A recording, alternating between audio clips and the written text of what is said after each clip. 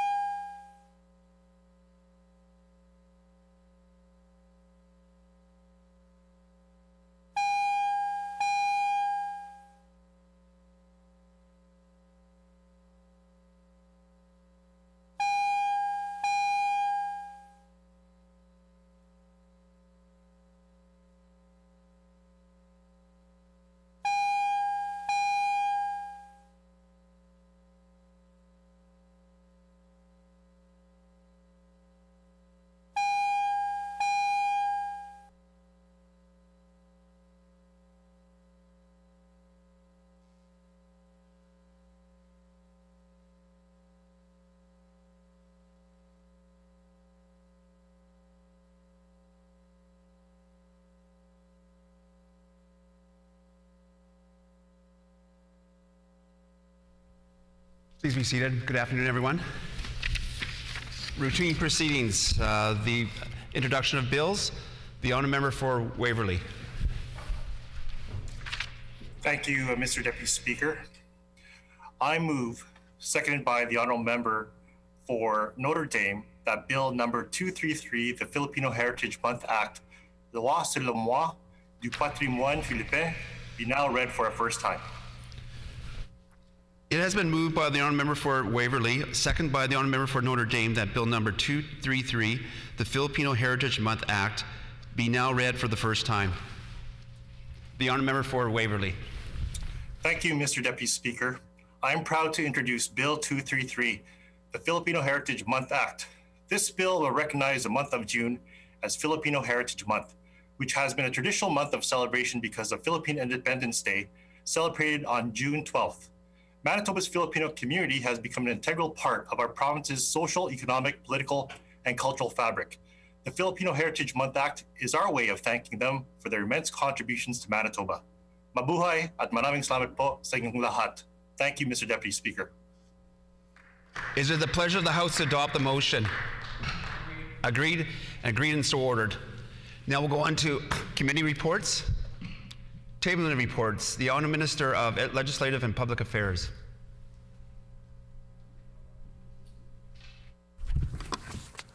Thank you, Mr. Deputy Speaker. I am pleased to table the Manitoba Regulatory Accountability Report for 2018, 2019, and 2020. Ministerial statements. The Honourable Minister for Conservation and Climate, the 90 minutes notice prior to routine proceedings was provided in accordance to Rule number 26-2. Would the Honourable Minister of Climate and Conservation begin her statement? Thank you, Mr. Deputy Speaker. The Manitoba Conservation and Climate Wildfire Program, in cooperation with other provincial agencies, continue to battle a large number of wildfires across the province. Currently, we have 9 wildfires burning, including a 200,000 hectare fire north of Gibsonville along Highway 6. Wildfire danger levels remain extremely high across central Manitoba. However, the recent rains in southern Manitoba have assisted in fire suppression efforts in those areas. The province continues to focus on ensuring public safety and protecting property and critical infrastructure. In the eastern and Interlake area of the province, there are 3 fires of main concern at this time: the Homebrook, Skonan, and Caddy Lake. Our wildfire crews are hard at work battling to extinguish these fires, and we are hopeful that some rain will soon arrive to help with the efforts. In the western area of the Manitoba Wildfire Service is working with the Office of the Fire Commissioner and the local fire departments, and they have made good progress in this area, and most of the fires are coming under control, and the coming rain in the few days will provide much needed relief to reduce the risk of those fires.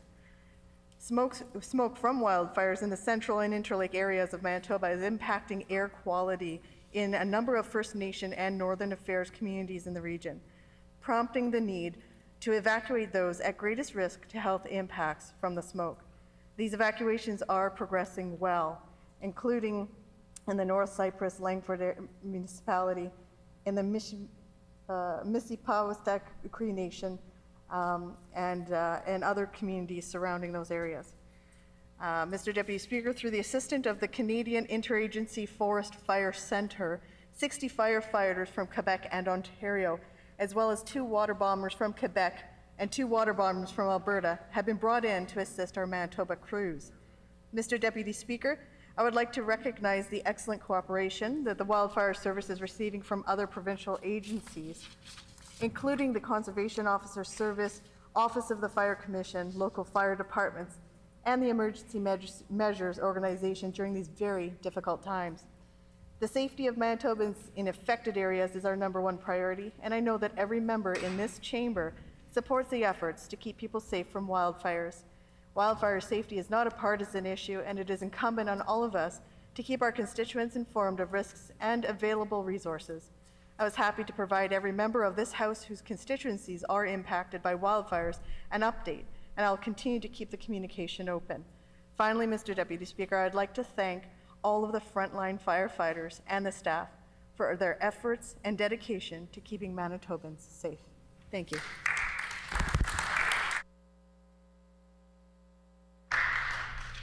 The honourable member for Wolseley. Thank you, Mr. Deputy Speaker. Just last week, we rose to speak on wildfire prevention, mitigation, and preparedness planning.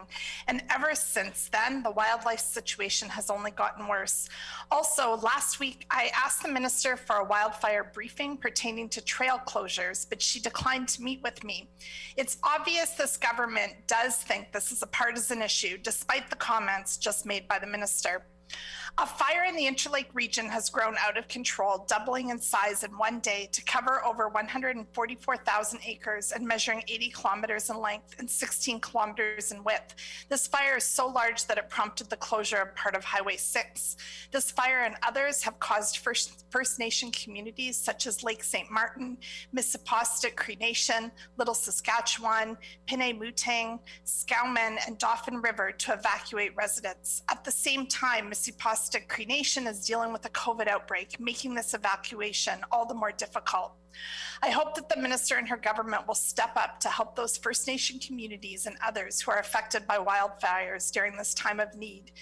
These fires also pose large threats to Bipole 1 and 2. We've heard that Manitoba wildfire service capabilities may be limited for protecting Bipole 1 and 2, and this is a major concern. Let's not forget this government refuses to reduce our carbon emissions, picks fights with the feds, privatized our fire prevention suppression program, and leased our water bombers to Babcock Canada. These moves weaken our ability to prevent and suppress wildfires and are the opposite of climate leadership. I'll remind all Manitobans that, again, as I said last week, if we don't significantly reduce our carbon emissions, central and southern Manitoba will see a 40% increase in area burned by 2050, and northern Manitoba will see a 78% increase. This problem is not going away. These tragedies continue to show us climate change is real, and now hundreds of Manitobans are at severe risks. Manitoba needs support from this government, not just protecting them today, but by seriously fighting climate change in the years to come.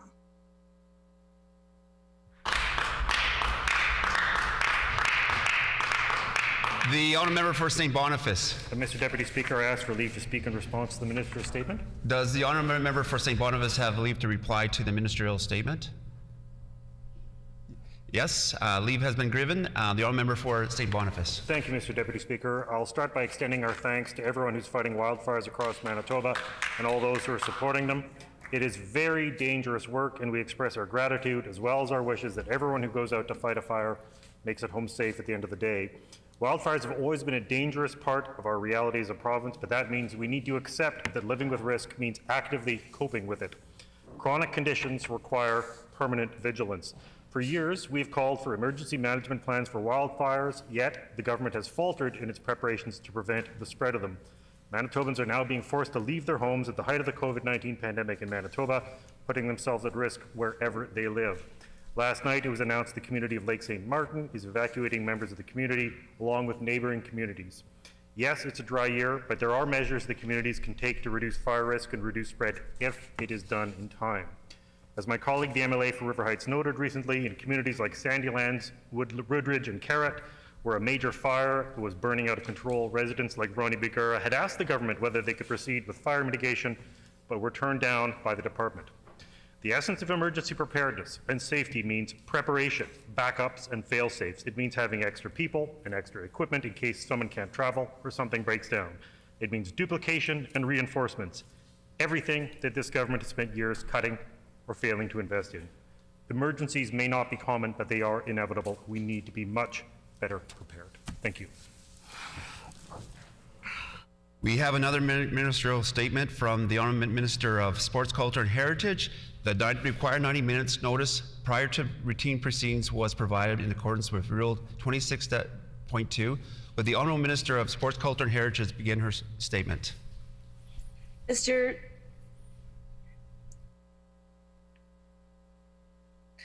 Deputy Speaker, I am especially honored to recognize today as International Vyshyvanka Day. The taimo to all of our friends from our Ukrainian community who are joining us virtually to celebrate this important day in our history.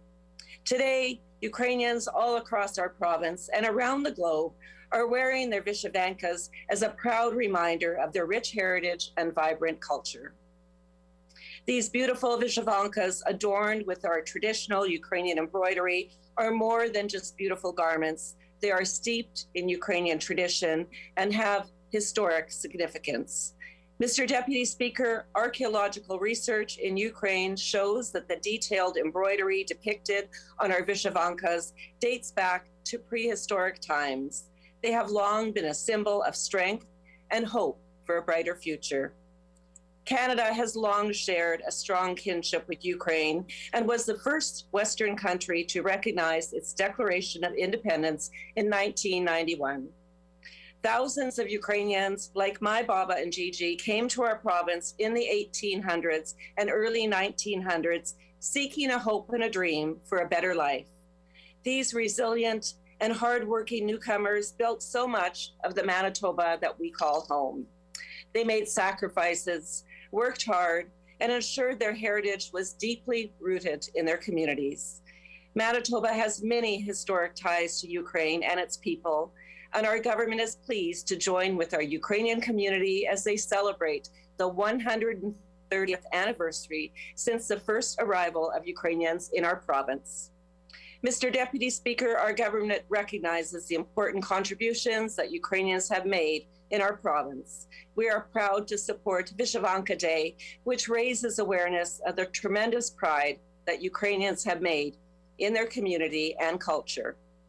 I have such fond memories of past celebrations, and I look forward to the day when we can again gather on the grounds of our beautiful Manitoba Legislature to celebrate Vyshyvanka Day.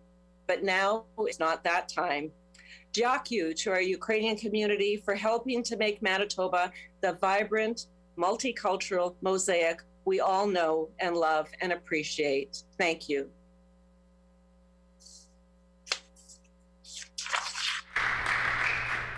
The honourable member for Fort Garry. Thank you, Mr. Deputy Speaker. Vyshyvanka Day is an opportunity for Ukrainian Canadian communities and the numerous Ukrainian communities around the world to stand in solidarity with the people of Ukraine. Canada is one of 50 countries around the world in which Ukrainians take part in International Vyshyvanka Day. The Vyshyvanka is the traditional attire for Ukrainian celebrations, worn by people regardless of their gender, social status, and religious beliefs. The traditional Vyshyvanka is a piece of artistic cultural expression. Masterful hands embroider colorful patterns and designs specific to the regions of Ukraine into the traditional white frock. With the clothing's increasing popularity in contemporary fashion across the world, a day has been dedicated to the Vyshyvanka to acknowledge the Ukrainian heritage these garments represent and promote Ukrainian cultural awareness worldwide. The artistry behind a traditional Vyshyvanka was inspired by the power of protected symbols. Meanings behind the embroidered symbols and patterns range from circles that represent the sun and harmony, grape bunches that symbolize happiness, and horses that symbolize aspiration. Today is an opportunity for Ukrainians as well as their descendants and supporters to wear a Vyshyvanka and show their Ukrainian pride. Ukrainians today unite to celebrate their identity, displaying their beautiful Vyshyvanka designs, creating a sense of cultural pride and national solidarity. This year, Manitobans can celebrate Vyshyvanka Day with Ukrainians from coast to coast. Tonight will be the largest Ukrainian Zoom event in Canada, starting at 7 p.m. here in Manitoba. Be sure to join, and if you're participating this year, don't forget to take a selfie and post it on your social media with the Vyshyvanka Canada 2021 hashtag. I encourage you all to use this day to learn more and immerse yourselves in Ukrainian history and cultural traditions. Thank you. Дякую.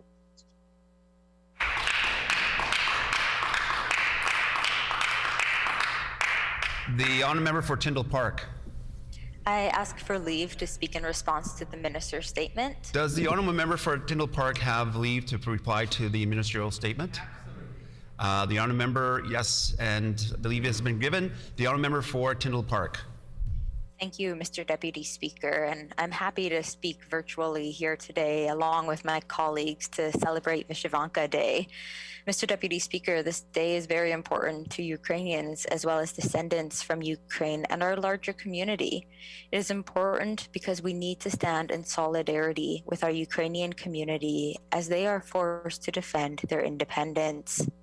I am very grateful for the strong presence of Ukrainian heritage here in Manitoba and all the contributions that our Ukrainian community has brought into virtually all areas of life, from agriculture to science to healthcare. And when we think about these contributions, one of the main things that come to mind is our labor movement here in Manitoba.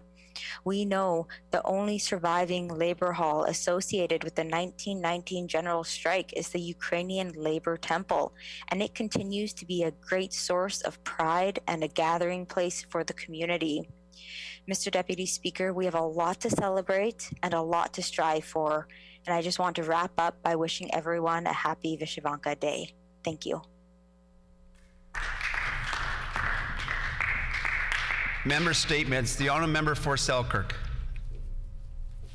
Mr. Deputy Speaker, today I celebrate the birthday of a historic landmark in our region. The Selkirk Lift Bridge was opened May 3rd, 1937.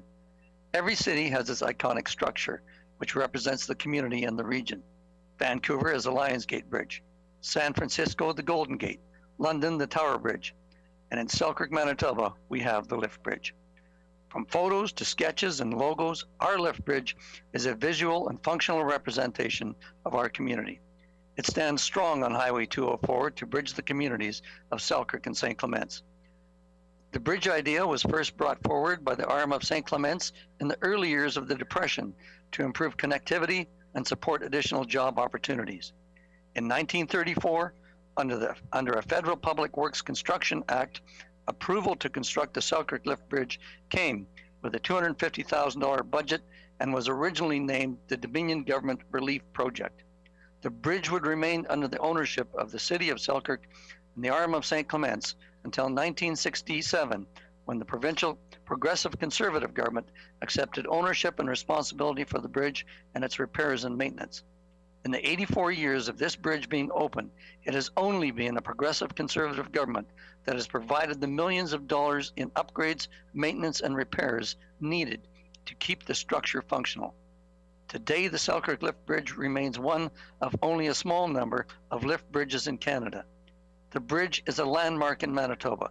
Known for its baby blue color and the scenic views of the Red River, it serves both function and principle, being an integral link for emergency vehicle traffic and sees daily commuter volumes of 8,000 vehicles.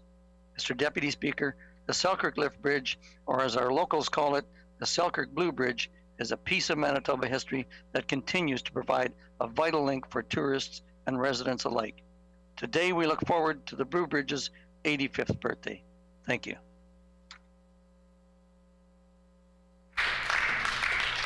The honourable member for Notre Dame. Thank you, Mr. Deputy Speaker. A just economic recovery from the COVID-19 pandemic will require a commitment and focus to helping students, women, and other underrepresented groups enter the workforce, especially in the trade sector. Thankfully, Manitoba Building Trades has recently opened a new state-of-the-art institute dedicated to training workers and helping Manitobans enter into the trades sector. This institute is located at 225 McPhillips and offers work readiness training, which includes in-person, first aid, and online courses.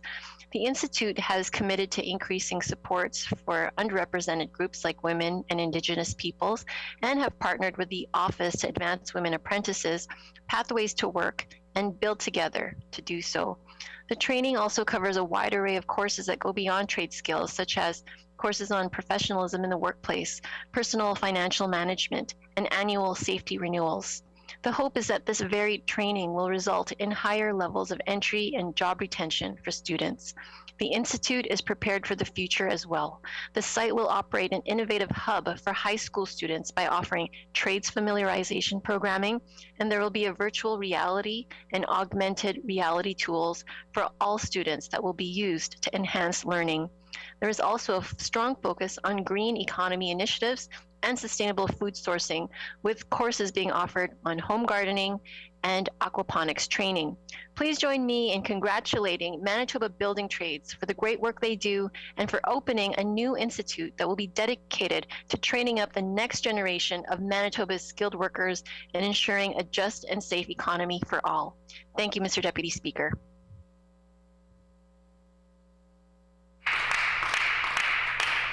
The honourable member for Ryden Mountain. Thank you, Mr. Deputy Speaker. Mark Saylor of Minnedosa and his dog Grizzly have found a new way to bring joy to patients and staff at hospitals in Brandon, Minnedosa, and Neepawa. Prior to the onset of the pandemic over a year ago, the 150-pound St. Bernard therapy dog and his owner would make regular visits to the 3 hospitals, brightening the lives of patients and their families, greeting visitors, and saying hi to busy hospital staff. With visits to hospitals curtailed, the pair have found a new way to continue the outreach. Saylor said he came up with the idea of buying a whole bunch of miniature stuffed St. Bernard dogs and leaving them at the hospital for the kids until Grizzly can return in person. The idea percolated in 2020 after the Minnedosa Lions Club awarded Grizzly a Medal of Hope and presented Saylor a $500 check to assist with his travel expenses for his weekly trips to the hospitals.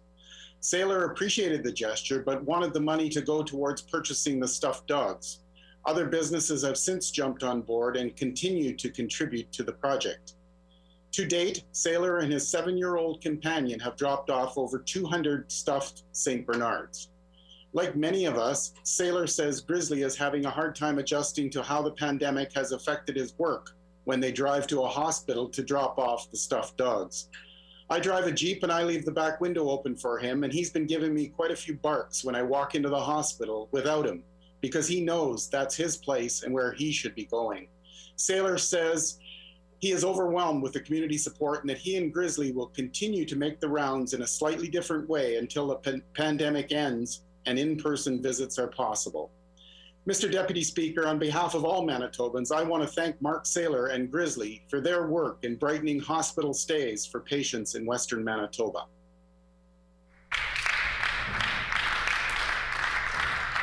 The honourable member for Fort Garry. Thank you, Mr. Deputy Speaker. The Deaf Centre Manitoba is located at 285 Pembina Highway, was created by and for the deaf and hard of hearing community in Manitoba.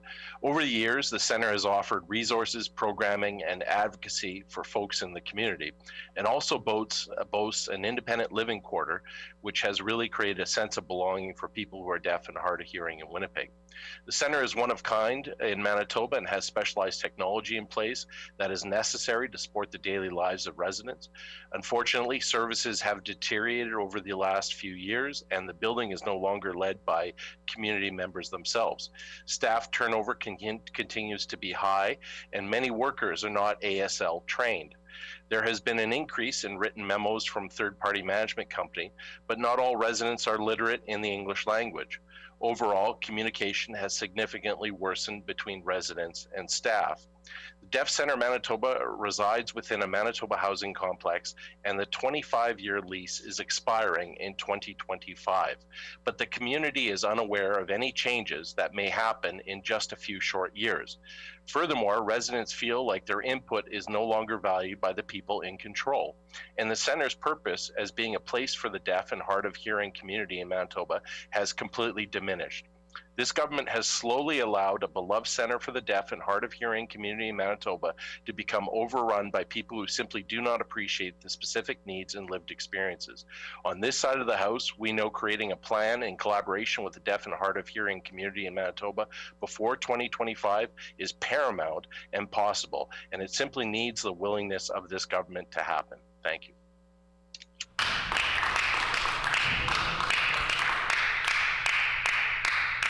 The honourable member for St. Boniface. Thank you, Mr. Deputy Speaker. It's been more than a year of the pandemic, and I just wanted to share some words of wisdom from Larry Wilmore. He's a brilliant comedian and a writer and a thinker and a truly extraordinary person. And he recently paid tribute to his brother who died this winter of COVID, and I think his words of comfort are too good not to share. He said, and I quote, "I miss my brother every day, and when I miss him, I really try to focus on my gratitude for having had him in my life, and I'm gracious to have had my brother in my life." And I know many of you feel the same way over loved ones that you've lost, especially if you lost them too quickly. The thing that's kind of healing, the thing that can put some wind in your sails, is that wind of gratitude for having had that person in your life, good times and the bad. And I hope that we can have some of that right now. I know it's not difficult, it's not easy, but if we look for it, we can find it. And it takes effort to have gratitude. Gratitude is not something that someone gives to you, it's something you put out. It requires your service. And Mr. Wilmore had an insight about show business that is also true, I think, of politics. He says, this business is very tough. And if you want to survive and be in it in the long haul, don't look at it as something you can get something out of. Don't think, what can this business do for you? Look for it as a place you can put something into, you can make a contribution, you can leave it better than it was before. I feel that this is what we need to focus on, at least for a summer. Is there a way we can leave things better than we did before? Can we find gratitude for the things we have? It doesn't matter what it is, family, our friends, our work, our hobbies, even for our country. As hard as it is sometimes to feel gratitude for many of these things, the better we can heal during these tough times. That's my thought. Thank you, Mr. Wilmore, for his reminder that healing and gratitude are something we can put out into the world through our service. Time for oral questions. The Honourable Leader of the Official Opposition.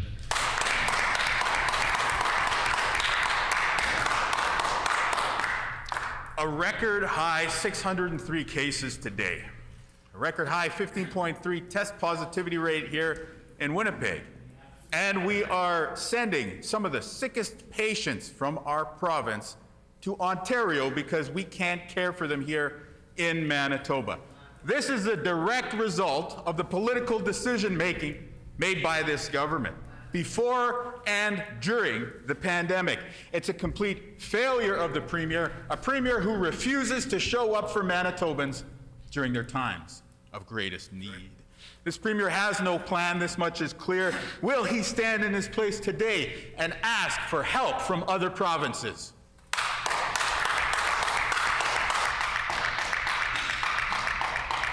The Honourable First Minister. The member should ask for help in his questions for question period, Mr. Speaker. The fact of the matter is that we're working diligently every step of the way through this pandemic, working in tandem with our leading health experts, the people that the member opposite has decried, criticized, and urged Manitobans to ignore throughout this entire pandemic. And so I can only say, Mr. Speaker, shame on him for doing that, because frankly, it's public health orders that are some of the most strict in the country, but it's also following them that matters, and the member has failed to do that and failed to apologize for failing to do that as well. We'll continue to work to the best interests of Manitobans during this unparalleled and unprecedented time. Mr. Speaker, you can be confident, Manitobans can be confident of that as well. The Honourable Leader of the Official Opposition on a supplementary question. Well, we've grown used to the Premier hiding, but when he starts hiding behind Dr. Roustan and others, it kind of takes it to a new level of low, and it's quite disappointing. But yet another fitting sign of his abdication of leadership. What is taking place in hospitals right now is not only disturbing, it's very dangerous. Moving people hundreds of kilometers because this government failed to invest when they had ample warning about what was going on before the pandemic, when they were warned many times during the pandemic as well about the need to invest in intensive care. That was their decision. That was the Premier's decision, empowered by his cabinet. They chose to deliver Manitobans to the situation in which we find ourselves today. A moment where Manitobans can no longer trust this government to take care of the sickest among us during the pandemic. It's a simple request and a simple question that could be answered right now. Will the Premier ask other provinces for help today?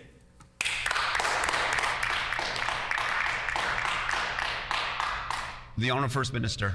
It's a Canadian family, Mr. Speaker. We've offered help to other provinces in their time of need. Throughout our history as a province, I won't hesitate to ask for support and help from other jurisdictions. It's a family. But I will say to the member, in reference to trust and hiding, that it wasn't our government that failed to disclose our records to the people when we ran for office. It was him. And it was he who failed to stand in his place and apologize when he broke public health orders at a pivotal time when it mattered, and it always matters, Mr. Speaker. So I say to the member, we are standing up for Manitobans. We are working in partnership with other provinces. We will continue to do that. We are going to pursue the best avenues we can find to support and encourage Manitobans through these difficult times. The Honourable Leader of the Official Opposition on a final supplementary question. You know, I phrase this rhetorically to you, the Chair, Mr. Acting Deputy Speaker. What are you waiting for? What are you waiting for? There is a record high case count in Manitoba today, a record high test positivity rate. We are shipping the sickest Manitobans out of province because this government doesn't have the staff to care for them at the bedside. At what point would a premier ask for help, if not now? How much worse does it have to get before the premier will put his pride aside and put the best interests of Manitobans first? How much worse does it have to get before someone in the cabinet speaks up for common sense instead of merely going along with the plan? We are in the most challenging point of the pandemic. We could have nurses come from out of province to help us. Will the premier simply ask for that help today because it's needed right now?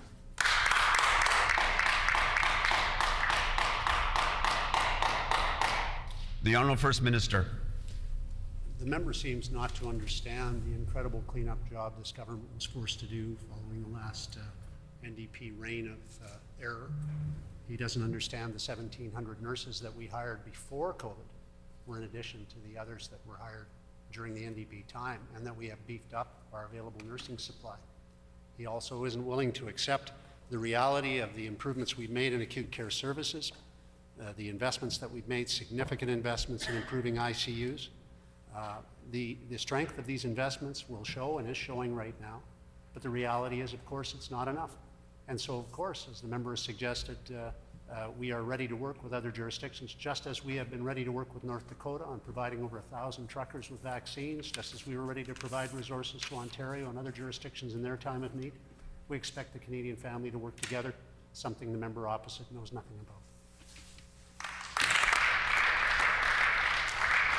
The Honourable Leader of the Official Opposition on a different question. Well, I can only hope that's not priming people for patients to be sent to North Dakota as well. We are in a crisis right now that was created by cuts orchestrated by this government. They made a decision to reduce the number of ICU beds when they closed emergency rooms in Winnipeg. They made a decision at the cabinet table to ignore the requests to hire more nurses to work at the bedside. The premier likes to come forward and cite various press announcements that he's made. However, the system failed Manitobans this week. You can measure it in the amount of patients who were sent out of province to Ontario for life-saving medical treatment. And yet, do we see a plan? Do we see the admission that we need to ask for help? No, we see more denial, we see more evasion, and we see a lack of responsibility. How are we supposed to believe anything the premier or his ministers say? When will they ask for help? Will they ask for help from other provinces and the federal government the Honourable Leader's today? Time's up.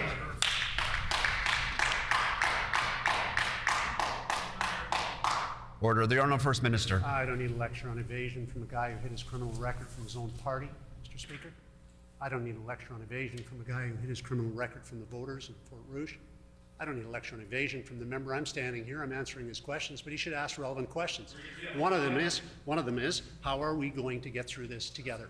And the way we're going to do that is we're going to follow the public health orders he failed to follow. And the way we're going to get through that is we're going to get people vaccinated. Tomorrow's a big day. It's a big day for Manitobans, Mr. Speaker, because it's the day we start doing second vaccines, which is an excellent accomplishment for our vaccine team. Another group he throws under the bus because he wants political advantage at the expense of honest integrity.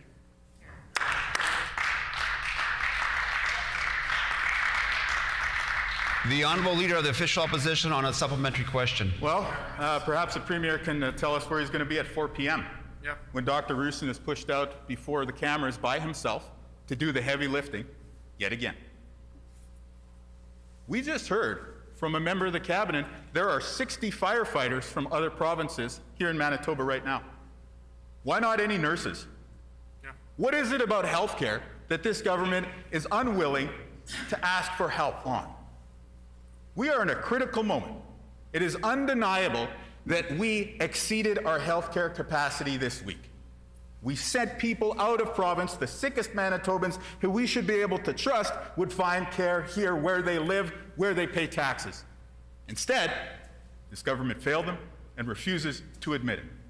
Will the Premier simply ask for help to address the staffing shortage that he caused by reaching out to other provinces today?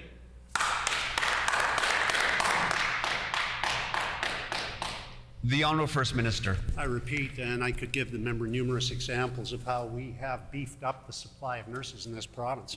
We have beefed up the supply of nurses in this province incredibly since the NDP left government and healthcare in a mess with the longest wait times in the country, Mr. Speaker.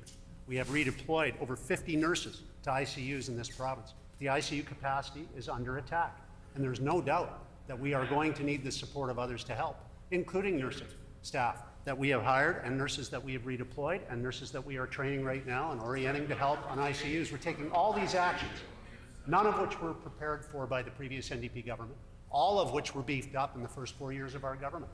And so I can only say to the member, he's wrong. Ontario outpatients right now in Manitoba, 9 Ontario outpatients Order. right today. The member's recklessness is embodied by his unwillingness to listen. 9 Ontario patients in Manitoba today. We've got 3 in Ontario. We may need others in Ontario for help as well. We ask Ontario for help. They ask us for help. It's a long-standing relationship, and we'll keep it going.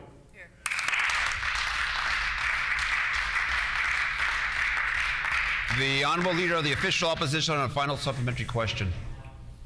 Order. Not only are we sending our sickest patients out of province because we no longer have the capacity to care for them after the healthcare system was attacked by this government, we also know that Manitobans right here in the province are also paying the price.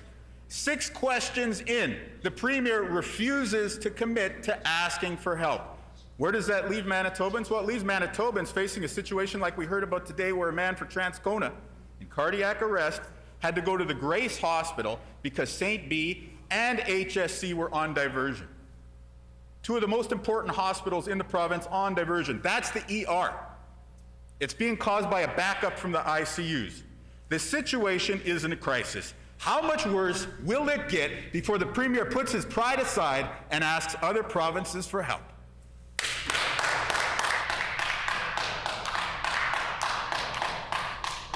The Honourable First Minister. I've been asking for help since I was 2 years old, Mr. Speaker, and I haven't stopped them during a pandemic. The member needs to put his pride aside and apologize for breaking the public health rules. That's what he needs to do. He needs to put his pride aside and apologize for hiding his criminal record when he sought public office. Order. He needs to put his pride aside and apologize to members of his own caucus and party for hiding his criminal record from them. That's what he needs to do. And he needs to understand something. Last year, 20,000 patient visits in Manitoba from people from Northwest Ontario. The member won't listen, continues to blab in his seat, but he needs to understand something. We have a long-standing, strong relationship with the people in Northwestern Ontario. I personally think that Northwestern Ontario should have been in Manitoba. That relationship is so strong that we provide health care to one another and have been doing it for a long, long time.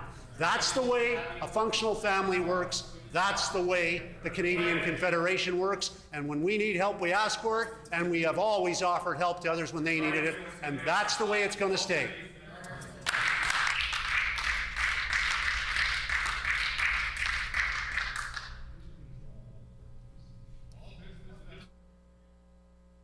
Order. Order. I'm standing. I'm standing. Order. The honourable member for Union Station. Mr. Deputy Speaker, consolidation and cuts left Manitoba badly prepared for a flu season, let alone a global pandemic. Beds were cut, highly skilled nurses and ICU staff were lost. ICU doctors and nurses have been sounding the alarm for years. Rather than listen, this government questioned their motivations, telling them that people in charge have got this, but they don't have control of the situation. That's evident. ICU patients are being transferred to Ontario. How are these patients being selected? How are they being transported? And why has this minister and this government allowed this situation to reach this point?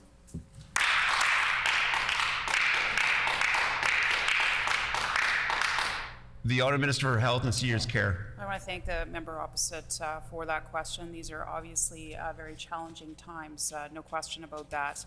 There was a surge, obviously, in COVID patients in our ICUs in a very short period of time, and so doctors were making decisions as to, how to deal with that surge.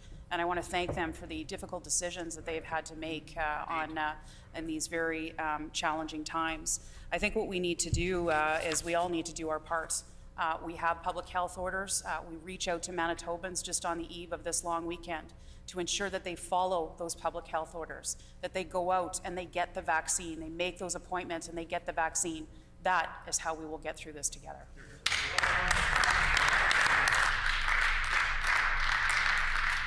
Order. I want to make sure this time I can hear the question, because last time it was very loud. So the honourable member for Union Station, just have respect for the member. The honourable member for Union Station. Mr. Deputy Speaker, we have been warning this government about cuts and rushed consolidation plans for years. And during this pandemic, we've told this government, as have doctors and nurses, over and over and over again, that there's not the necessary capacity in intensive care. Events yesterday shouldn't be a mystery, and yet we see, to the Minister of Health and the Premier, somehow it is.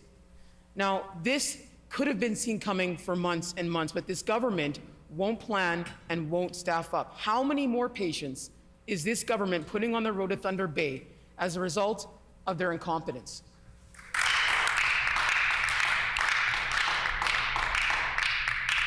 The Honourable Minister for Health and Seniors Care. Thank you very much, Mr. Deputy Speaker. And I want to thank all of those who are working at our front lines in our hospitals during this difficult time.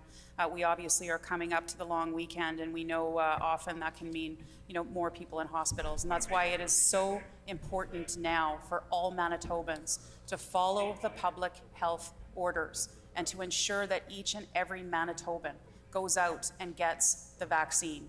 That is how we will get through this together. Hear, hear.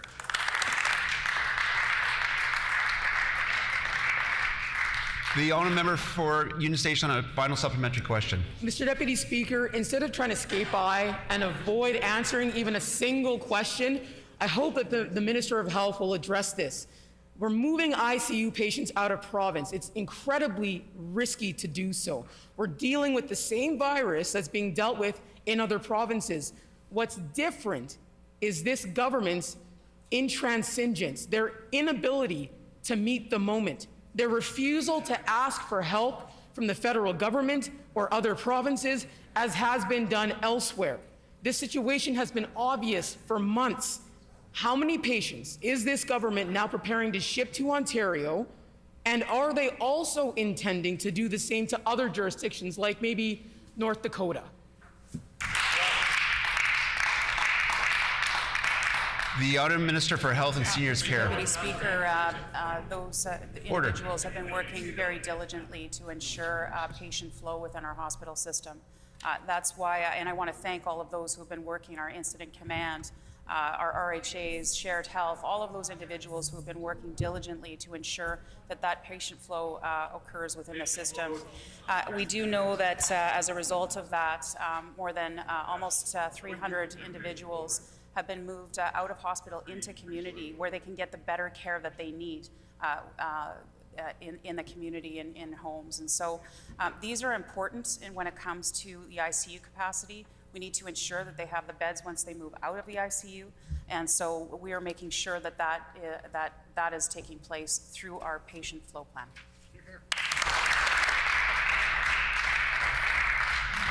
The honourable member for St. John's.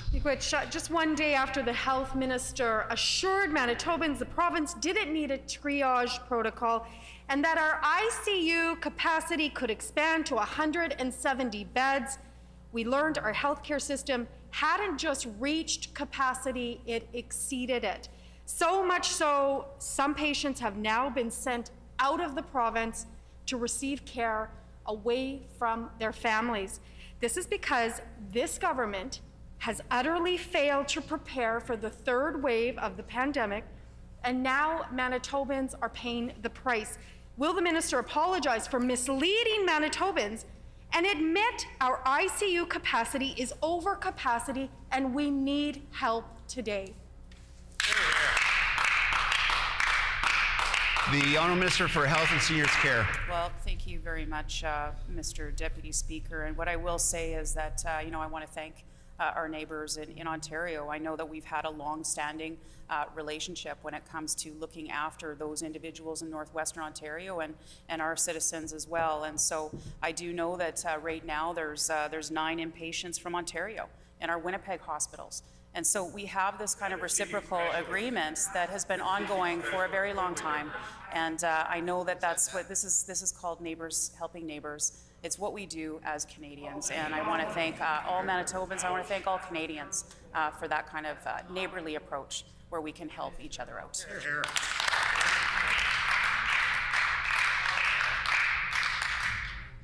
Order. The honourable member for St. John's on a supplementary question. This minister misled Manitobans. She told us that our health care had the capacity it needed when it clearly didn't, Deputy Speaker. And the government has had a year to take action to reverse their cuts to health care and to invest staffing up our health care system and restoring relationships with nurses and doctors, and to make services more accessible to all Manitobans. They continue to cut, in the midst of a pandemic, $13 million in cuts to acute care in this year's budget alone in a global pandemic. Will the minister admit that her government's approach to health care is failing and reverse these funding cuts immediately?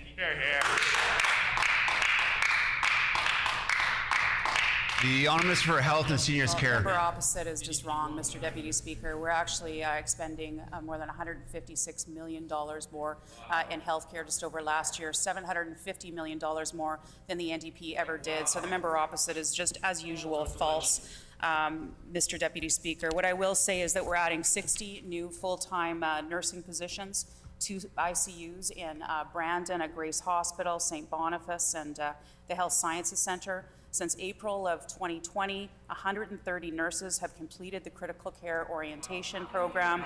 39 new graduates just last month all offered full-time positions in our ICUs. 28 started the course last week, 14 more are starting this week. I want to thank all of those individuals who had the foresight to put these plans into place so that we have those critical care nurses. The honourable minister's time is up.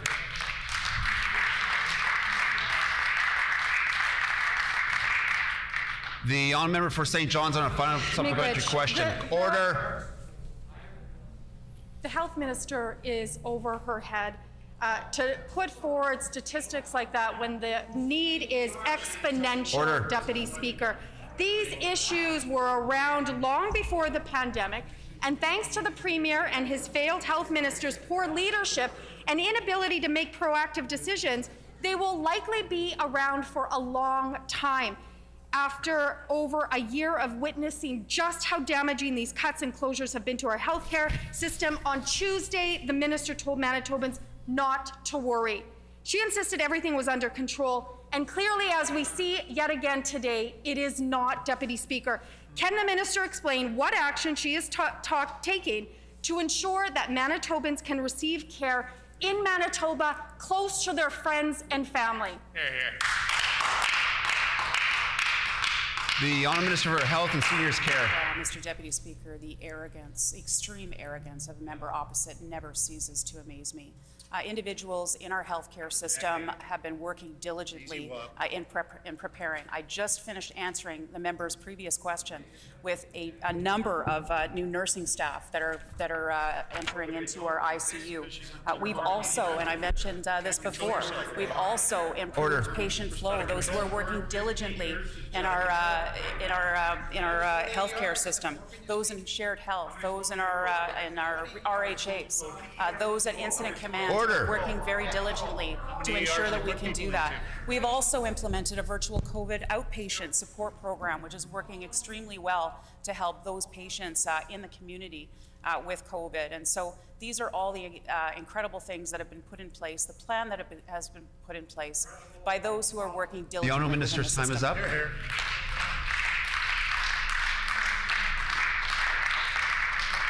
The honourable member for Concordia. Mr. Deputy Speaker, today there are over 1,300 nurse vacancies in Winnipeg hospitals. There are hundreds more across the province. The nurses to fill these vacancies don't appear out of thin air.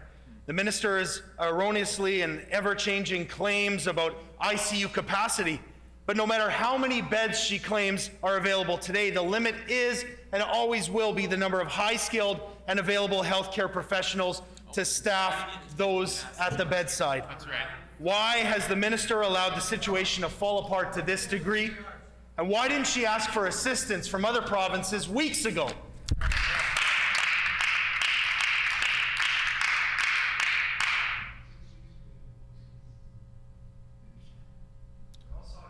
Order. The clock is ticking. Order. I'm standing. Order. Order.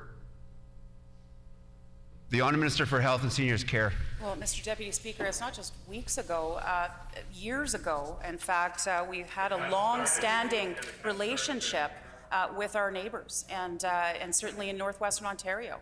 We know that right now there are 9 inpatients from Ontario in Winnipeg hospitals. We know that annually we receive more than 20,000 people from Northwest Ontario patients who visit Manitoba Care. This has been a long-standing relationship between our provinces, and we know that this is neighbours helping neighbours, and certainly we thank them for their help and support during these very difficult times.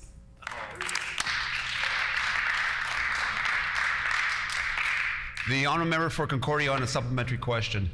Mr. Deputy Speaker, intensive care physician Dr. Anand Kumar explains that to make up for the lack of staff, ICUs are now stretching the ratio of care from 1:1 to 3:1.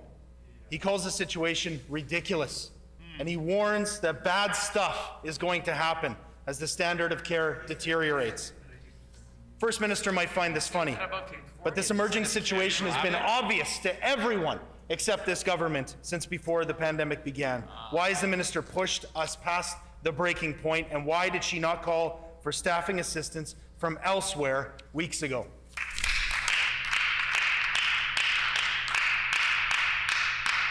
The Honourable Minister for Health and Seniors Care. Mr. Deputy Speaker, I just finished talking to the member opposite with respect to our long-standing relationship with Northwestern Ontario, how we're helping each other out during these difficult times.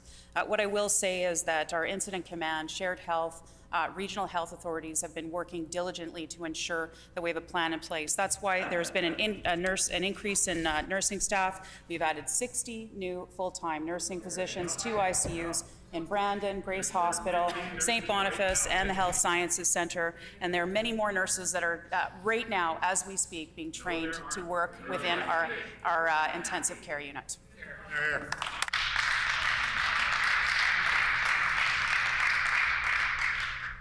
The Honourable Member for Concordia on a final supplementary question.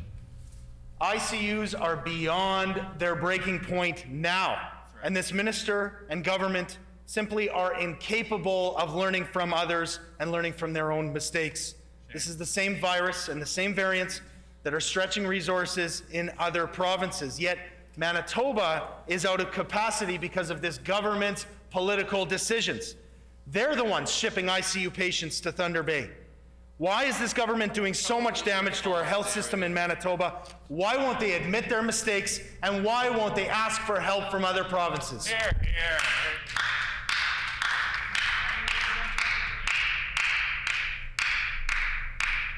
The Honourable First Minister. Well, we've already asked for help, and we'll continue to. We've given help too. And as far as admitting mistakes is concerned, thank goodness this pandemic didn't happen in 2016. That's all I can say, Mr. Speaker, because at that point, we had the longest waits in ERs in the country of Canada after 4 terms of the NDP.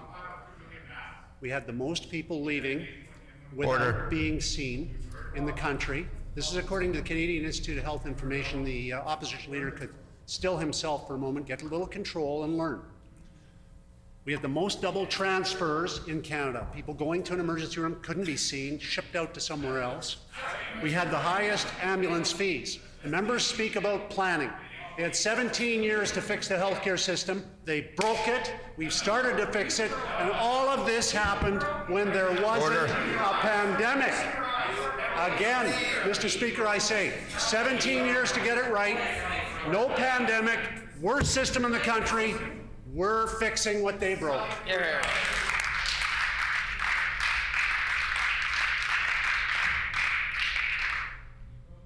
Order. The honourable member for Flin Flon. Mr. Deputy Speaker, emergency care in northern Manitoba has been destroyed by this government. Before the pandemic ever hit, ICU diversions happened in the city because they were over capacity because of this government's cuts. The pandemic hit, now what? What's the plan? Why is this minister and this government, and particularly this premier, badly manage critical care in this province? And what is the plan to fix it? Do they have one?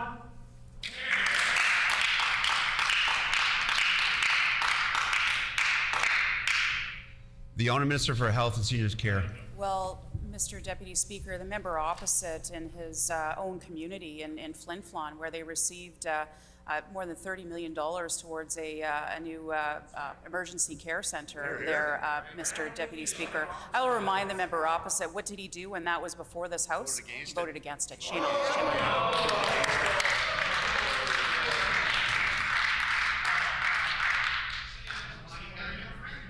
Order. The honourable member for Flin Flon on a supplementary question. So let's talk about the pandemic and the response plan, Mr. Deputy Speaker. This is the worst health crisis this province has ever seen, but it's been made worse by this government's cuts, consolidation, and total incompetence. They saw the second wave. They saw how the variants were affecting people. What did they do? Nothing. Absolutely nothing. They have to admit their mistake now, but they won't do that. Why is this minister, why is this government, why is this premier so badly managed Manitoba? What is the plan to fix critical health care in Manitoba, particularly in the north? What's the plan today?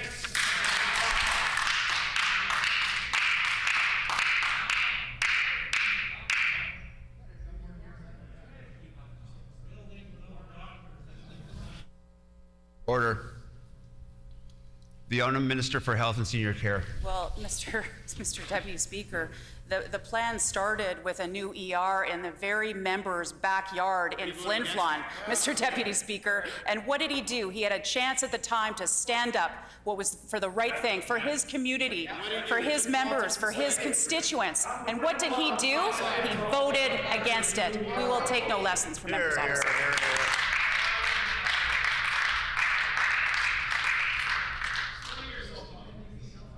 Order.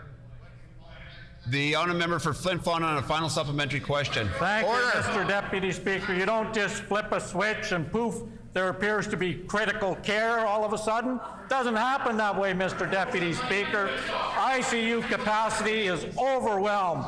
Patients in the city are being sent to Thunder Bay. We asked about a triage plan. They don't have one. The minister stands up and talks about an empty ER building in Flin Flon. She won't talk about a plan to how to address the healthcare disaster that this government has created in the north. What is the plan? People in the north are asking, what's the plan for people in the north? How will they get critical care? Are they just going to be left home to die by this government?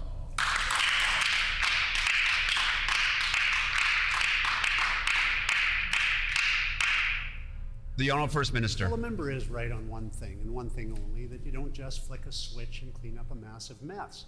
And thank goodness it isn't 2016, because in 2016, we had the longest ER waits in the country of Canada, bar none, and the NDP had no plan.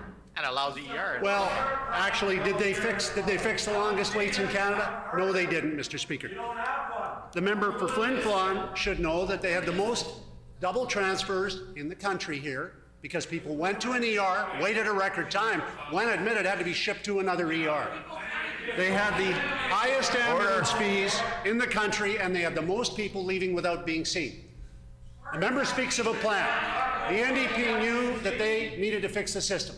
They commissioned a plan, but they just didn't have the courage to act on it. So we did, and thank goodness this isn't 2016, and we've started to clean up the mess the NDP left the people of Manitoba. Order, order. Just want to remind everybody, we have a long day ahead of us. We're here all together until 10:30 at least. So if we can save some of that energy until for the rest of the hours. The honourable member for St. Boniface. Thank you, Mr. Deputy Speaker. With over 600 cases today and ERs on redirect, we are heading into some very rough weeks for our healthcare system and our economy. Throughout this crisis, Manitoba Liberals have offered solutions as well as criticism, and that is what we are asking for today. First, we need a huge push on testing and contact tracing to figure out exactly where COVID-19 is spreading. Second, ICU capacity can only expand with staff. We need emergency medical supports, so we should call on the feds and other provinces for help. Nurses need a contract and bonuses. Third, every MLA needs to get up and tell their constituents to get vaccinated. Fourth, we need immediate new income and organization supports so Manitobans can afford a shutdown. Will the Premier commit to making these happen today, or because Manitobans simply can't wait? The Honourable First Minister. Yeah, no, I appreciate the member's comments, and I wanted to just, if I could, quickly say thank you to him for his member statement today. I think that's really important. That effort to find gratitude in the time of sadness and sorrow is a difficult challenge for all of us. And having lost someone close to our family during this time, I share that concern. So I wanted to say a sincere thank you to him. As to the issue of testing, we have ramped up our testing capacity tremendously. I thank the testing teams for that. I encourage them to continue that work, as we must continue to do it. And I thank also our contact tracers. We're finding increasing numbers of people are saying that they have violated the health orders when we contact trace them. And many others are not answering the questions, which leads us to believe, leads the health experts to believe they're not complying either. So we need to have people comply with the health orders. We need them to get vaccinated. He's quite right in his observations. We'll continue to push in that direction. The honourable member for St. Boniface on a supplementary question. Thank you, Mr. Deputy Speaker. The Premier sometimes sounds like the captain of the Titanic asking for credit for all the icebergs he didn't hit. If we are headed for stay-at-home orders today, they cannot be stay-at-home and go broke orders. The Premier has had no trouble finding hundreds of millions of dollars to bail out the bombers again, but Manitobans who have never qualified for help are in trouble because the latest insolvency statistics are out and they are rising across Canada, including in Manitoba. We need a new ban on evictions and real financial help to make sure that if people have to stay home, they can pay their bills and have a job to go back to when the third wave passes.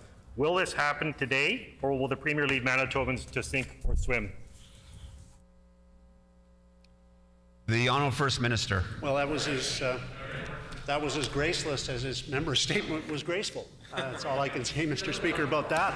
I can only tell him that we are deeply appreciative of the work of not only our frontline workers, but our health professionals, our epidemiologists who have dedicated a decade of their lives to training and becoming professionals and giving us advice, decades of service to the people of Manitoba. These are the folks we take advice from. And I and my cabinet are responsible for the decisions, and we accept that, and we accept the honest questions of members opposite, even when they're torqued. But I can only say to the member that our goal should be, all of us, to encourage people to get vaccinated. And I would hope we would do that, and I would hope we would encourage also people to follow the public health orders. And if we do these two things together, and I think that's important, I think we can get through this thing. But we need to be focused on that. The honourable member for Tyndall Park on a final supplementary question. Thank you, Mr. Deputy Speaker. It has been evident for quite some time now that Manitoba hospitals are in a staffing crisis. Just yesterday, 3 critical care patients were transferred to Ontario, leaving Manitobans in a dangerous situation because our ICUs are full. This government had ample time to prepare, and they didn't. And now nurses and doctors in our hospitals are burnt out and short-staffed in the midst of the worst healthcare crisis in decades. It has been reported there is now a 3-to-1 patient-nurse ratio in our ICUs. Will this minister call in federal help, including military help and interprovincial help, to get through this third wave? The Honourable First Minister. Well, we've continued to take actions earlier than most provinces. And for example, in terms of restrictions, we brought in very strong restrictions much earlier than any other jurisdiction from Quebec to the West Coast. We have beefed up enforcement, but it was already strong. We continue to lead in terms of our ticketing and enforcement. We need to continue to make sure those deterrents are there so that people who want to take the lead of the opposition leader and disregard the health orders don't do that, or are disinclined to do that. Such as he speaks now, he still hasn't apologized for doing that, and he should actually get up and apologize, but he doesn't have the sort of principal basis that he needs to stand up and do the right thing, Mr. Speaker, which is too bad. He didn't have the courage to put his record on the line. Now he doesn't have the courage to defend something that's indefensible. I understand that of the member. But I will continue to say that we need to do two things, and we need to focus on those two things. Get people vaccinated, and make sure that you don't do what the NDP leader did and violate the public health orders, and then run away from accountability and not admit you did it. The Honourable First Minister's time is up.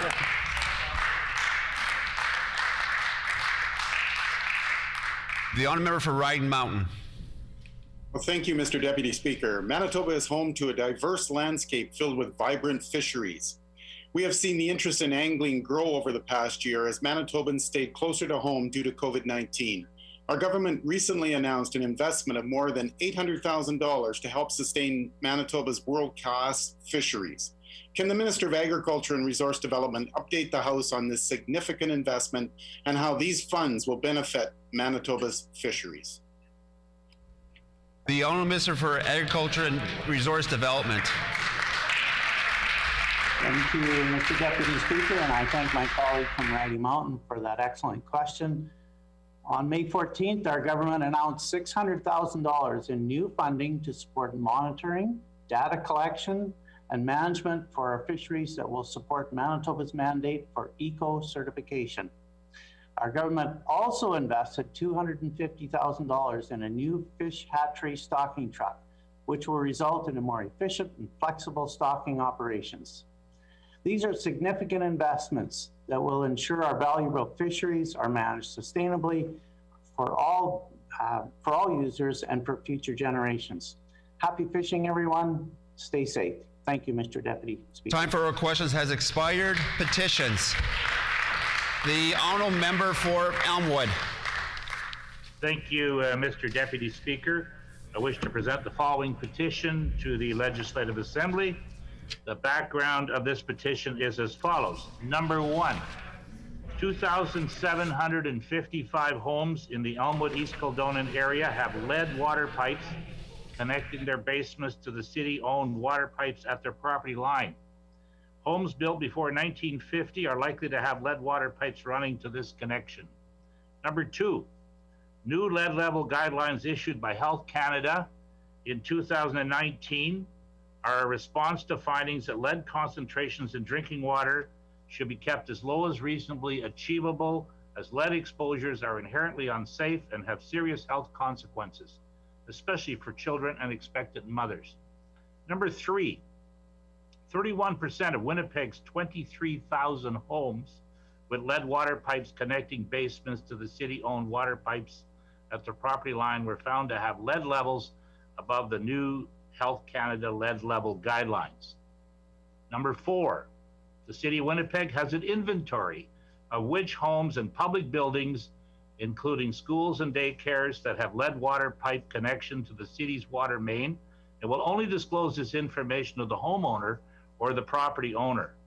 The cost of replacing the lead water pipe to individual homeowners is over $4,000. We petition the Legislative Assembly of Manitoba as follows: to urge the provincial government to immediately contact all home and property owners in Manitoba with lead water pipes connecting to the city water main line and provide full financial support to them for lead water pipe replacement so that their exposure to lead levels is reduced, their health is better, and costs to our provincial healthcare system are also reduced. And this petition is signed by many Manitobans. In accordance with Rule 133-6, when petitions are read, they deem to be received by the House. Any further petitions? Grievances? Orders of the day, government business. The Honourable Government House Leader. Thank you, Mr. Deputy Speaker. On House business, I'd like to announce that the Standing Committee on Legislative Affairs will meet on Tuesday, May 25th, 2021 at 6 p.m. to consider the following. Bill number 217, the Legislative Assembly Amendment and Legislative Assembly Management Commission Amendment Act. It has been announced by the Honourable Government House Leader that Standing Committee on Legislative Affairs will meet on Tuesday, May 25th, 2021 at 6 p.m. to consider the following. Bill 217, the Legislative Assembly Amendment and Legislative Assembly Management Commission Amendment Act. The Honourable Government House Leader. Thank you, Mr. Deputy Speaker. Could you please call for continuation of second reading today? Sorry, concurrence and third reading. We certainly don't want to go back to second reading, Mr. Deputy Speaker. Bill number 48, number 56, 62, 63, 33, 41, 45, 37, 38, 46, 51, 58, 60, 61, 3, 8, 11, 21, 5, 6, 30, 32, 17, 15, 53, 20, 23, 22, 25, 34, 36, 52, and 55. It has been announced by the Honourable Government House Leader that will be concurrence and third reading of the following bills. Bill 48, 56, 62, Bills 63, 33, 41, 45, 37, 38, 46, 51, 58, 60, 61, 3, 8, 11, 21,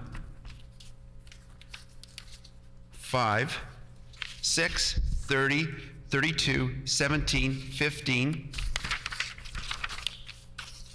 53, 20, 23, 22, 25, 34, 36, 52, and 55.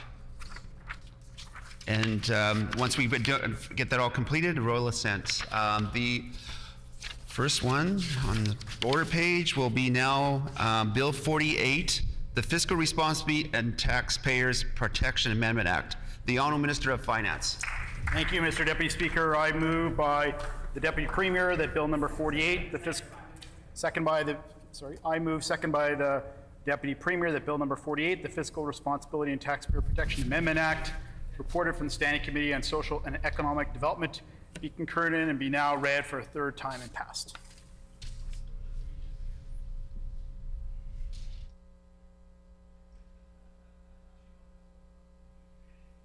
It has been moved by the Honourable Minister of Finance, seconded by the Deputy Premier, order, that Bill 48, the Fiscal Responsibility... Order. I'll read this all over again. It has been moved by the Honourable Minister of Finance, seconded by the Deputy Premier, that Bill 48, the Fiscal Responsibility and Taxpayer Protection Amendment Act, reported from the Standing Committee of Social Economics Development and concurred in and now read for the third time and passed. The Honourable Minister of Finance. Thank you, Mr. Deputy Speaker. I'm pleased to rise today for third reading of Bill number 48. The legislation lays out a plan for Manitoba to return to balanced budget within 8 years, Mr. Deputy Speaker.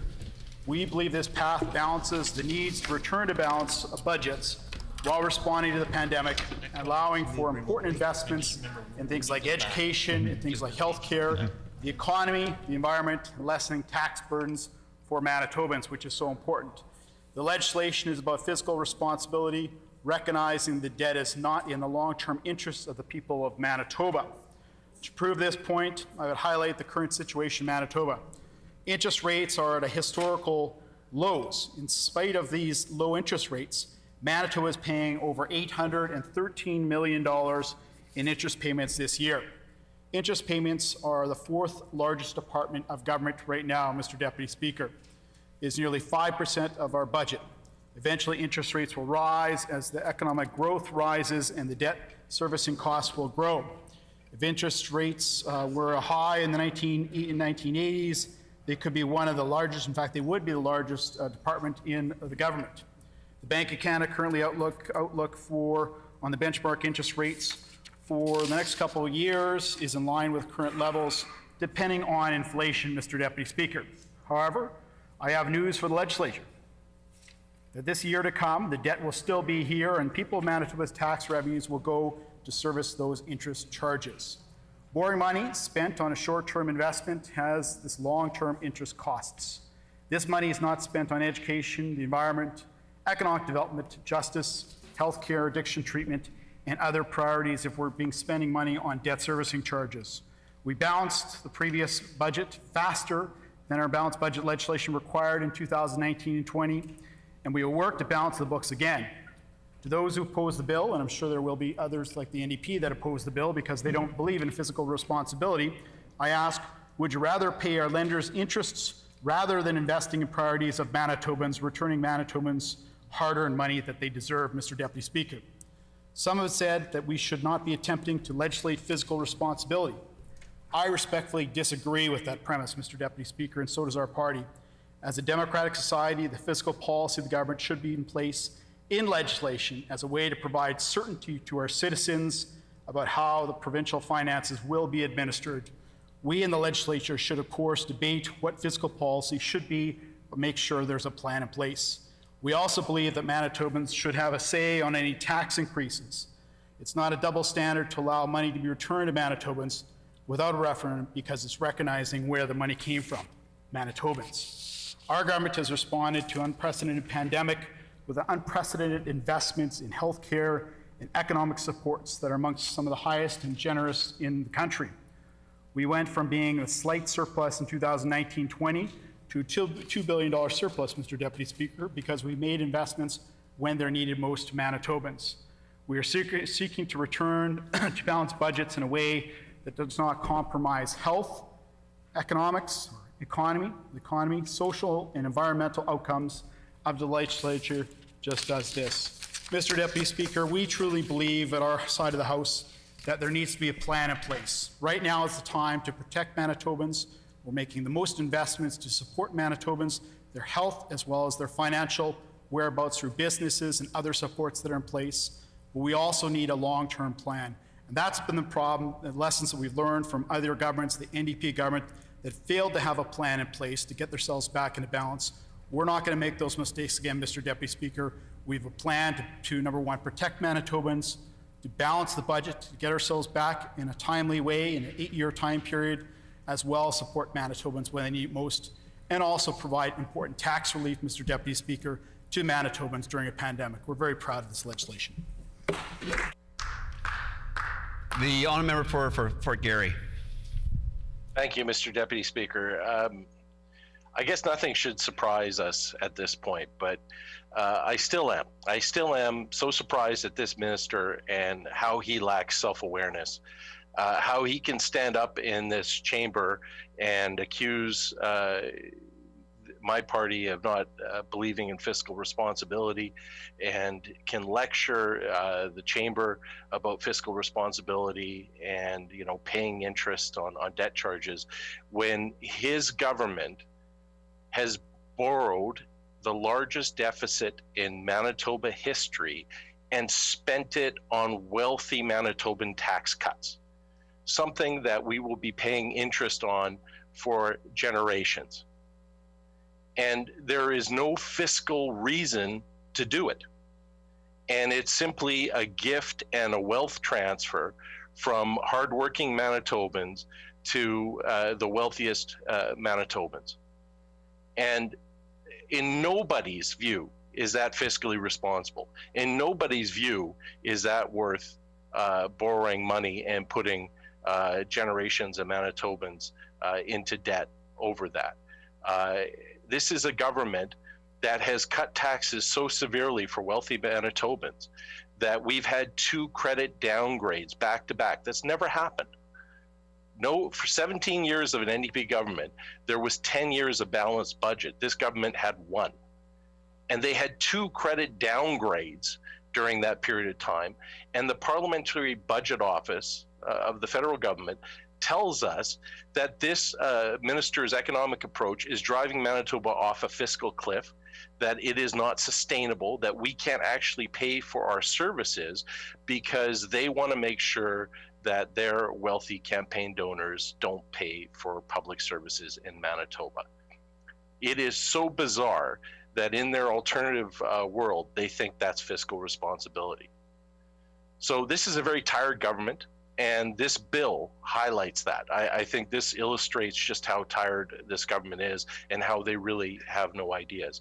Their whole governing philosophy has been tax cuts for the very wealthy for Manitobans, and then cutting education, healthcare services for everybody else. And when they're not doing that, their second priority is to sell off and privatize Manitobans' public assets. This is our common wealth that they're selling off to the lowest bidder, often friends of this government. I mean, if you characterize the whole economic approach of this government, it's Trump-style politics. It's crony capitalism. It's get in office, enrich yourself, enrich your campaign donors, and the heck with everybody else. But, that doesn't actually fill the day. So they have a lot of time on their hands. So they come up with political stunts. And of course, that's what Bill 48 is. It's a political stunt. And as their poll numbers have dropped, they have become more and more desperate, and the stunts have become more and more extreme, culminating in the education tax rebate stunt. And of course, this bill. Well, this is pure political theater. It's simply not a credible or serious piece of legislation. It's cynical. It serves no public policy function. If this minister was self-aware, he would actually be embarrassed for bringing the piece of legislation like this forward, actually putting his name on it. So there's some historical record of his failure and his time at the legislature. But he doesn't, and maybe that's best for him. But let's talk about the idea of this type of legislation. It dates back to 1980s Reagan-era U.S.-style Republican politics, and the idea that you can somehow entrench austerity as a governing philosophy in a democracy. So no other democratically elected governments can come in and have different policy choices, even if they disagree with austerity and sort of crony capitalism. That's absurd. It's undemocratic, and it hasn't aged well. And we see this pandemic is a good example of why this law is absolutely ridiculous. And because this government hasn't even followed the philosophy of this law during this pandemic, because it would be an even bigger disaster than their current response is, because it would cause even worse public health and economic crisis than what they've mismanaged so far, because it wouldn't give them any tools to try to get the province out of this situation. They would be forced to live within their means and not raise taxes or borrow any money. So no government in the history of governments that ever brought in a silly piece of legislation like that have ever penalized themselves as a result. And as like this government has shown, the law can simply just be changed whenever they don't meet their conditions.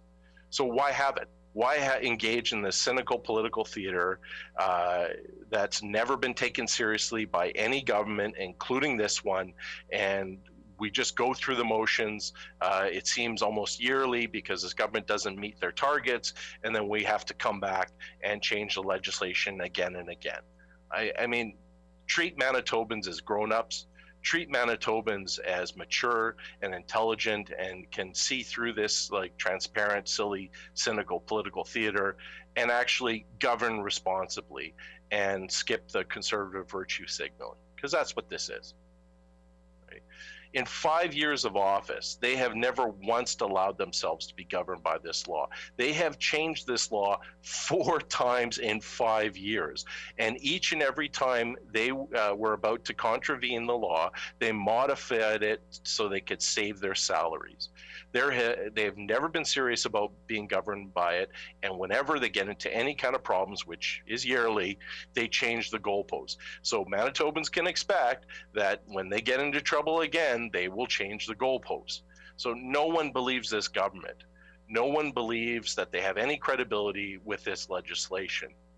You know, there's even right-wing columnists out there that have mocked this government and this legislation as hollow man, cynical political theater that it is. So this is empty political virtue signaling. It's deeply hypocritical.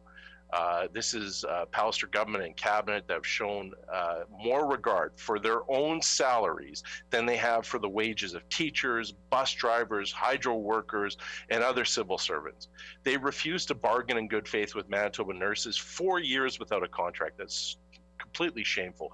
1,300 nurse vacancies in our hospitals at a time of a public health crisis. They've reduced the civil service by 18%, not allowing us to have our own capacity in Manitoba to actually give Manitobans a fighting chance against the pandemic. They have driven numerous small businesses into bankruptcy. More are going to follow, and they have abandoned them. They have abandoned small producers throughout the province, and they've been gutting small town economies in Manitoba. They have laid off educational assistants and other civil servants during the first wave, some of our most vulnerable workers. They threw out of work, even though these families were desperate and needed that work. It was 11,359 layoffs when we were at one of our most desperate moments. And this government, all they're focused on, other than tax cuts for the rich, are protecting salaries for underperforming ministers like we have here. So this bill is an artifact of the 1980s US-style right-wing politics. It has no business in a modern democracy. It's not a serious bill. This is not a serious government. And Manitobans are tired of these kind of cheap theatrics and want a government that takes its role seriously and actually governs in good faith on behalf of all Manitobans, not just their wealthy donors. This is obviously self-interested and cynical, and Manitobans absolutely deserve better. No one should be supporting this bill, and for the sake of what little credibility this government has left, I would strongly urge them in no uncertain terms to withdraw it, and of course you will be, and the province will be better for it. Thank you, Mr. Deputy Speaker. The honourable member for St. Boniface. Mr. Deputy Speaker. Oh, the honourable member for Tyndall Park.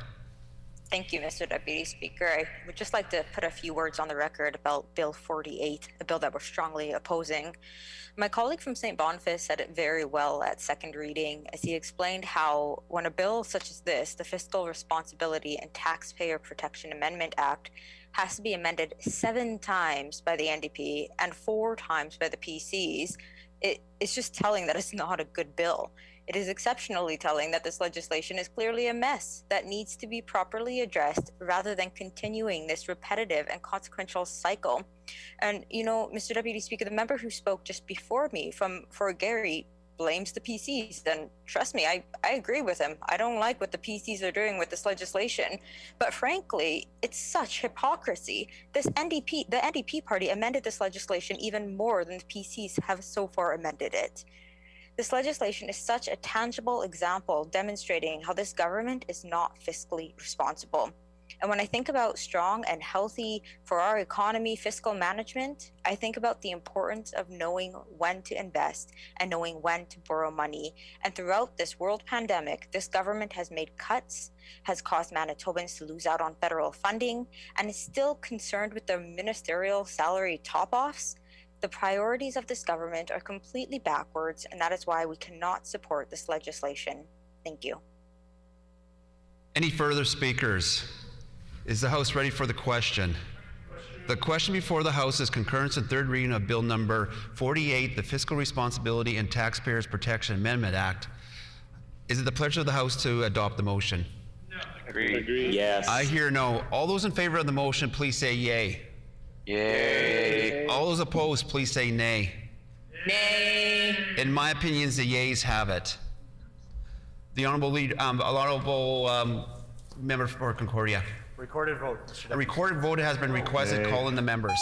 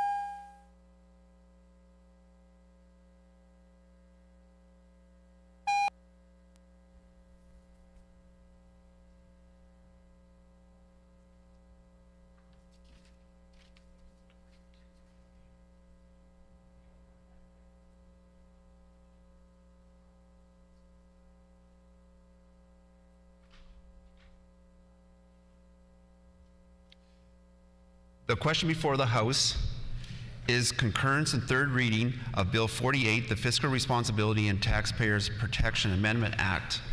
All those in the chamber in favor of the motion, please rise. Honorable Mr. Gertzen. Honorable Mr. Gertzen. Honorable Mr. Fielding. Honorable Mr. Fielding. Honorable Mr. Friesen. Honorable Mr. Friesen. Honorable Mr. Cullen. Honorable Mr. Cullen. Honorable Mr. Wharton. Honorable Mr. Wharton. Honorable Ms. Squires. Honorable Ms. Squires. Honorable Mrs. Guimard. Honorable Mrs. Guimard. Mr. Micklefield. Mr. Micklefield. All those in the chamber opposed to the motion, please rise. Mr. Canoe. Mr. Canoe. Mr. Weeb. Mr. Weeb. Mr. Lindsay. Mr. Lindsay. MLA Asagwara. MLA Asagwara. We will now proceed with the members participating virtually in alphabetical order, with each member clearly identifying I vote yes or I vote no. Would the page please conduct the vote? Ms. Adams. I vote no. Ms. Adams votes no. Mr. Altamere. I vote no. Mr. Altamere votes no. Mr. Brar. I vote no. Mr. Brar votes no. Mr. Bushy. I vote no. Mr. Bushy votes no. Honorable Ms. Clark. I vote yes. Honorable Ms. Clark votes yes. Honorable Mrs. Cox. I vote yes. Honorable Mrs. Cox votes yes. Honorable Mr. Eichler. I vote yes. Honorable Mr. Eichler votes yes. Honorable Mr. Iwasko. I vote yes. Honorable Mr. Iwasko votes yes. Honorable Mr. Gerard. I vote no. Honorable Mr. Gerard votes no. Honorable Ms. Gordon. I vote yes. Honorable Ms. Gordon votes yes. Mr. Ginter. I vote yes. Mr. Ginter votes yes. Honorable Mr. Helwer. I vote yes.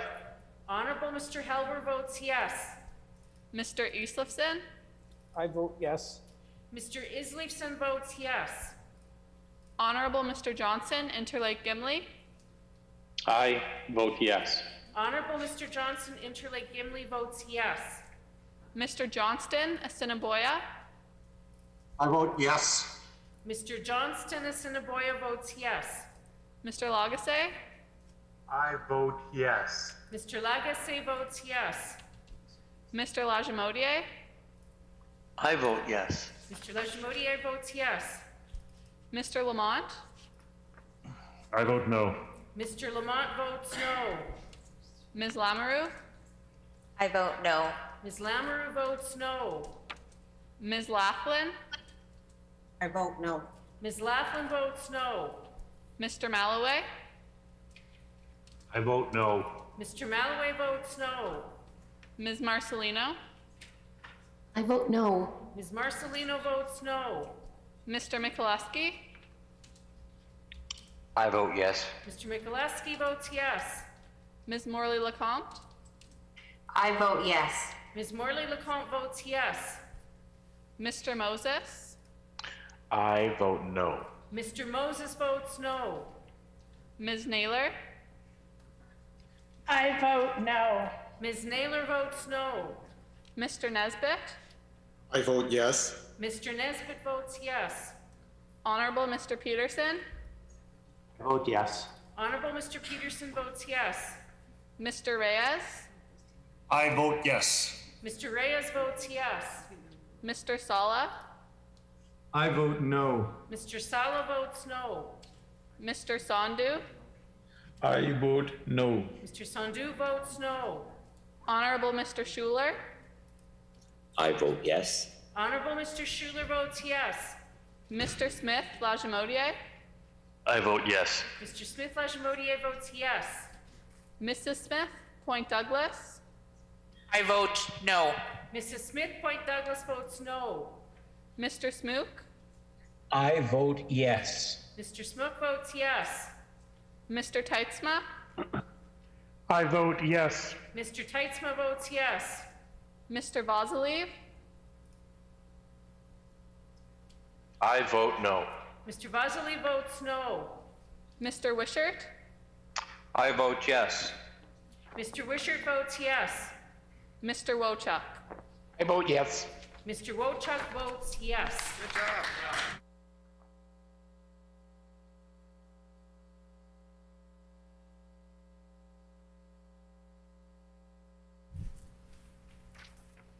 Yeas 31, nays 20. The motion is accordingly passed. Now we'll go on to bill number, current concurrence and third reading on Bill 56, the Smoking and Vapor Products Control Amendment Act. The Honourable Minister for Mental Health, Wellness and Recovery. Thank you, Mr. Deputy Speaker. I move, seconded by the Honourable Member for Springfield Rochelle, that Bill number 56, the Smoking and Vapor Products Control Amendment Act, reported from the Standing Committee on Social and Economic Development, be concurred in and be now read for a third time and passed. It has been moved by the Honourable Minister of Mental Health, Wellness and Recovery, seconded by the Honourable Minister of Infrastructure, that Bill 56, the Smoking and Vapor Products Control Amendment Act, be reported from the Standing Committee of Social Economic Development, be concurred in and now read for the third time and passed. The Honourable Minister for Mental Health, Wellness and Recovery. Thank you, Mr. Deputy Speaker. Commercial tobacco remains the leading preventable cause of premature death in the world, and smoking kills more than 2,000 Manitobans every year. There are growing concerns on the negative impacts of vaping, such as promoting nicotine dependence in our youth, and lung damage and other potential long-term health impacts of inhaling the chemicals in vapor products that are still being assessed. The Smoking and Vapor Products Control Act currently provides that it does not apply to a place or premises occupied by a federal work, undertaking or business, or on reserves, except for the prohibitions in the Act respecting the smoking and vaping of cannabis. This exception is unique in Manitoba legislation, and based on the results of an interjurisdictional scan in Canada, and it means that the health protection measures relating to the harmful activities of smoking and using e-cigarettes are not applicable across Manitoba. Bill 56 will repeal this exception so that the Act will apply across Manitoba, subject to legally recognized exceptions. This amendment is intended to provide equitable access to healthy, smoke-free and vapor-free enclosed public places and workplaces for all Manitobans, and support the denormalization of smoking and using vapor products for children across Manitoba, so they are not encouraged to engage in these harmful activities. Thank you, Mr. Deputy Speaker.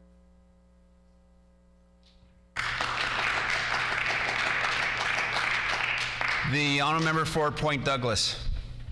Miigwech, Deputy Speaker. While this minister continues to bring this bill forward under the guise of health, well, Deputy Speaker, we know that this is just another ploy to pick a fight with First Nations.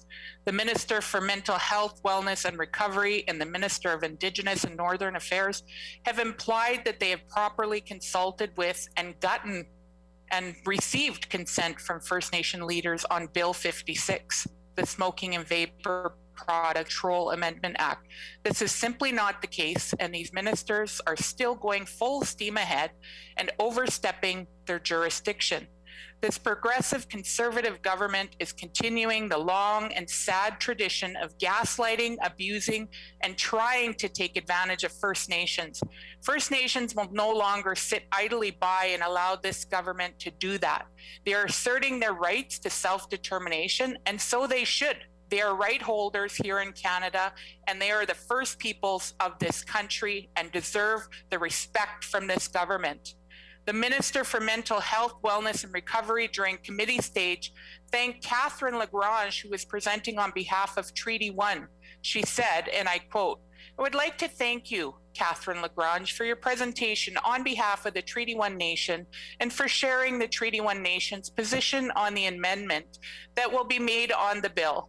I have a long-standing relationship with First Nation communities and Indigenous peoples in this province," end quote. Well, Deputy Speaker, setting aside the condescending, paternalistic nature of the minister's comments, it is not for the minister to determine the nature or existence of her relationship with First Nations. These were comments aimed directly at discrediting and disregarding the genuine frustrations of a First Nation leader who came before this committee in good faith to air grievances over the trampling of Indigenous rights and the lack of consultation. There's a real irony to this minister saying that she respects the executive director's comments and will take them to heart in a statement meant to discredit her. The complaints are very real and very important, Deputy Speaker. Ms. Lagrange is not the only First Nation leader to air grievances publicly regarding this bill. The ministers responsible may not have been listening, but that doesn't mean that First Nation leaders haven't been speaking. On April 12th, Chief Dino Flett of Garden Hill First Nation wrote a letter regarding or representing Garden Hill, Red Sucker Lake, Wasagamok, and St. Teresa Point First Nations. Since this government is unwilling to do more than pay lip service to consultation with First Nations, I'll give them no choice but to hear what First Nations leaders have to say. And I quote, we the First Nations of Island Lake residing in the Garden Hill, St. Teresa Point, Wasagamok, and Red Sucker Lake First Nations do hereby affirm that we have never relinquished our inherent right to govern ourselves and continue to maintain the freedom and spirit of the First Nations self-governance as practiced by our ancestors. We, the members of the First Nations of Island Lake, do hereby declare the right to exercise and assert our sovereignty of self-governance and self-determination by opposing the province of Manitoba's attempts to insert itself into our inherent First Nations jurisdiction through Bill 56. First Nations leaders are also saying that the province of Manitoba is violating their inherent and treaty rights that were affirmed in Canada's 1982 Constitution, and that they reject any attempt by the province of Manitoba to violate their jurisdiction and their right to enact their own laws for health and well-being of their people. Now, Deputy Speaker, this lays out a clear picture. First Nations consider this bill to be a violation of their constitutional rights. What response did we get from this Minister of Mental Health, Wellness and Recovery at the committee hearing to these assertions?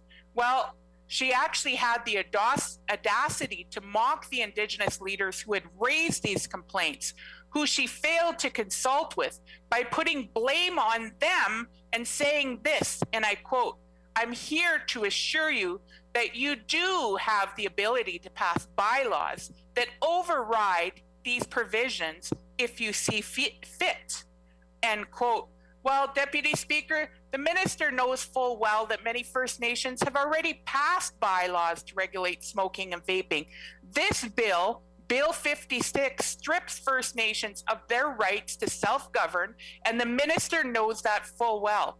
It is frankly insulting that the minister would make such a comment to First Nation leaders at the same time as she is actively working to strip them of their rights. It exposes the bad intentions of this government in their dealings with nations. There is absolutely no excuse for not knowing how First Nations leaders feel about Bill 56.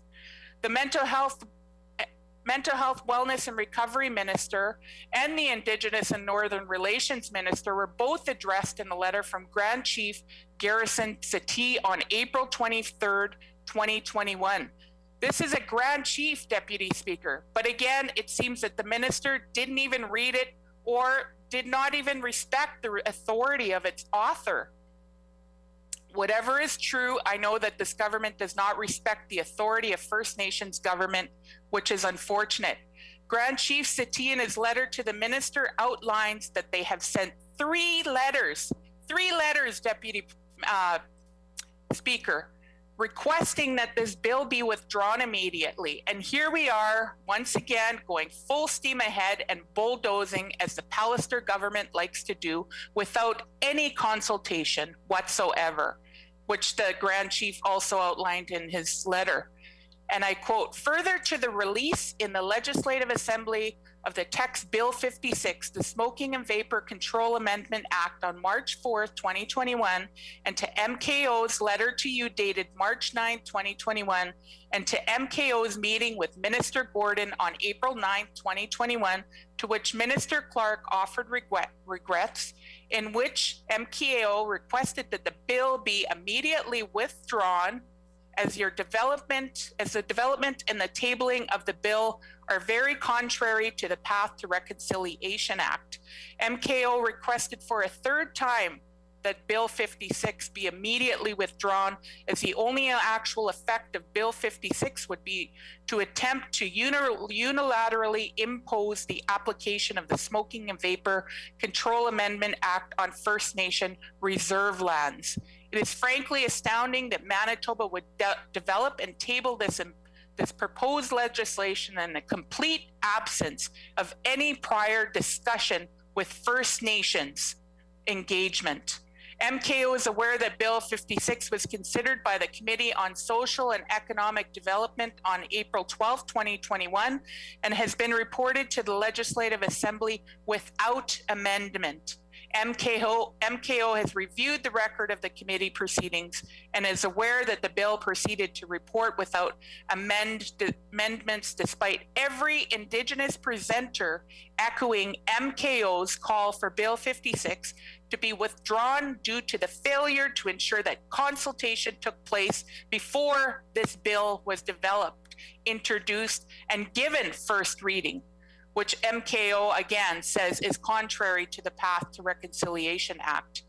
Grand Chief also had the opportunity to review the Hansard of Committee on Social and Economic Development on April 12, 2021, and in the strongest possible terms objects to the gross and complete out of context mischaracterization by Minister Gordon on their discussion on April 9, 2021. Order. I just want to remind the member to always address each member of the House as their title or their constituency name.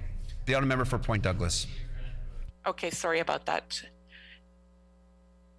Grand Chief Settee wants the record correcting the uniform First Nation and opposition asserts of a failure to consult by asking, we had very good, and I'll quote, we had very good discussions with Grand Chief Settee. Grand Chief Settee and other MKO representatives firmly advised, as do other First Nation leaders like Grand Chief Arlen Dumas, who also presented at committee and was opposed to Bill 56.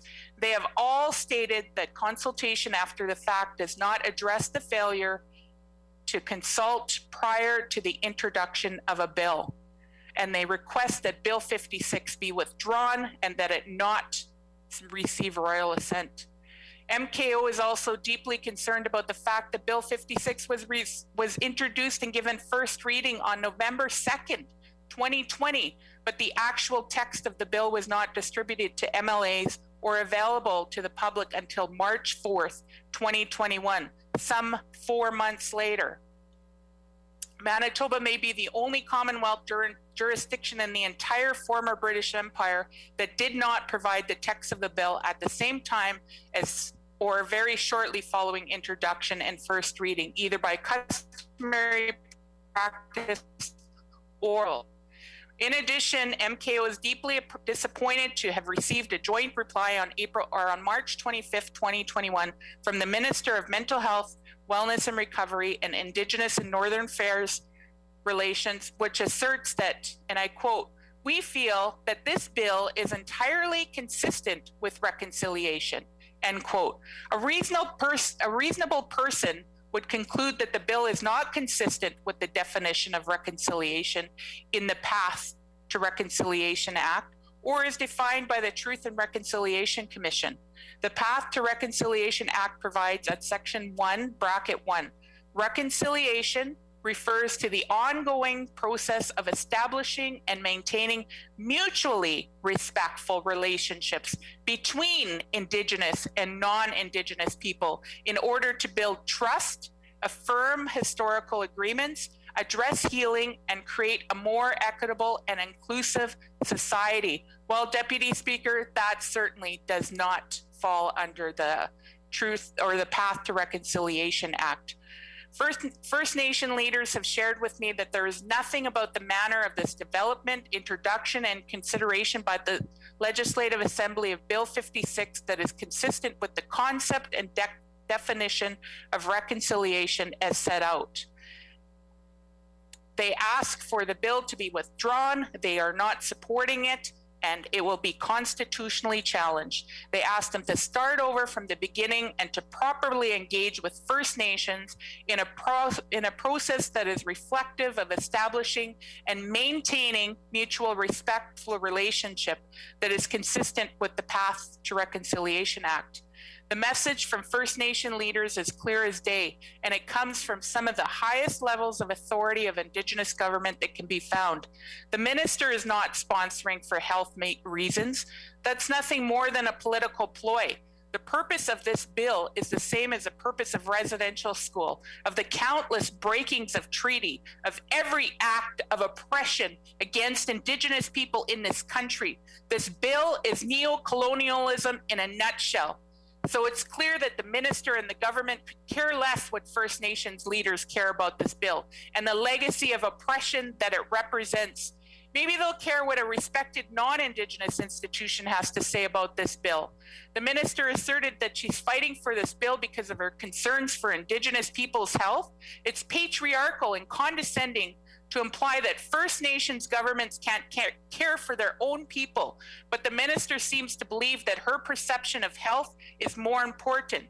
Even this argument falls apart when you realize that even the Cancer Care Society has pulled their support for Bill 56 in response to the gross disrespect and lack of consultation with First Nations.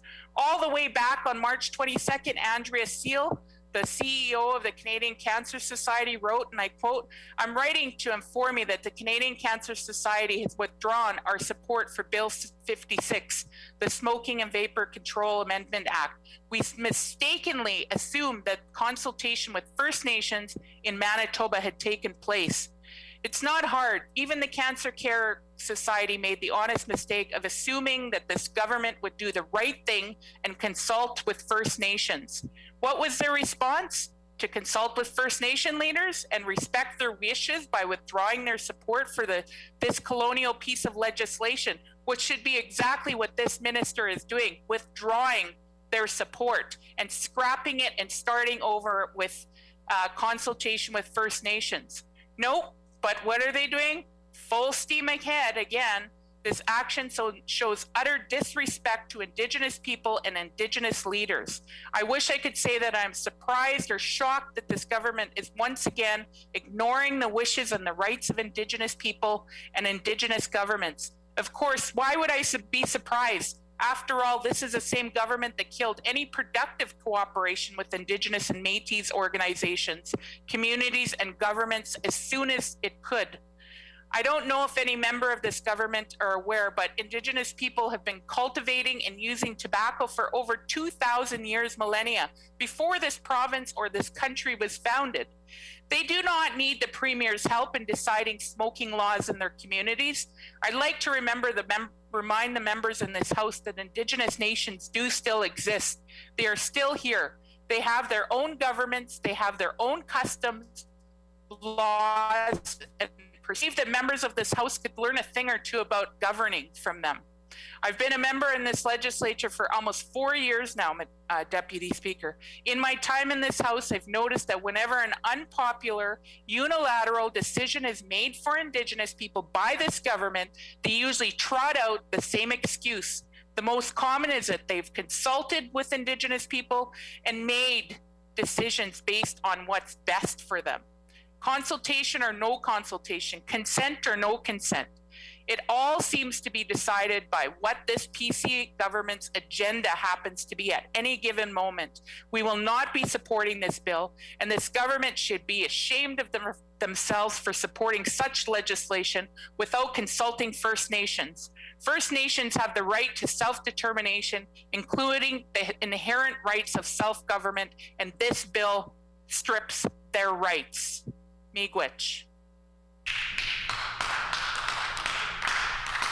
The honourable member for Kiiwetinoong. Thank you, Mr. Deputy Speaker. And before I begin, the member from Point Douglas for very accurately, eloquently, and passionately expressing our opposition on behalf of our caucus and also on behalf of all Indigenous peoples here in Manitoba. But I will keep my comments brief, Mr. Deputy Speaker, in light of the time of the day and my member and my colleague, my member from Point Douglas, covering a lot of what we want to say. So let's be clear though, Mr. Deputy Speaker, this is not a bill about health. It's about overreach, it's about dictatorship, it's about colonialism, and ultimately it's about disrespect. And it's about this government's lack of and unwillingness to go down a path of reconciliation with First Nations peoples. We have had heated debate on Bill 56, Mr. Deputy Speaker, and I was in the chamber when it was introduced and it was discussed, and there was a lot of banter back and forth.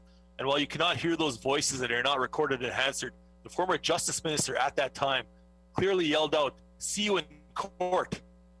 Mr. Deputy Speaker, legislation that not even passed, and they already know that there will be legal challenges. So I ask, if there was proper consultation, why would you expect a challenge such as that? It's because you know it's wrong, you know it's overreach, and you know you have no right. And ultimately, the only financial investment this minister will make in regards to Bill 56 will be the cost of legal challenges. And how is that smart spending and smart investment on behalf of Manitoba? I know the minister is new in her ministerial portfolio, but at the same time, misleading is still misleading. If you go into a community and have just a talk about any issue in particular, it doesn't even have to be a highly contentious issue. For example, if you have a discussion about the quality of artwork in the health center, that does not mean you consulted in the adequacy of the health center, let alone so-called consulting after the fact. Consulting after the fact, Mr. Deputy Speaker, is just simply notification. And that's exactly what this minister has done. Notified, no consultation. So I know the Palliser government's MO is to play on words when it comes to this government's so-called consultations with First Nations, but it's not a play on words or definitions. It's absolute disrespect. By the minister's own admission, First Nation communities can draft BCRs and bylaws to override this terrible piece of legislation. So the question to the minister is simple. Why are you doing it? Why bring a bill forward with, by your own admission, can be deemed moot? And the answer is simple. It's because of this government's lack of desire and want to work with First Nation communities, and clearly and shows this government's lack of respect for and the inability to want and work in reconciliation with First Nation communities and Indigenous peoples. They would rather use their power to pick arguments and fights. And I ask you, is that reconciliation? Absolutely not. As I mentioned, I know the minister is new to her role, but she is also not new to life. So I'm sure she can recognize when she's being used and being thrown under the bus by this premier, a premier that won't be around to see the consequences of this terrible piece of legislation. So I ask the minister and tell you, it's not too late to do the right thing and repeal Bill 56, because I know being newly elected, you have every intention of being around this chamber for a while, and you will have to answer for this terrible piece of legislation that are being brought forward. So I encourage the minister and all members opposite to not simply toe the premier's line and do it as right by all Manitobans. We all know the premier won't be along here much longer to answer for all these terrible pieces of legislation. So as an Indigenous person from a First Nation community, I ask the question, where does the so-called concern for First Nation on-reserve health suddenly come from? If the minister is so concerned, then where's the support for on-reserve diabetes programs? Nowhere. Where's the support for on-reserve healthy foods initiatives? Nowhere. Where's the support for on-reserve dialysis units? Nowhere. Where's the support for First Nation medical transportation? Nowhere. Where's the support for an increase to frontline healthcare workers in First Nations? Nowhere. Where's the support for on-reserve mental health programs? Nowhere. Where's the support for on-reserve addictions programs? Nowhere. Where's the investment in First Nation on-reserve health facilities? Nowhere, Mr. Deputy Speaker. When these questions are asked, the pass the buck answer for this government is simply federal responsibility. We have no right, we have no jurisdiction. And you know what? You're right. You're absolutely right. The Bill 56 is no different. You have no right, no authority, and no jurisdiction. Repeal this complete slap in the face piece of legislation immediately. Miigwech, Mr. Deputy Speaker. The honourable member for River Heights. Yeah, Mr. Deputy Speaker, while we agree that smoking is a significant health concern and that lung cancer and various other cancers which result are very serious and should be taken seriously from a health perspective, we completely disagree with the approach taken by the government to impose this measure on First Nations without having consulted with them first and without having listened to them and partnered with them in bringing forward any measures. It is particularly insulting that this government, when it came to municipal bills or bills which affected municipal governments, went out of its way to consult with people in the municipal community before bringing the bills in. But when it came to First Nations people and First Nations governments, this bill was introduced without previously doing any consulting. The process was disrespectful, it was wrong, and it was a really bad decision by the government.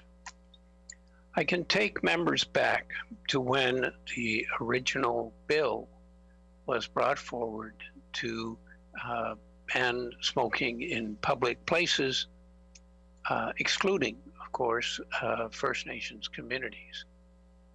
There was a task force which was set up that went out around the province. It was an all-party task force. I was on that task force, and we listened to people. And that listening to people and holding the discussion was very important to building understanding, to building consensus, to building a feeling that indeed this was necessary. And that was done, and it has made a big difference. But this government felt no need to consult, to build understanding, or to build consensus. It was and is a disaster.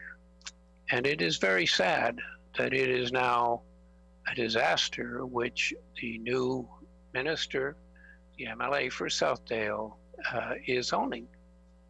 It didn't need to be that way.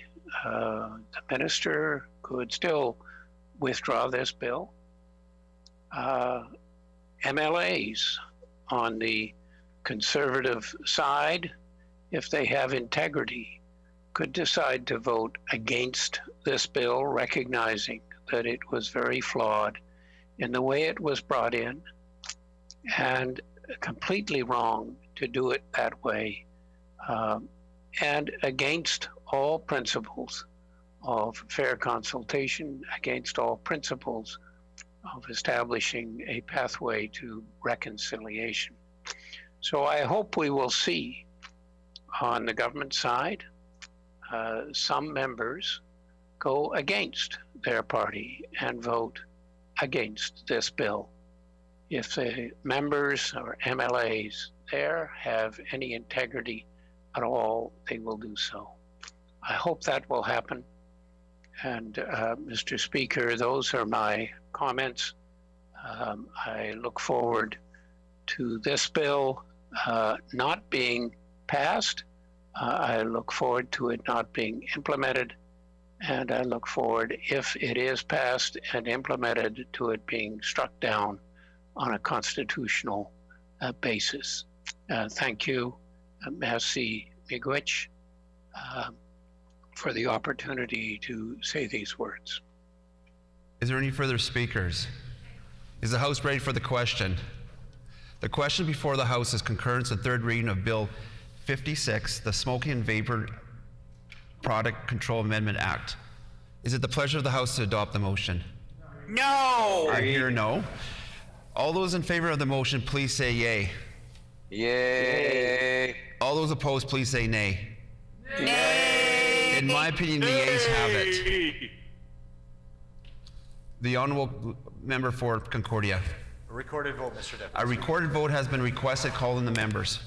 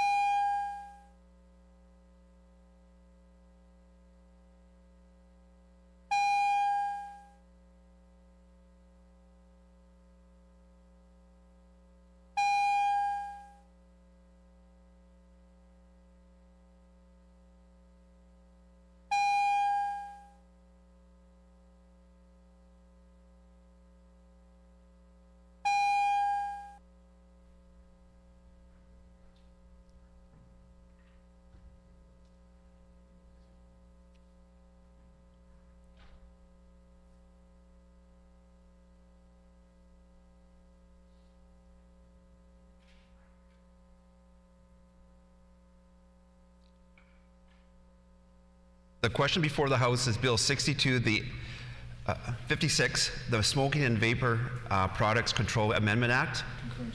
Concurrence and third reading of Bill 56, the Smoking and Vapor Product Control Amendment Act. All those in the chamber in favor of the motion, please rise. Honorable Mr. Pallister. Honorable Mr. Pallister. Honorable Mr. Gertson. Honorable Mr. Gertson. Honorable Mr. Fielding. Honorable Mr. Fielding. Honorable Mr. Friesen. Honorable Mr. Friesen.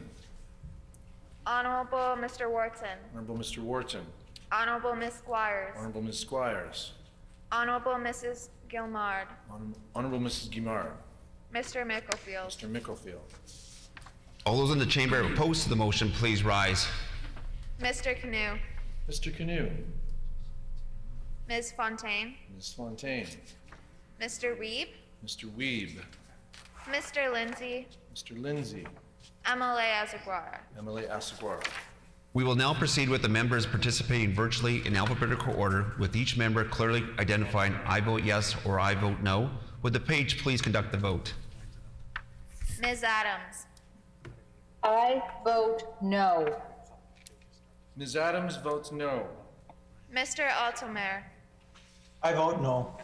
Mr. Altomer votes no. Mr. Brar. I vote no. Mr. Brar votes no. Mr. Bushy.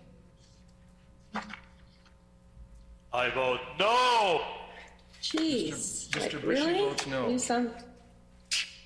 Honorable Ms. Clark. I vote yes. Honorable Mrs. Clark. I vote yes. Honorable Ms. Clark votes yes. Honorable Mrs. Cox. I vote yes. Honorable Mrs. Cox votes yes. Honorable Mr. Eichler. I vote yes. Honorable Mr. Eichler votes yes. Honorable Mr. Iwasco. I vote yes. Honorable Mr. Iwasco votes yes. Honorable Mr. Gerard. I vote no. Honorable Mr. Gerard votes no. Honorable Ms. Gordon. I vote yes. Honorable Ms. Gordon votes yes. Mr. Ginter. I vote yes. Mr. Ginter votes yes. Honorable Mr. Helwer. I vote yes. Honorable Mr. Helwer votes yes. Mr. Isleifson. I vote yes. Honorable Mr. Islifson votes yes. Honorable Mr. Johnson, Interlake Gimli. I vote yes. Honorable Mr. Johnson, Interlake Gimli votes yes. Mr. Johnston, Assiniboia. I vote yes. Mr. Johnston, Assiniboia votes yes. Mr. Lagasse. I vote yes. Mr. Lagasse votes yes. Mr. Lajmodier. I vote yes. Mr. Lajmodier votes yes. Mr. Lamont. I vote no. Mr. Lamont votes no. Ms. Lamoureux. I vote no. Ms. Lamoureux votes no. Ms. Laughlin. I vote no. Ms. Laughlin votes no. Mr. Malloway. I vote no. Mr. Malloway votes no. Ms. Marcelino. I vote no. Ms. Marcelino votes no. Mr. Martin. I vote yes. Mr. Martin votes yes. Mr. Mikuleski. I vote yes. Mr. Mikuleski votes yes. Ms. Morley Lecomte. I vote yes. Ms. Morley Lecomte votes yes. Mr. Moses. I vote no. Mr. Moses votes no. Ms. Naylor. I vote no. Ms. Naylor votes no. Mr. Nesbitt. I vote yes. Mr. Nesbitt votes yes. Honorable Mr. Peterson. Vote yes. Honorable Mr. Peterson votes yes. Mr. Reyes. I vote yes. Mr. Reyes votes yes. Mr. Sala. I vote no. Mr. Sala votes no. Mr. Sandhu? I vote no. Mr. Sandhu votes no. Honorable Mr. Schuler? I vote yes. Honorable Mr. Schuler votes yes. Mr. Smith-Lajmodier? I vote yes. Mr. Smith-Lajmodier votes yes. Mrs. Smith Point Douglas? I vote no. Mrs. Smith Point Douglas votes no. Mr. Smook? I vote yes. Mr. Smook votes yes. Mr. Teitzma? I vote yes. Mr. Teitzma votes yes. Mr. Vasiliv? I vote no. Mr. Vasiliv votes no. Mr. Wishart? I vote yes. Mr. Wishart votes yes. Mr. Rochuk? I vote yes. Mr. Wojcik votes yes. Well done.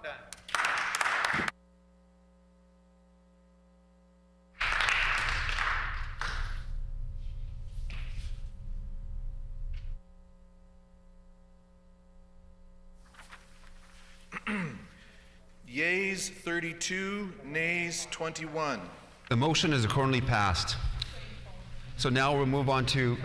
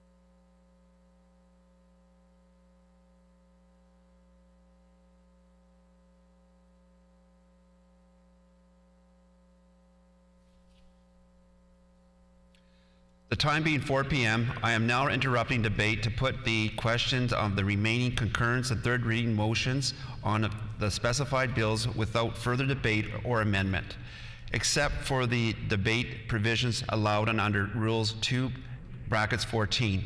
The House will not adjourn until all applicable questions are put and royal assent has been granted. In accordance with rules, all matters of privilege and points of orders are to be deferred until after all these actions have been concluded. The bills will be called in the order as announced by the Government House Leader. The remaining specified bills are as follows: 62, 63, 33, 41, 45, 37, 38, 46, 51, 58, 60, 61, 3, 8, 11, 21, 5, 6, 30, 32, 17, 15, 53, 20, 23, 22, 25, 34, 36, 52, and 55. For each bill, the minister will move the motion and will be able to speak up to 10 minutes, followed by the official opposition critic and the independent liberals, who can speak up to 10 minutes each. I will now call upon the Honorable Minister of Agriculture and Resource Development to move in concurrence of the reading motion of Bill 62. Thank you, Mr. Deputy Speaker. I move, seconded by the Minister of Municipal Relations, that Bill number 62, the Animal Diseases Amendment Act, reported from the Standing Committee on Agriculture and Food, be concurred in and be now read for a third time and passed. It has been moved by the Honourable Member for Minister of Agriculture and Resource Development, seconded by the Honourable Minister of Municipal Relations, that Bill 62, the Animal Disease Amendment Act, be reported from the Standing Committee of Agriculture and Food and be concurred in and now read for a third time and passed. The Honourable Minister of Agriculture and Resource Development. Thank you, Mr. Deputy Speaker. This bill will allow our farms and food processors to continue to produce food, or to produce world-class, safe, and healthy foods in a humane way, with amendments that will enable law enforcement to protect the safety of food, livestock, and people. The amendments to the Animal Diseases Act will protect farmers from persons who interfere with food production facilities that could result in harm to people, animals, or the food supply, and to ensure that biosecurity is protected on the farm and through transportation and processing. Thank you, Mr. Deputy Speaker. The Honourable Member for Burroughs.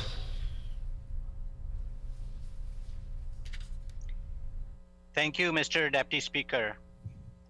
While we are debating a bill on animal health in this chamber today, our human health care system is failing to address the needs of Manitobans. Our intensive care units are full. Patients are being sent out of province to seek health care. Transporting the patients in critical condition on highways is unacceptable, disrespectful, and painful.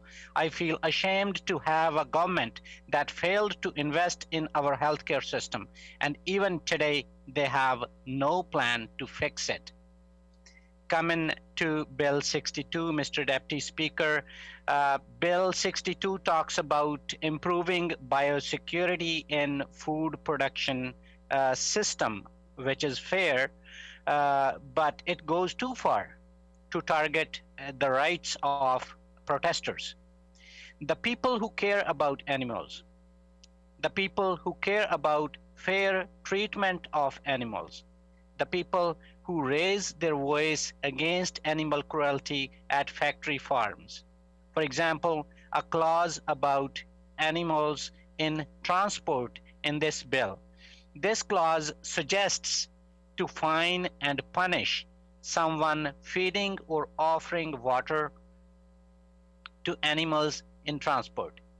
Mr. Deputy Speaker, I was reading through a research report that publishes nearly 70 outbreaks in Canada, along with the causes of the outbreaks. None of the incidences, and I repeat, none of the incidences was found to be caused by animal advocates. So why the government is targeting the whistleblowers and attacking their rights to protest? This is a question that needs to be asked. There are many studies out there about the biosecurity protocols not being followed at poultry farms, pig barns, slaughterhouses, and other factory farms. And there are already protocols in place regarding biosecurity in food production system. All we need to ensure is to educate the workers and the farmers to follow those protocols. And education and departmental enforcement, these are the tools to be used to make that happen. Let me share that I have worked with Manitoba agriculture for a few years before getting into the legislature.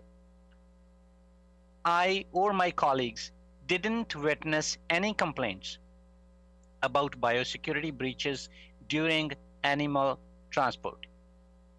While working at Arborg, Manitoba Agriculture Office, the livestock producers will stop at my office to get age verification certificates for their animals before taking their animals to auction marts. They had their transport trucks parked outside my office.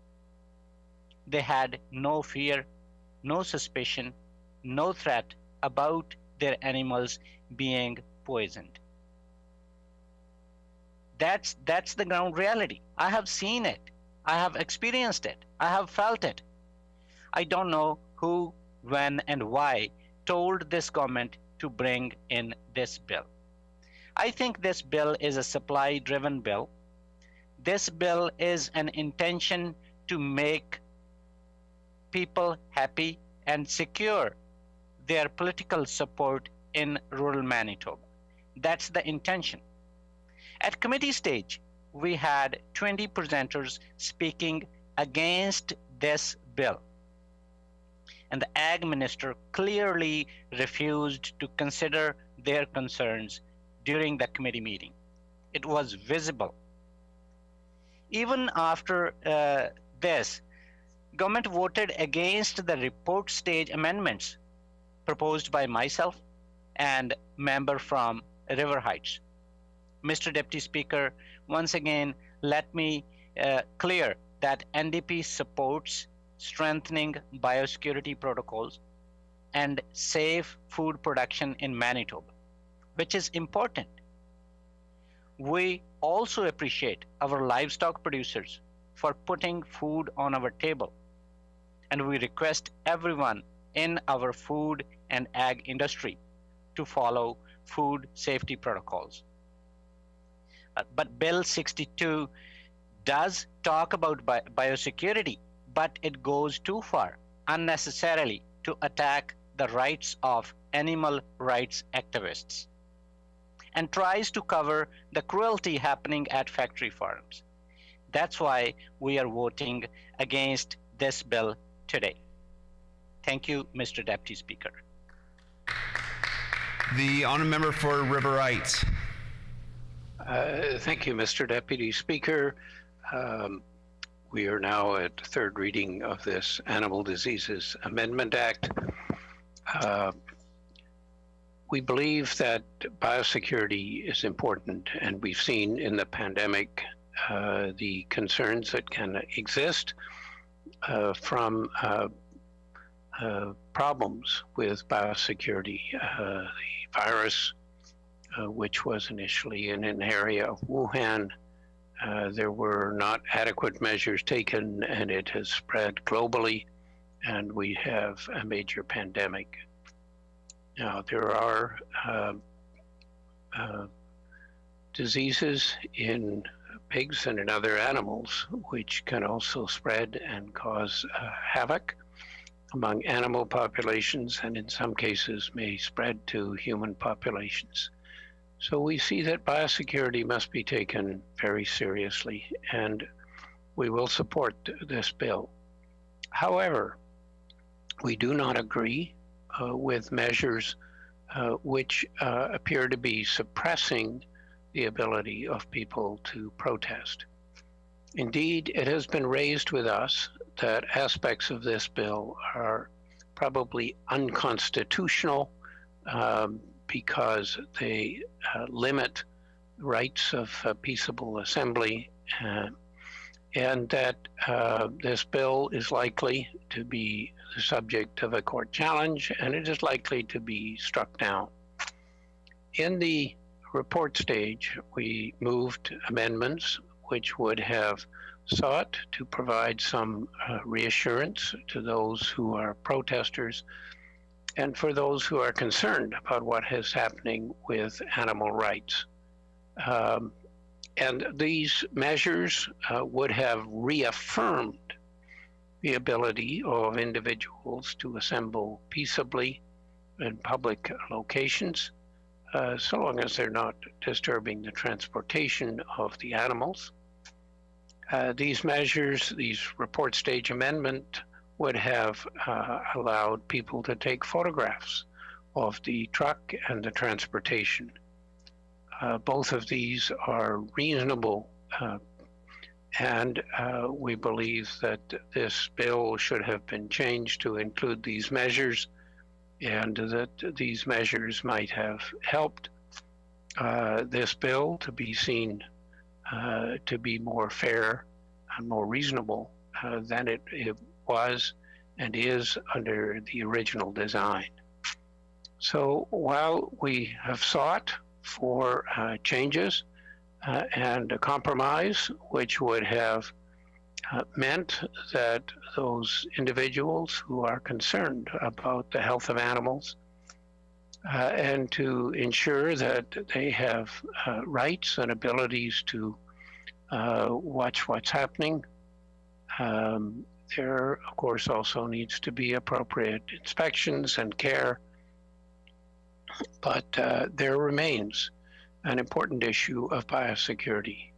And because the biosecurity issue is of such importance at this juncture, as we're seeing with the pandemic, then we will support this legislation and vote yes. Thank you. Merci. Miigwech.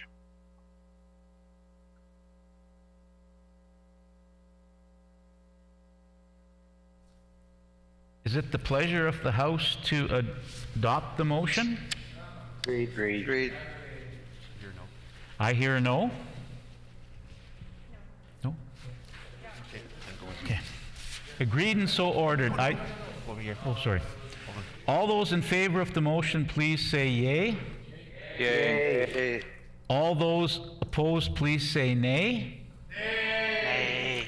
In my opinion, the yays have it.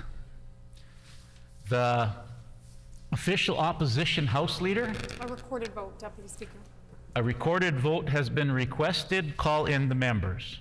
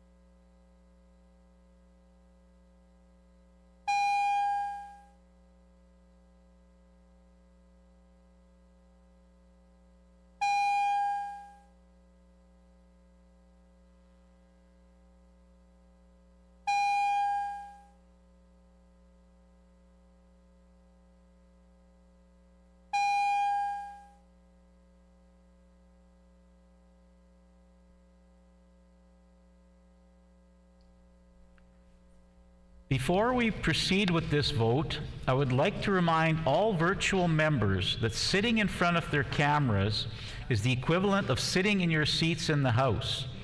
When a division is being conducted, members in the chamber must remain in their seats until the vote is concluded and the result is announced. Similarly, virtual members should remain in front of their camera and keep their cameras on until the vote is conducted and the result is announced. Thank you. The question before the House is third reading Concurrence and concurrence of Bill number 62, the Animal Diseases Amendment Act. All those in the chamber in favor of the motion, please rise. Honorable Mr. Pallister. Honorable Mr. Pallister. Honorable Mr. Gertsen. Honorable Mr. Gertsen. Honorable Mr. Fielding. Honorable Mr. Fielding. Honorable Mr. Friesen. Honorable Mr. Friesen. Honorable Mr. Cullen. Honorable Mr. Cullen. Honorable Mr. Wharton. Honorable Mr. Wharton. Honorable Ms. Squires. Honorable Ms. Squires. Honorable Mrs. Guimard. Honorable Mrs. Guimard. Mr. Micklefield. Mr. Micklefield. All those in the chamber opposed to the motion, please rise. Mr. Canoe. Mr. Canoe. Ms. Fontaine. Ms. Fontaine. Mr. Weeb. Mr. Weeb. Mr. Lindsay. Mr. Lindsay. MLA Asaguara. MLA Asaguara. We will now proceed with the members participating virtually in alphabetical order, with each member to clearly identify with "I vote yes" or "I vote no." Would the page please conduct the vote? Ms. Adams. I vote no. Ms. Adams votes no. Mr. Altamere. I vote no. Mr. Altamere votes no. Mr. Brar.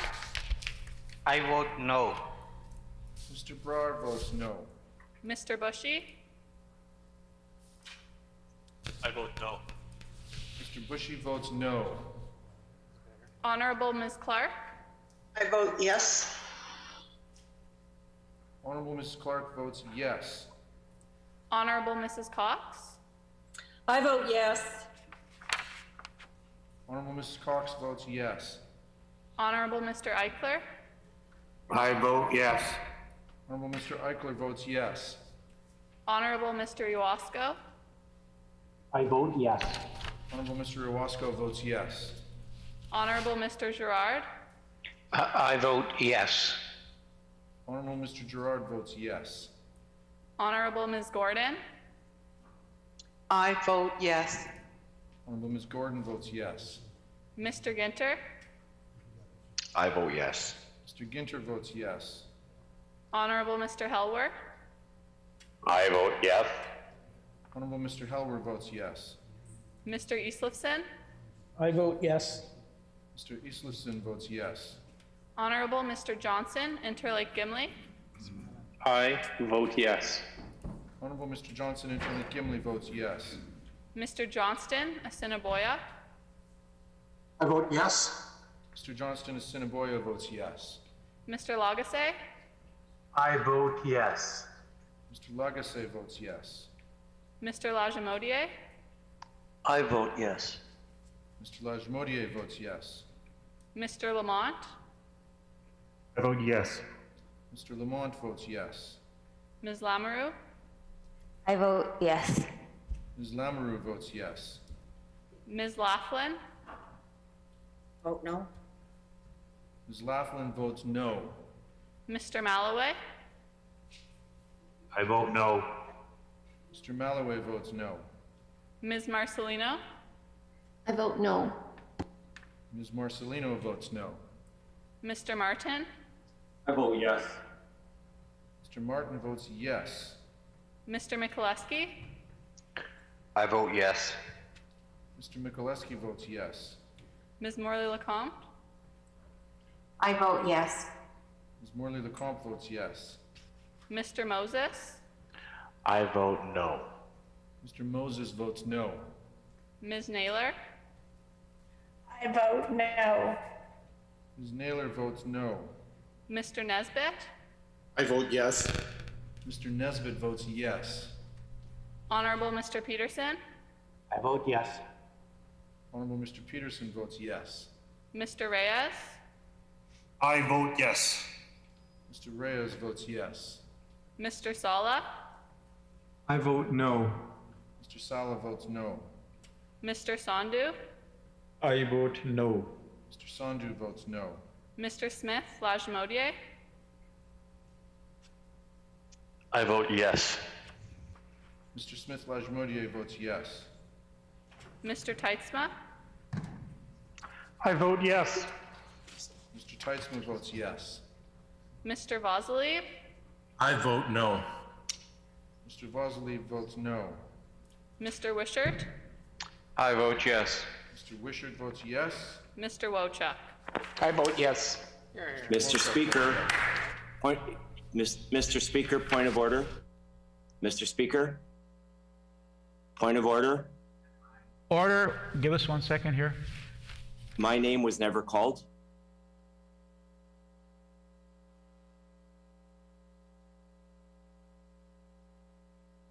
In checking with the clerks, it's my understanding that you did not have your camera on when the bells stopped. And if your camera That is not correct. My camera was on when the bell stopped. We will resolve this. They have taken it under advisement and they will see what they will check into that for you. We have a Yeas 34, nays 17. The motion is accordingly passed.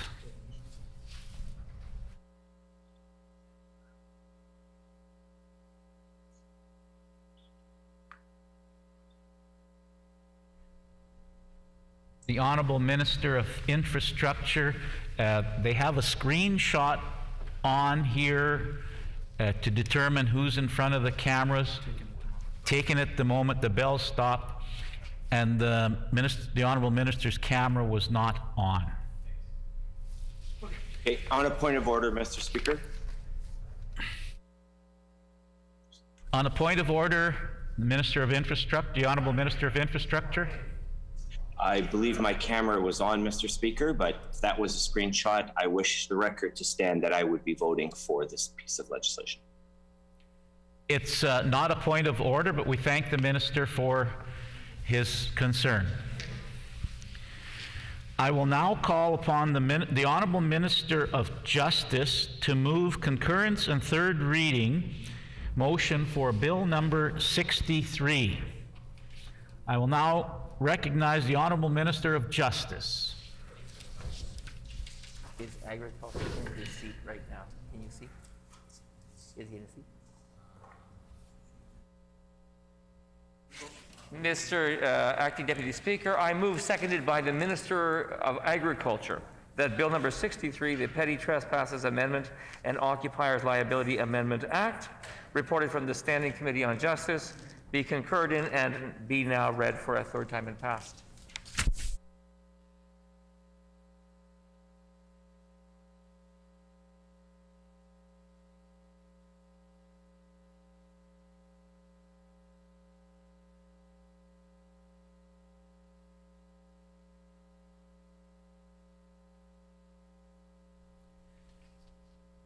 It has been moved by the Honorable Minister of Justice, second by the Honorable Minister of Agriculture and Resource Development, that Bill number 63, the Petty Trespasses Amendment and Occupiers Liability Amendment Act, reported from the Standing Committee on Justice, be concurred in and be now read for a third time and passed.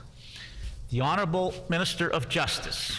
Mr. Acting Deputy Speaker, I'm pleased to rise and put a few words on the record in respect of Bill 63, the Petty Trespassers Amendment and Occupiers Liability Amendment Act, This is essentially a bill that is designed to recognize that rural Manitoba residents are affected by crime and that they matter. As a matter of fact, in debate I was able to share that in 2017, the rural crime rate was 42% higher in Manitoba than the urban crime rate. This is a bill that addresses that inequity based on a very significant stakeholder consultation that involves stakeholder groups, Indigenous leadership from across the province of Manitoba, and other concerned citizen groups. I can tell you that Bill Campbell from the Keystone Agricultural Producers said in committee that overall this is a step in the right direction, and CAP will continue to highlight the need for written permission to enter the private property. He also called this bill an appropriate measure to address trespassing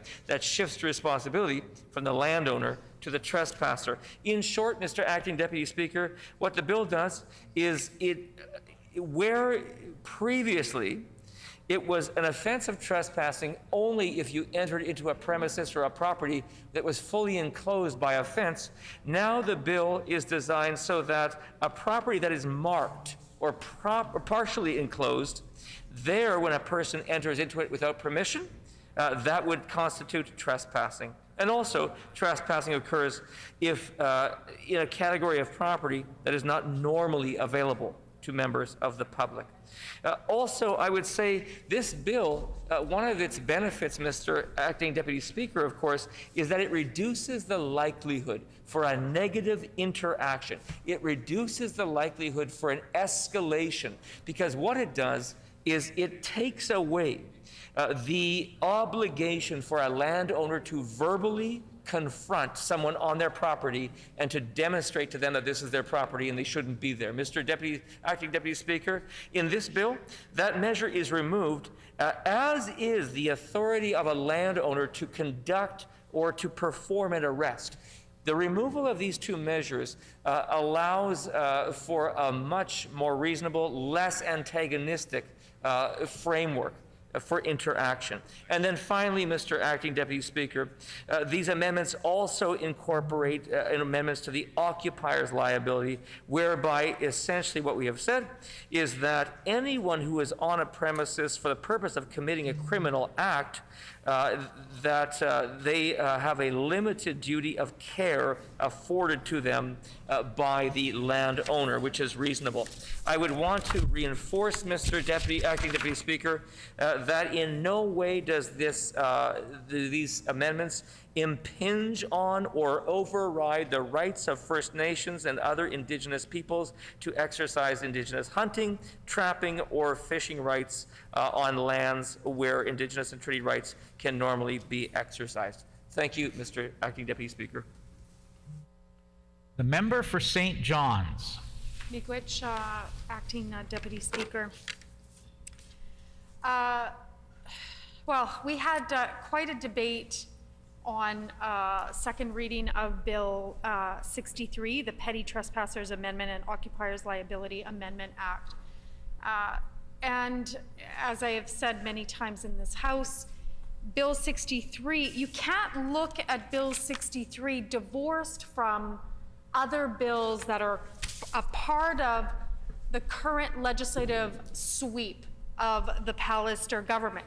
For instance, you can't look at Bill 63 without looking at Bill 62.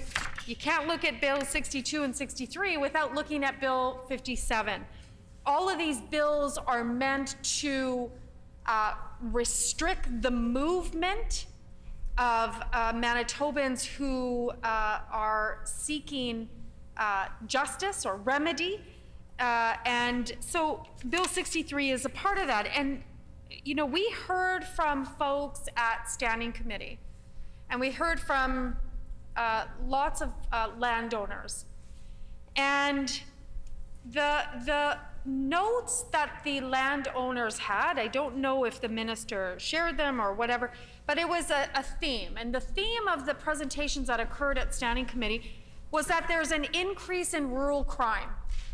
And this increase in rural crime demands that the Pallister government give more power to landowners.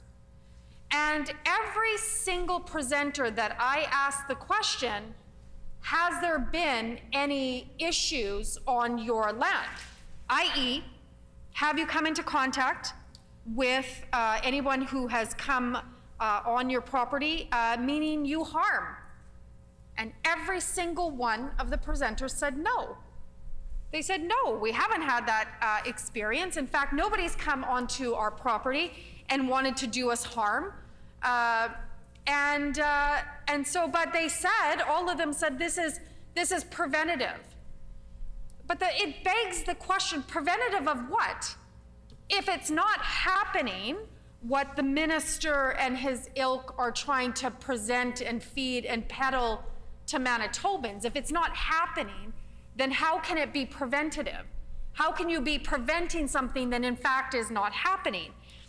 And that is what Bill 63 does. And it you know, specifically, while it's not in the text of the legislation per se, Deputy Speaker, Bill 63 is meant to keep Indigenous peoples off our territories. And why? Because there is this social construction of Indigenous peoples as dangerous, as criminal. We've heard the Premier say it. We know that he's called young Indigenous men all criminals. And so this bill is predicated on a fallacy, a racist fallacy. I would just like to remind the member I mentioned yesterday about producing like props or whatever. These are my notes, Deputy Speaker. I'm not producing any props. Oh, okay, this that's fine. This is the bill and so. The member for St. John's. So Bill 63 was established, created, imagined from really landowners' fear, irrational fear of Indigenous peoples on our own territories. More specifically, Acting Deputy Speaker, Bill 63 is born out of the shooting death of Colton Bushy.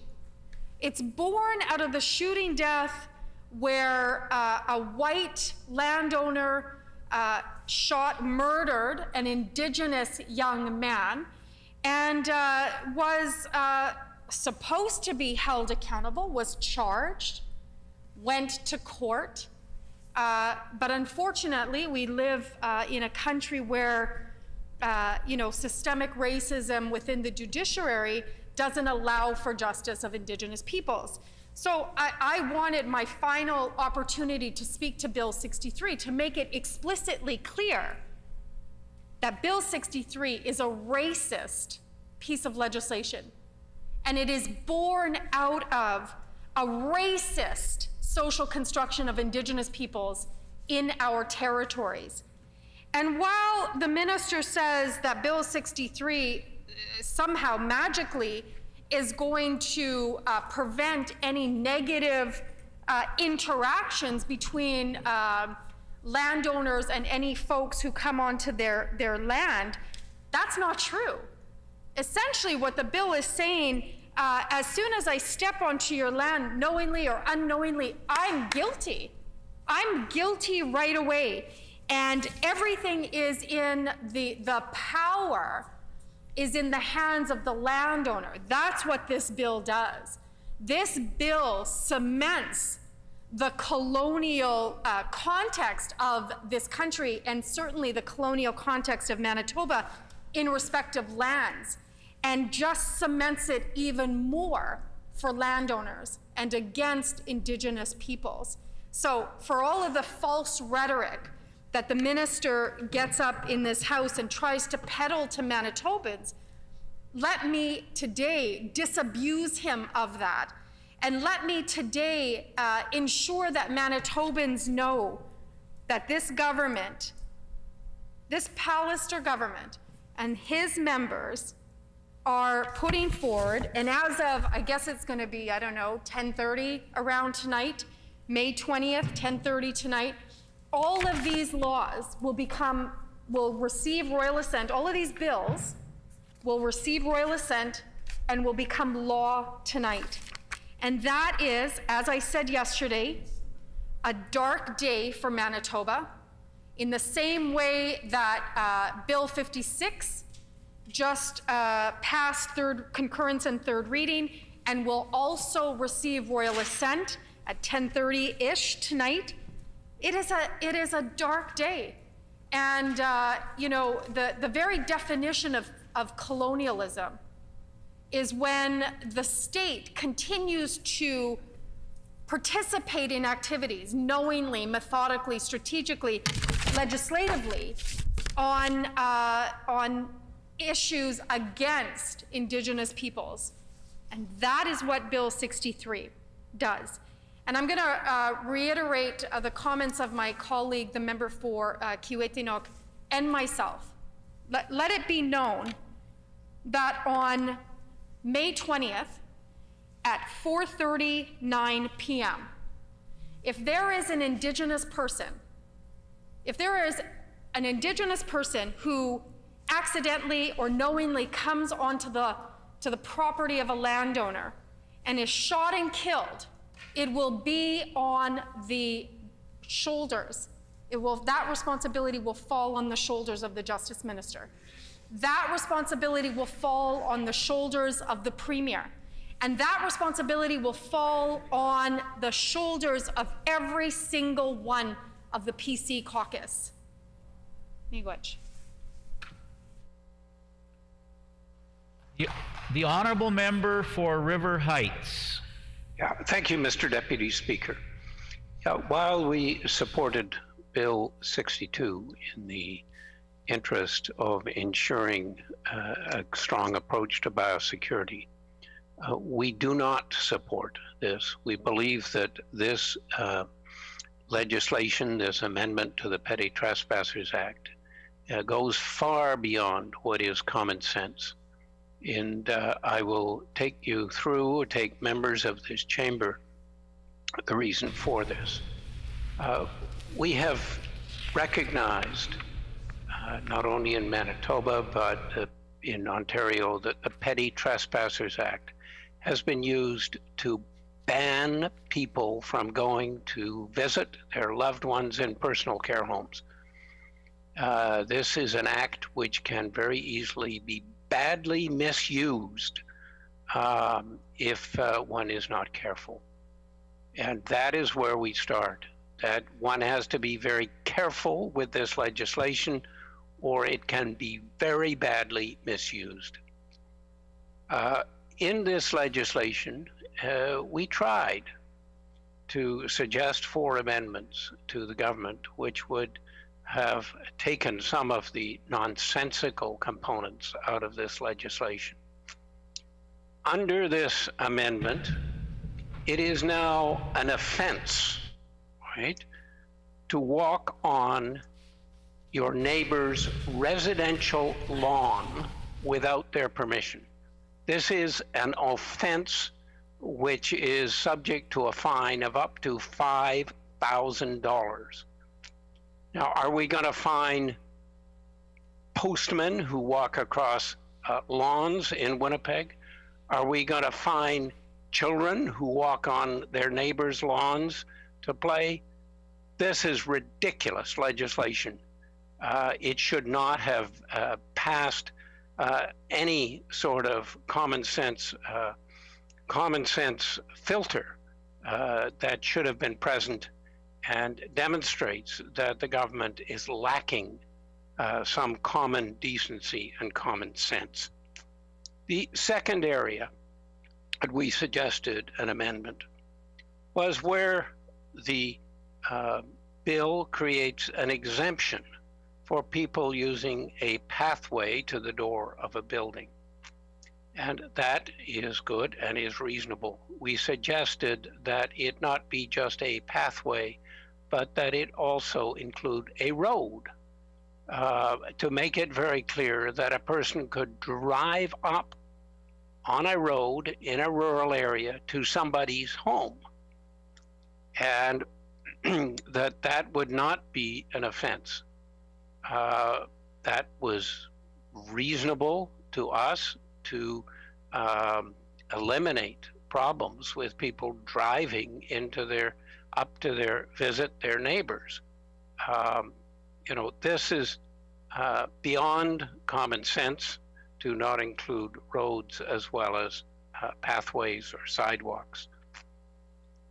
Next, we included a mention, an exemption for individuals who unintentionally entered land. We think that this is reasonable, particularly given that this is new legislation. A lot of people will not have heard that it's now going to be an offense to walk on your neighbor's lawn. It's reasonable in the urban as well as the rural context to put in this legislation an exemption for people who unintentionally enter the land or walk up on somebody's lawn. The fourth amendment we put in had to do with ensuring that Indigenous persons could exercise their Aboriginal and treaty rights. Now, the minister has said that this does not take away from any Aboriginal or treaty rights, but the bill does not say so. And the bill doesn't have reasonable measures within it to protect or exempt Indigenous people who are exercising their Aboriginal and treaty rights. It is not common sense to not put that in there to make sure that it's very clear as it should have been. And the last comment I want to make has to do with the situation of individuals like Colton Bushy, who entered into land, and in doing so, his purpose was mistaken and he was shot. We do not want people shot in Manitoba because of petty trespassing. We do not want situations as have occurred in the case of Colton Bushy in Saskatchewan. So we are not supporting this legislation. We will vote against it. We will vote against it because this legislation doesn't meet a standard criteria of common sense, which legislation should meet, and it may, by its passing, create a situation where it puts people in danger of death, given past experience. So we are strongly against this legislation, and this has nothing to do with being against farmers or rural people. It has everything to do with the fact that this legislation is not a piece of legislation which makes common sense, and we think that legislation should be sensible and not overreach as this legislation does. So thank you, Mr. Speaker. Merci and miigwech. Is it the pleasure of the House to adopt the motion? Agreed. I hear a no. All those in favor of this motion, please say yay. Yay. All those opposed, please say nay. Nay. In my opinion, the yeas have it. The honorable official opposition House Leader? A recorded vote. A recorded vote has been called. Call in the members.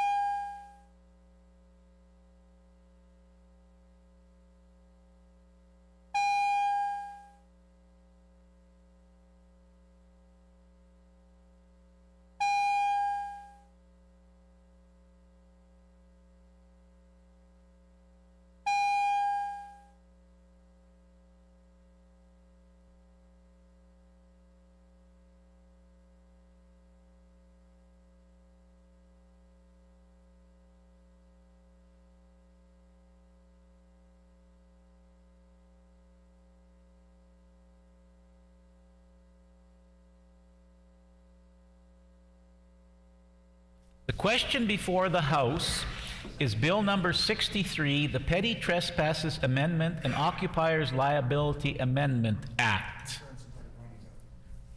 Concurrence and third reading of Bill number 63, the Petty Trespasses Amendment and Occupiers Liability Amendment Act.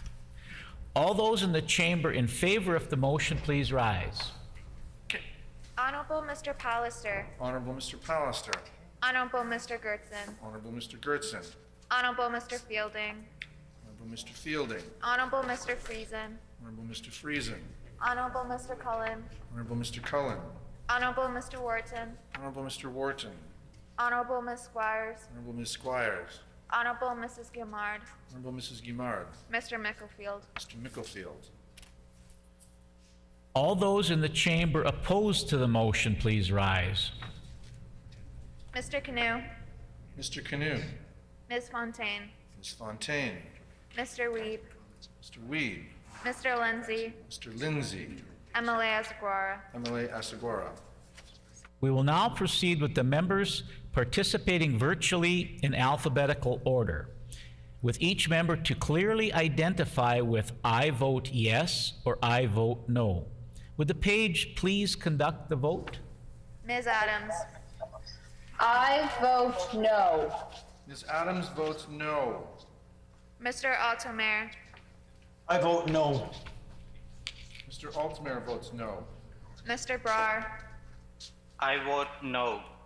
Mr. Brar votes no. Mr. Bushy. I vote no. Mr. Bushy votes no. Honorable Ms. Clark. I vote yes.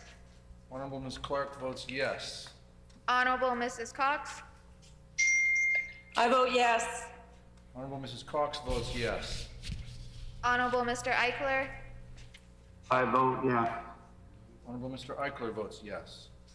Honorable Mr. Iwasko. I vote yes.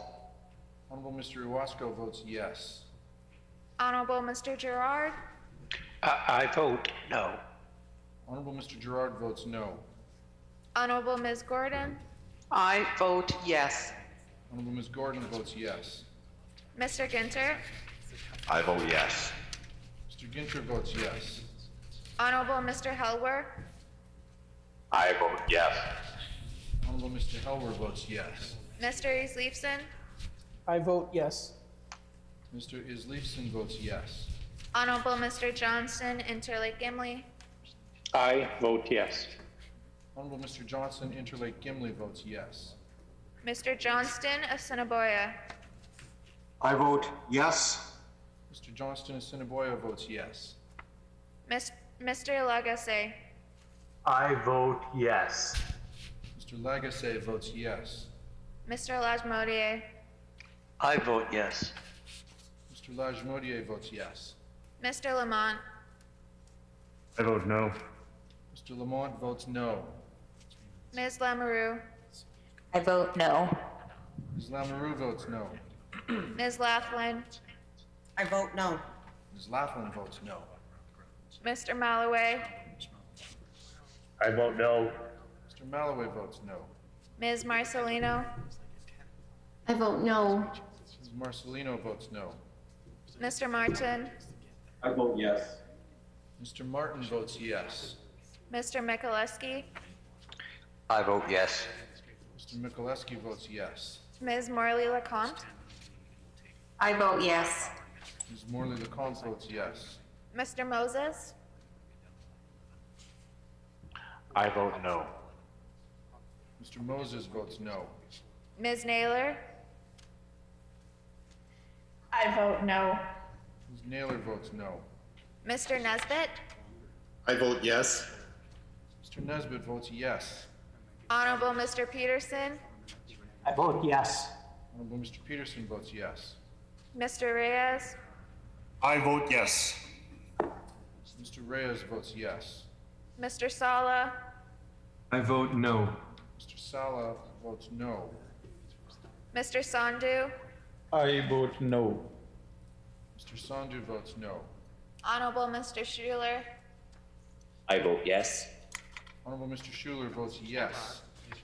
Mr. Smith Lajmodier. I vote yes. Mr. Smith Lajimodier votes yes. Mrs. Smith Point Douglas. I vote no. Mrs. Smith Point Douglas votes no. Mr. Teitzma. I vote yes. Mr. Teitzma votes yes. Mr. Vazalev. I vote no. Mr. Vasily votes no. Mr. Wishart. I vote yes. Mr. Wishart votes yes. Mr. Wochuk. I vote yes. Great job. Mr. Wochuk votes yes.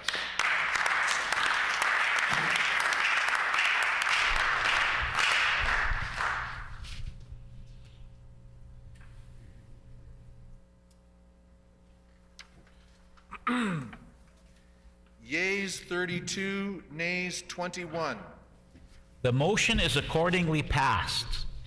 Before we move on to the next bill, I want to take a moment to remind all honorable members that as we are on a deadline day and it is after 4 o'clock, under Rule 2(14), all matters of privilege and points of order are deferred until after royal assent this evening. I inadvertently recognized the member earlier on a point of order, but that was incorrect, and no further points of order or on any topic will be heard until later this evening. I will now call upon the Honorable Minister of Advanced Education, Skills and Immigration to move concurrence and third reading motion for Bill number 33. The Honorable Minister of Advanced Education, Skills and Immigration. Thank you, Mr. Acting Deputy Speaker. I move, seconded by the Minister of Economic Development and Jobs, that Bill number 33, the Advanced Education Administration Act, loi modifiant la loi sur l'administration de l'enseignement postsecondaire, as amended and reported from the Standing Committee on Social and Economic Development, be concurred in and be now read for a third time and passed. It has been moved by the Honorable Minister of Advanced Education, Skills and Immigration, seconded by the Honorable Minister of Economic Development and Jobs, that Bill number 33, the Advanced Education Administrative Amendment Act, as amended and reported from the Standing Committee on Social and Economic Development, be concurred in and now read for a third time and passed. The Honorable Minister of Advanced Education, Skills and Immigration. Thank you, Mr. Acting Deputy Speaker. I'm pleased to rise today for the third reading of Bill 33, the Advanced Education Administration Amendment Act. This bill amends the Advanced Education Administration Act to be more responsive to changing institutional needs in a few key ways. With the changes, the legislated formula for maximum annual tuition increases will be replaced with a flexible, policy-based approach. Existing oversight over tuition increases will be expanded to include tuition on any other fees set by boards of governors. For clarity, this will not include fees set by or payable in respect of a student union or student association of a university or college. A committee stage amendment added to the legislation reinforces this distinction. Why is the whip putting out on signal asking if Dougal voted? Like, shouldn't you be paying attention to that? Again, this just kind of makes you wonder. Wow. Order! Right? Stop the clock. We don't know what happened there, but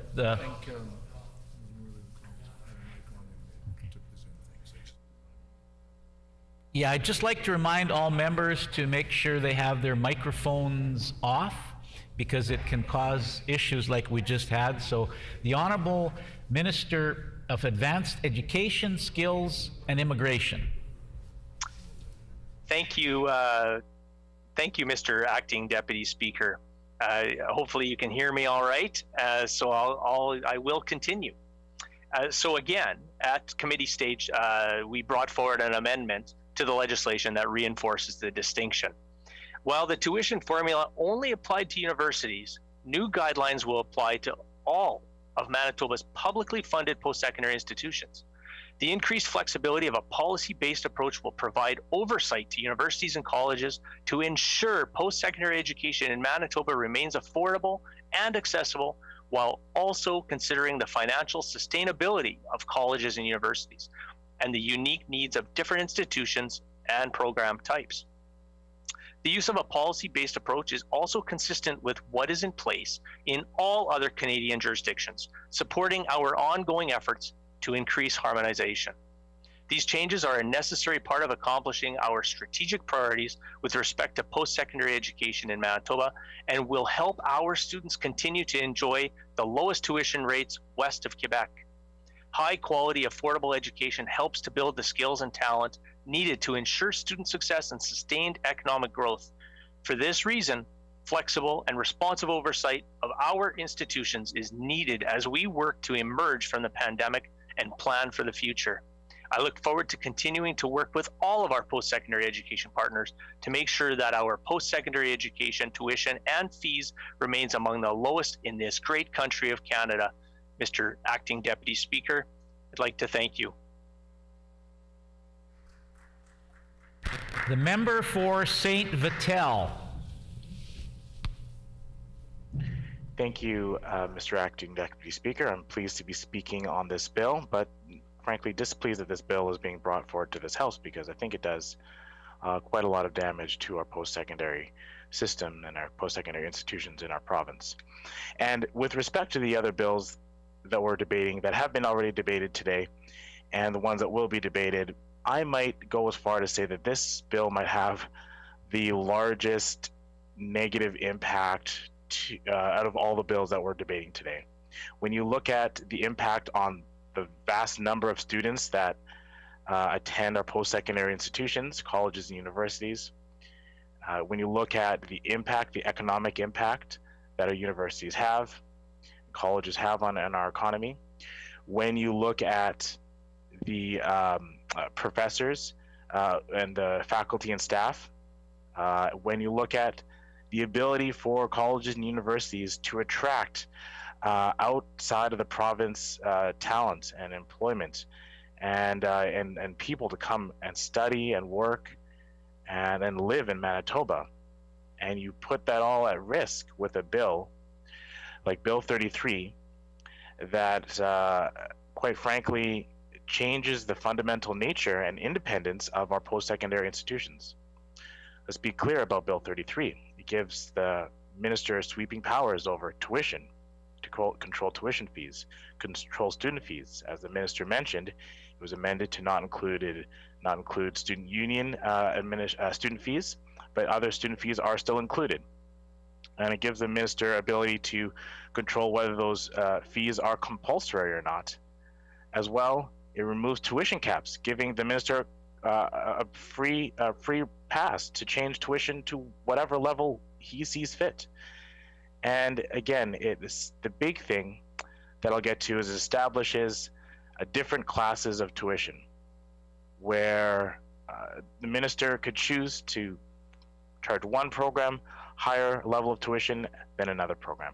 These are all very disturbing because it just puts far too much power in the hands of the minister's office and takes it away from our independent institutions, our independent colleges and universities that have a right to determine their own ability to run their institutions and run their programs for students.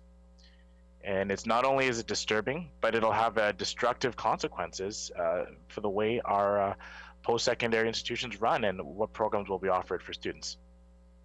I'll first get into the section about the fact about how this bill came about. You know, when we look at bills that are going to go help Manitobans, we think about, you know, consulting and talking with, you know, people, students, faculty members, staff who might be impacted by a bill when it comes to post-secondary. This bill fails that test. Before its creation, there was no consultation in terms of addressing students' needs or what they would look for in a change to post-secondary, nor was faculty consulted or other staff, or and you look at the outcome of that and you get a bill like 33 that, by the minister's own admission, had some errors in it, had some mistakes, wasn't properly written to be clear enough, have clear enough language in it, so that it could be understood from what it really intended to do. And that's why the minister admitted himself that it needed to be amended. And so, you know, at that point, and after the strong advocacy work by many student groups in our province, and good for them for doing that advocacy work, the minister was able to amend the bill to at least hear their concerns from the student union's perspective. So I commend the student unions for their work in advocating for students' best interests in our province. But that consultation only happened after the fact, and it was by the instigation of those student groups. And still, faculty was left out of that table. And, you know, in our public hearing meetings, where public members said words like this bill is authoritarian, they said things like it puts institutions beholden to the government, where they said things like this bill is just smoke and mirrors. You know, this is the words that were coming out of public members at a public hearing. The minister repeated that he would be consulting with members, but yet when I put forward what I thought was a pretty reasonable amendment to the bill, that as the minister said he wanted to consult, I said, let's put it right in the bill and have it right in black and white where people can see that the minister will have to consult. No, the minister voted against that amendment and refused to put in writing that he would consult. I think that shows his true intentions, that perhaps he has no plan in consulting when he makes these guidelines to student fees or tuition fees. I think if he was serious about that, he would be able to put the proof in the pudding and actually show people, but he failed to do so. So I think we're all left with a true answer about the minister's intention on Bill 33. When it comes to tuition, as he said, the tuition caps were removed. And if we look at the track record of this government, raising tuition fee by twice during the pandemic, about 20% or more since the start of this Pallister government in some cases. And that is directly because of funding cuts to our post-secondary institutions.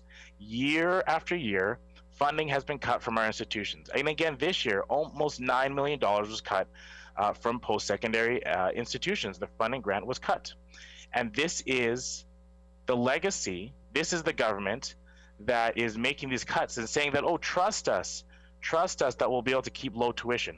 And I'll remind the minister, as he claims that we have low tuition, that the low tuition we have is because of the policies of the previous NDP government to keep tuition low, and in despite of the constant tuition increases by the current Pallister government. Again, the low tuition we have now is in despite of the current Pallister government, and it's despite of the current minister's decisions. I'll shift over to the last topic I want to touch on. And this is the big one, I think. This is where this bill establishes different classes of tuitions. And if you're not familiar with that, it gives the minister the ability to create classes of tuition, meaning that liberal arts programs, for example, could have one set of tuition, or different than business or engineering have a different class of tuition. The minister could, at that point, raise and lower tuition at whatever level he sees fit. Now, when I asked the minister, what really defines this? Can you tell us more? Because that term, class of tuition, is not clear. Tell us what that means. Does that mean a faculty? Does that mean a certain program or department or even a course? It's intentionally vague. It doesn't define it. Does it mean the minister could literally choose which program, which particular course is the tuition is raised on? Well, according to this, if he defines it as in regulation or in policy, so narrow, it could be. It could be as broad as a program, or could be as narrow as an individual course. It's not defined in this, and it gives the minister far too much ability to play inappropriately with the way our institutions are run. And again, this isn't done consistently across institutions. He could raise tuitions in one arts course at U of M differently than the arts course at U of W. And again, this could be, controlled very inappropriately by the minister at that level. And so it's very worrisome about the direction that our post-secondary institutions could be heading with the track record of a government who's consistently underfunded universities interfered with their negotiations with faculty and had tuition raised again and again and again. I'll just end by the outcome that we've seen in other jurisdictions as a result of this type of differential classes of tuition is that sometimes the programs that get the higher tuition is seen as a more exclusive program or available to only higher income students. And it becomes, and the other programs with the lower tuition becomes programs for low income students. And therefore, these programs end up adding to the class divide in our society, adding to income inequality in our society, and furthering the gap between rich and poor. And this is exactly the opposite goal that our public post-secondary institutions should have. They should be leveling the playing field, not making it wider. And that's why this bill is so dangerous. This minister should really look at the fine details of this program and be amending this bill today, because this bill is very dangerous and could have long-lasting negative consequences in our province. Thank you very much, Mr. Deputy Speaker, for your time to speak to Bill 33. The Honourable Member for River Heights. Mr. Deputy Speaker. Sorry, the Honourable Member for Tyndall Park. Thank you, Mr. Deputy Speaker. And thank you for allowing me the opportunity to just put a few words on the record here about how Bill 33 is such a tangible example of how this government clearly does not believe how our students should be at the forefront of education decisions. You know, over the last 5 years, Mr. Deputy Speaker, this government has really established a pattern around education.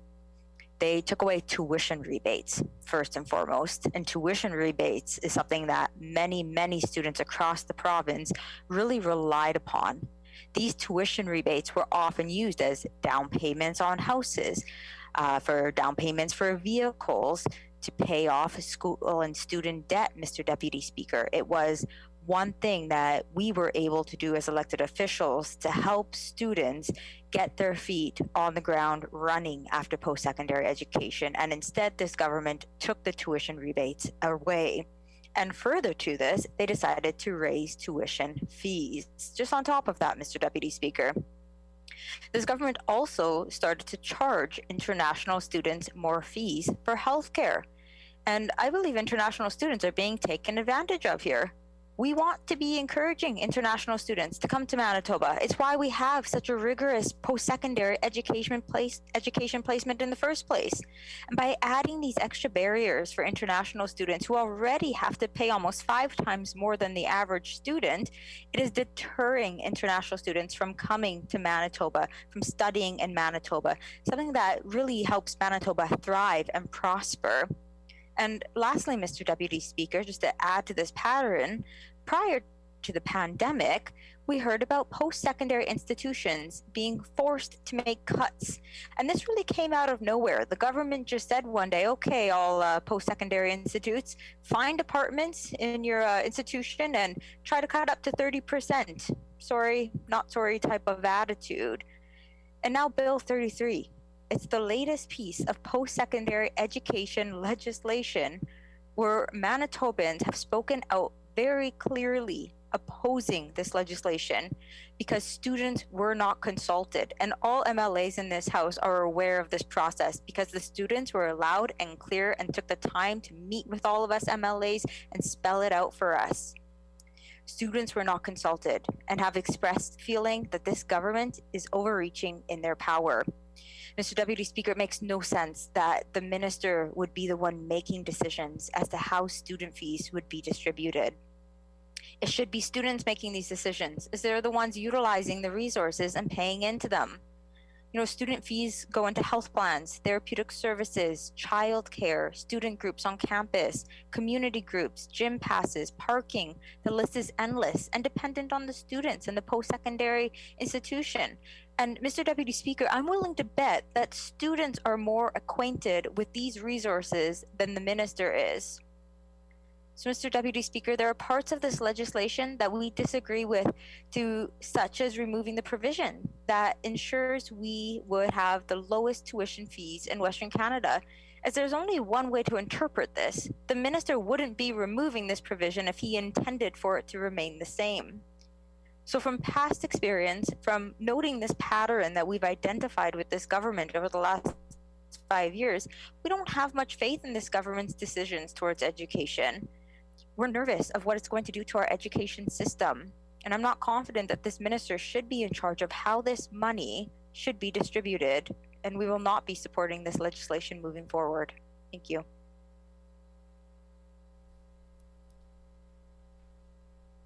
We have one more speaker.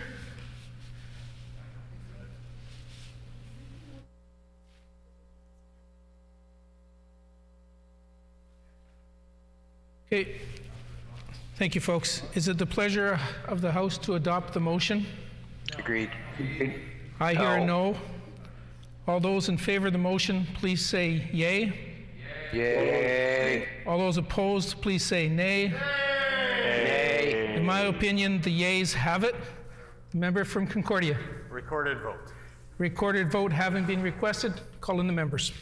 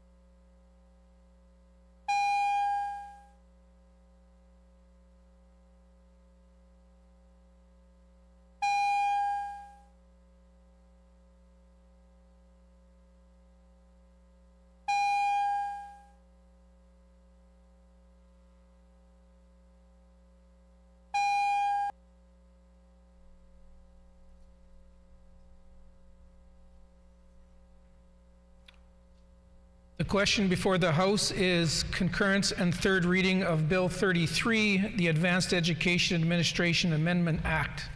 All those in the chamber in favor of the motion, please rise. Honorable Mr. Pallister. Honorable Mr. Pallister. Honorable Mr. Gertson. Honorable Mr. Gertson. Honorable Mr. Fielding. Honorable Mr. Fielding. Honorable Mr. Friesen. Honorable Mr. Friesen. Honorable Mr. Cullen. Honorable Mr. Cullen. Honorable Mr. Wharton.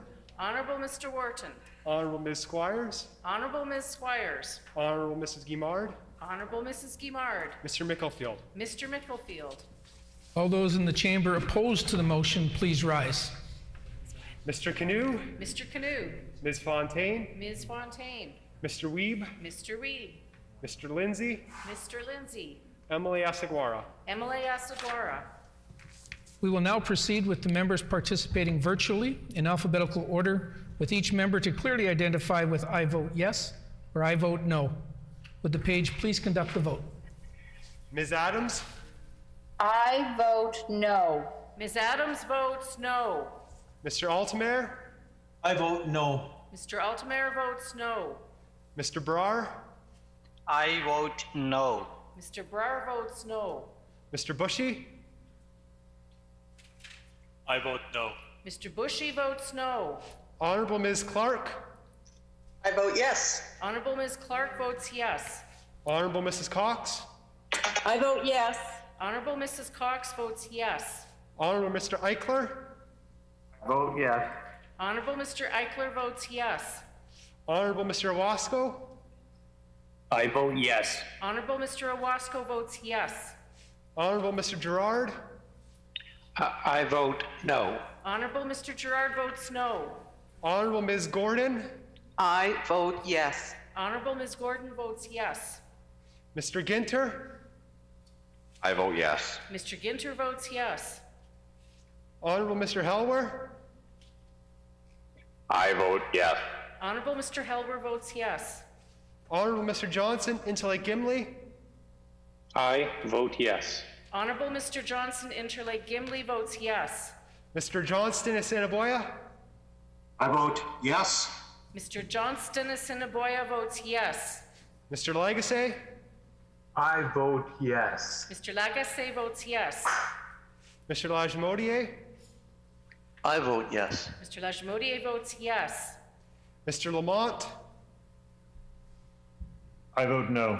Mr. Lamont votes no. Ms. Lamoureux.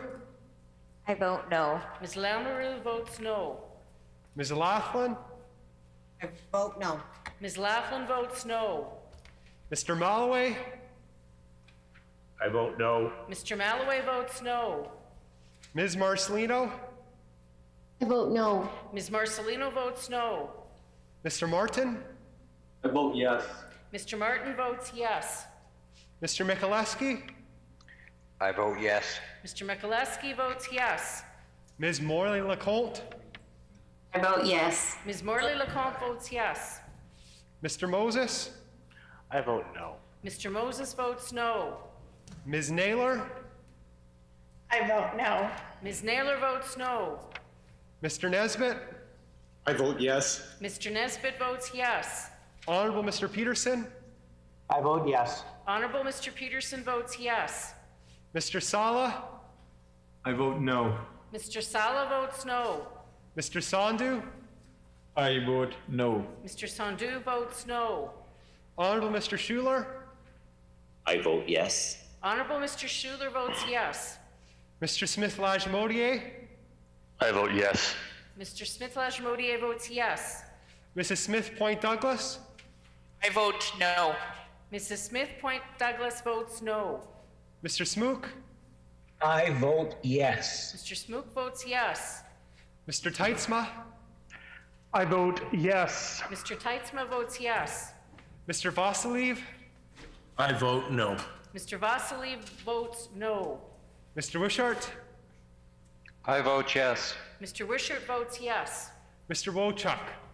I vote yes. Mr. Wochuk votes yes. Good job. Well, have you trained yet?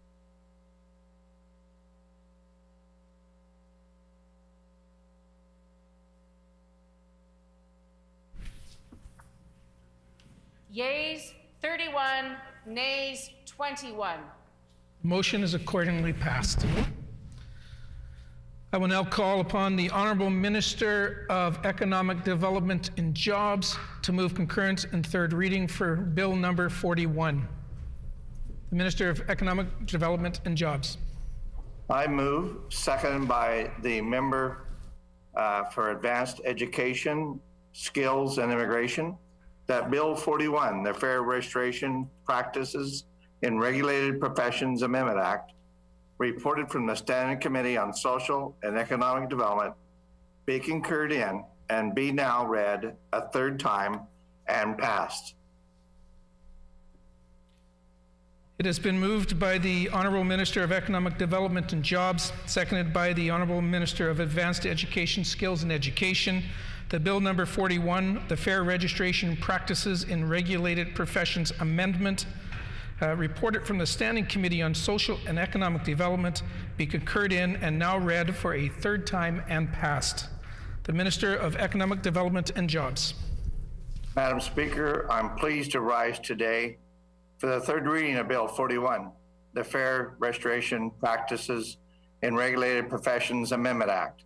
This bill will help ensure that qualified, internationally educated applicants to the 30 regulated professions under this Act are able to achieve registration in their professions timely and fairly. We have seen during the pandemic how important internationally educated professions are to Manitoba's workforce. However, we have also seen how difficult it can be to get these individuals who are ready and willing to work licensed to practice in their profession. Our government recognizes the value of self-regulation and regulators' role in protecting Manitobans through access to safe and expert service from licensed professionals. Self-regulation ensures that experts in the field set standards and determine qualification requirements. We also recognize the contribution internationally educated professions bring to our community and what is involved for both newcomers and communities if we fail to ensure access for people to participate in their professions. Our government recognizes the importance of our respective roles in protecting Manitobans through transparency and fairness. This bill was drafted in recognition of the need for professionals to review their licensing practices to ensure they are working as intended for internationally educated professionals. New duties and requirements provide direction for this effort. We drafted it with the belief we can be doing better without compromising standards and public safety. The amendments included in this bill will make a real difference in the time it takes to get internationally trained applicants out into our job market and fully utilizing the skills and training they work so hard to earn. This will benefit not only these individuals, but all Manitobans. I look forward to the passage of this bill. Thank you, Mr. Acting Deputy Speaker. The member from St. Vital. Thank you, Mr. Acting Deputy Speaker. I just want to begin by maybe perhaps correcting a bit of what the minister said, just based on my own consultation in regards to this bill and my conversations with many internationally educated professionals, specifically nurses. And the minister made a comment saying that part of their job is to make sure that they help people ensure getting people ready and willing to work. And now from my conversations, these people are more than willing to work. And in many cases, they are ready to work. It's just that our provincial system has so many barriers in front of it that these people are sometimes so stuck with navigating the complicated process of getting licensed through a professional designation. The system is so difficult and challenging, and many of these individuals face barriers that it's hard to describe how many problems our system has. And hearing stories from internationally educated nurses talking about their struggle with passing a language test that they had once passed, but it has a time limit expiry on it, that they have to take another test again. But yet that test isn't offered. struggle with they've passed certain requirements, but the courses that they are looking to take on again are only so many spots limited due to provincial funding cuts to our post-secondary education system, that courses aren't always offered for them to go through and completing their education. Barriers such as the fact that when they are trying to pass certain tests and maybe they aren't successful in the first time, they're not provided any feedback on where they made mistakes so that they can correct themselves and educate themselves so they can advance their own skills and knowledge to pass these tests later on. These are all barriers that our system has, and these are just to name a few of where so many internationally educated professionals are trying to seek employment. They're willing and they're ready to do so, but the barriers they face are so steep and so hard that it is a real serious challenge for them. And Bill 41, it attempts to clarify and remove some of these barriers, but the reality is that it does not go far enough. It really doesn't. I know that some of the issues with this, with the current system, is in regards to the Fairness Commissioner, which this bill removes. And I've heard that the Fairness Commissioner doesn't go far enough or doesn't have the ability to really act fair enough when it comes to regulated professions. But this bill proposes changing that position to a director, and again, doesn't offer that director position any real teeth or real authority to enact the change. It's simply making the current problem a different problem, not really solving it, or giving these folks a different avenue or a better avenue for navigating the system. When you look at how this bill will give the minister the ability to put penalties on regulators that are not in compliance, well, the issues with that are many in terms of not really properly giving these regulators the incentive they need to reduce some of the barriers. And if it does, often it'll be reduced after the fact, after people have already faced the barrier and been set aside in their career goals.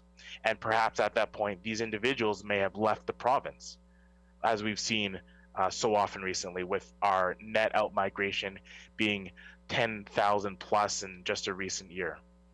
And that net out migration provincially is because of reasons like this, because of the barriers that internationally educated people are facing. And Bill 41 doesn't go far enough to really address these problems. It speaks about, and we hear the language about making sure there's fair practices and there's fair registration for these workers, but addressing the barriers such as the cost for some of these programs, such as the number of people who can go to these courses, such as ensuring that internationally educated workers are actually know how to navigate the system. There's a clear pathway and information set that they can receive to know how to go through the system, that the rules aren't going to just change on them, and that they have a regulated profession that knows how the system will work so that they can use that to navigate through them, and at post-secondary system to match, that the courses offered in our post-secondary system are going to match what the regulator is actually going to be looking to have certified through their professional organization. Now, all these things need to happen so that our system can be smooth for internationally educated individuals. But Bill 41 doesn't address these issues. It doesn't address these issues. And that's why we think that Bill 41 can be part of a much better legislation, except the much better part just isn't there. And that's the part that we would want to see really added onto this bill. And we really hope that if this government is serious about increasing internationally educated professionals, that they look at how to address breaking down some of those real barriers. Now, I did mention that I have conversations with internationally educated nurses, and I did just want to take a minute to thank them for my conversations with them. And I know I met them, and they described many of the barriers that they face, and I appreciate that from them. I also want to thank all the other nurses and healthcare professionals that are in our province working so hard during this third wave of the pandemic. We've seen cases rise every day. We've seen the test positivity rate. We've seen, sadly, Manitobans who need and require ICU care have to travel out of our province to Thunder Bay to receive that care, the care that we know they should have received at home. We are so saddened to hear these stories. And we're even more sad because this should have been preventable. We know that it was a failure to plan and a failure to prepare and be organized for this third wave that is causing such a limited capacity in our ICUs and throughout our healthcare system, that this Palliser government has failed our healthcare system and failed Manitobans who need the help the most during this third wave of the pandemic. And so, Mr. Deputy Speaker, I want to just finish by saying that that we wish so much more out of Bill 41, because we know how important these nurses could play to increasing our capacity during this third wave of the pandemic, and how many more jobs we could be creating by ensuring that internationally educated professionals can work in our province, and how much our economy will grow and how much our society will benefit if we allow people who have been trained in other jurisdictions in international countries a smooth path to transition to become workers here in our province of Manitoba. Thank you, Mr. Assistant Deputy Speaker.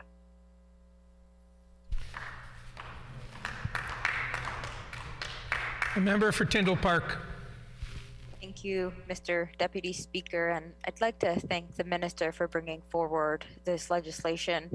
Mr. Deputy Speaker, Bill 41 is all about creating more opportunities for people to be able to practice their profession, and we absolutely want to support this. Right now, we know that Manitoba could be doing a much better job at recognizing credentials and providing platforms for people to contribute to our economy.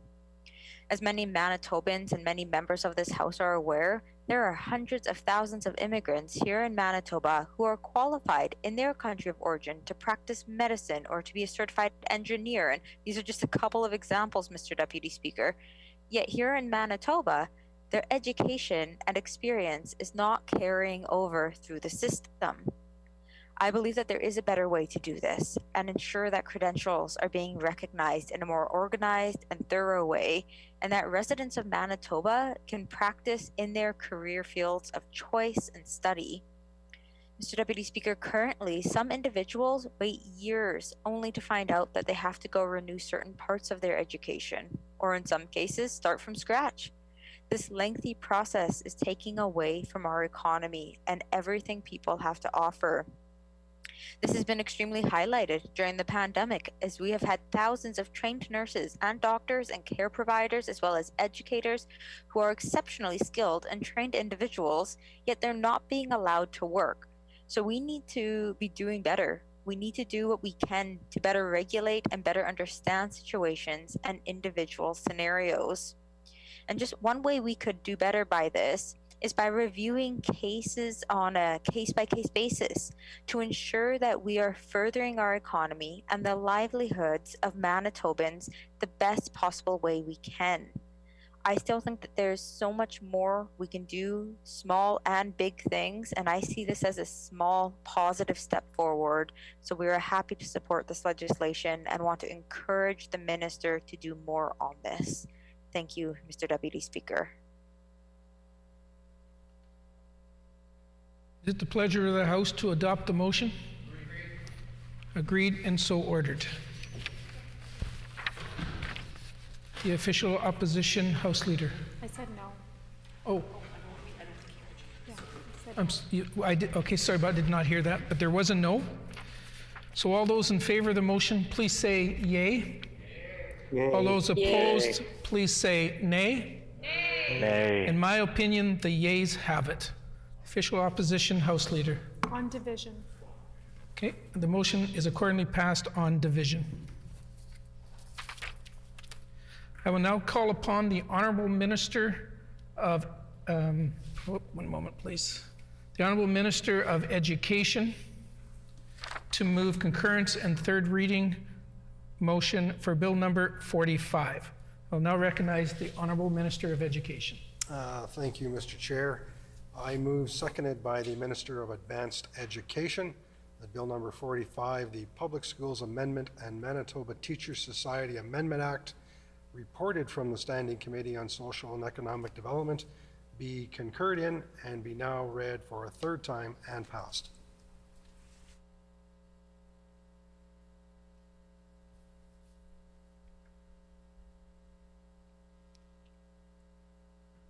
It's been moved by the Minister of Education, seconded by the Minister of Advanced Education, that Bill number 45, the Public Schools Amendment and Manitoba Teachers Society Amendment, reported from the Standing Committee on Social and Economic Development, be concurred in and now read for a third time and passed.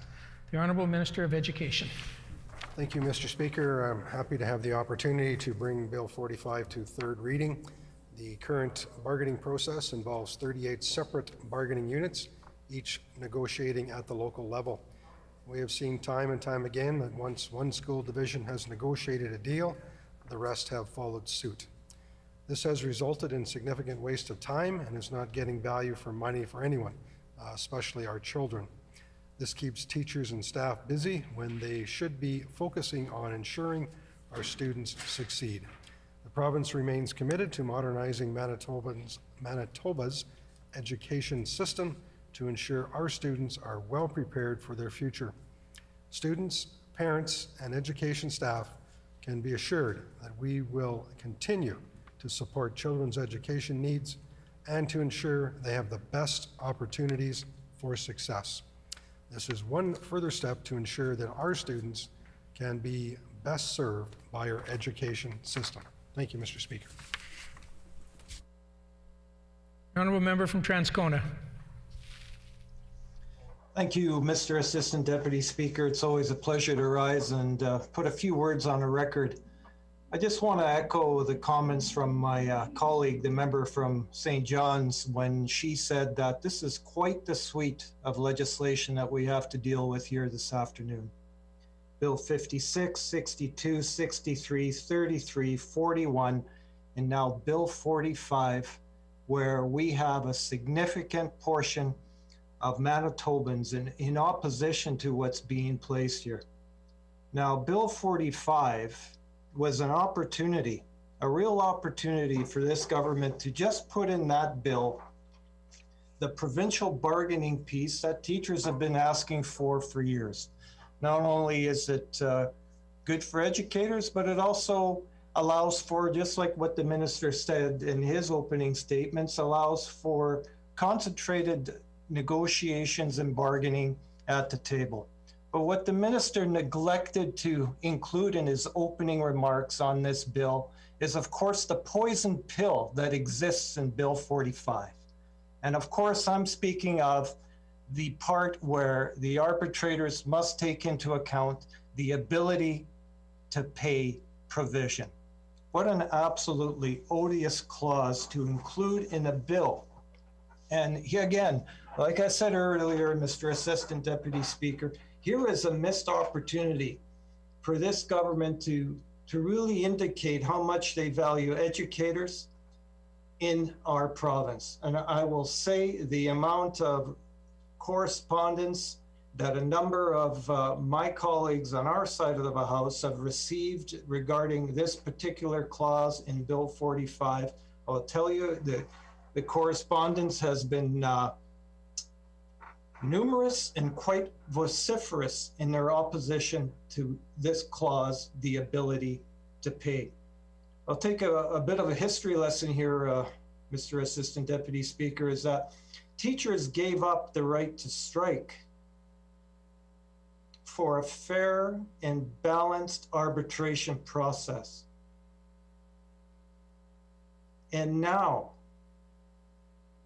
during very trying times that our province and our education system, our healthcare system has been enduring these past 15 months, we have a bill brought forward right here on the floor of this legislature that is really quite an insult to the educational professionals in this province that really rely on the government to show their support for public education and those people that work in the public education system. I will say this poison pill of the ability to pay clause is something that is difficult, very difficult for educational professionals in this province to swallow. Labor peace has been a hallmark of Manitoba education experience since before my time as a teacher. I will even say since before the Premier's time as a teacher. And that labor peace was guaranteed when we had a fair and balanced arbitration process. And now with this clause in Bill 45, we are putting that in jeopardy because it impedes the neutrality of the arbitration board. Now, teachers know, because teachers know all about what is fair and what is balanced, because that's what we do on a daily basis with our kids. We talk about taking a fair and balanced approach.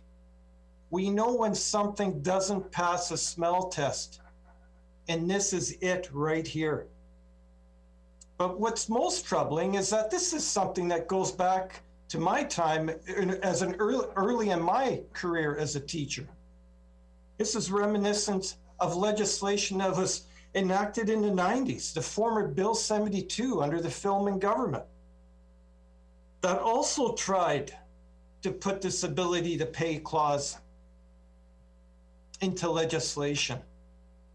And I will tell you, at the MTS AGM in 1996, that AGM was interrupted in order for us to get our voice heard by the government at that time.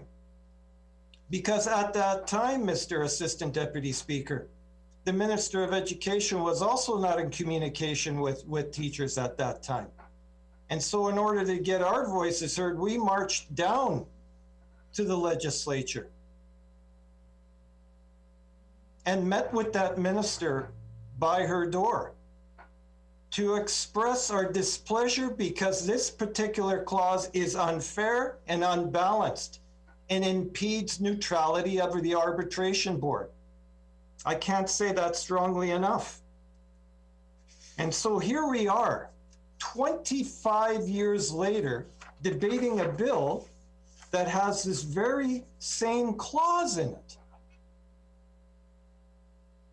And yes, it is upsetting to Manitoba educators. And yes, we will certainly not be in favor of Bill 45 because of this very clause. Because it tips the balance. It is unfair.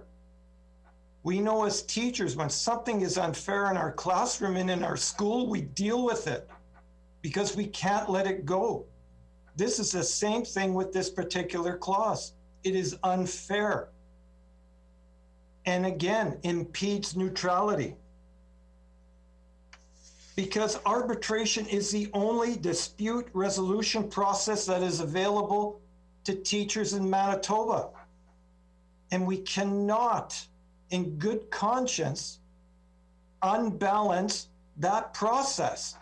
And that is exactly what this clause in Bill 45 does.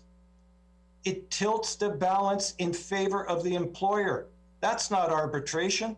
That's here's what we're going to offer, here's what you get. And that is patently unfair. What we would like to have seen at the committee stage, of course, and coming into the third reading of this bill is an amendment that would have struck that clause. Yet again, a missed opportunity, Mr. Assistant Deputy Speaker. One that would have been appreciated by the 16,600 educators in this province. But no, that is not what's happened. And this clause still remains. So when we hear from this government that they value educators, They show how much they value educators, Mr. Assistant Deputy Speaker, by putting an odious clause into a bill that makes it unpalatable and absolutely difficult to swallow. I will also remind this House, Mr. Assistant Deputy Speaker, that this follows on the heels of Bill 16. Bill 16, the Labor Relations Amendment Act, that contained a clause where the Manitoba Labor Board has greater power to remove members from a bargaining unit. And we saw that manifested, of course, in Bill 64, when principals and vice principals were removed from the same bargaining unit as teachers. So during a pandemic, we have legislation in Bill 16 and Bill 45 that completely devalues educators, educational leaders in this province. In a province where we've had, Mr. Assistant Deputy Speaker, labor peace, because we value our educators. But with Bill 16, Bill 45, and now Bill 64, we have a suite of legislation that directly attacks not only public education, but those that deliver the service to Manitoba children. I will tell you that this is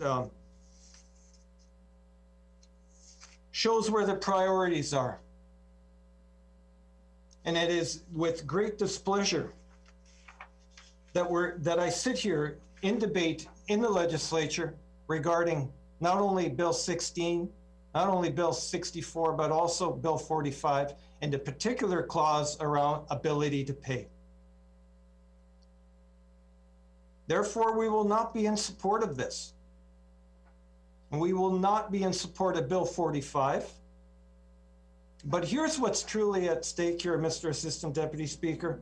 And just like this government's pandemic response during the third wave, when a government cannot acknowledge when it has erred, it cannot possibly take corrective actions to prevent a repeat of its mistakes. And with those final remarks, I conclude my debate.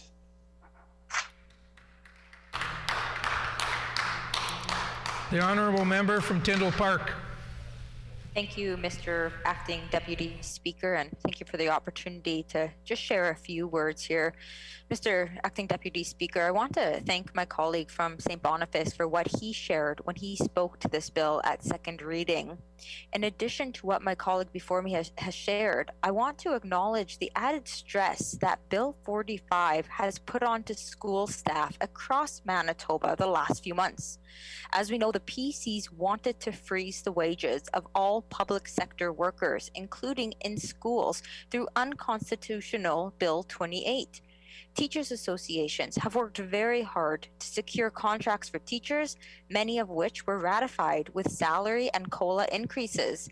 If Bill 45 is in effect, these increases would be a threat because the province wants to take into account the ability to pay. And the ability to pay clause is completely unacceptable and undermines collective bargaining entirely. Mr. Acting Deputy Speaker, we know that the PCs don't have a problem giving financial breaks to the investors group field and folks at the top of the income scale, so it's totally unfair for the province to try to freeze the wages of so many public sector workers who make sacrifices day in and day out. I've learned through those who have reached out to me that if Bill 45 passes, many may no longer have access to the arbitration process. And I think it's absolutely critical that this part of the bill be revisited, as it is extremely important that teachers are supported and have a fair bargaining process. And on that note, Mr. Deputy Speaker, I really want to congratulate school divisions and teachers for their efforts in coming to agreements to ensure all teachers across Manitoba now have a contract. So with these few words, we cannot support this legislation moving forward, and we hope the government will reconsider moving ahead with it. Thank you, Mr. Acting Deputy Speaker. Is it the pleasure of the House to adopt the motion? No. I hear a no. All those in favor of the motion, please say yay. Yay. Yay. Yay. All those opposed, please say nay. Nay. In my opinion, the yeas have it. The official opposition, House Leader. A recorded vote, Deputy Speaker. A recorded vote being requested. Call in the members.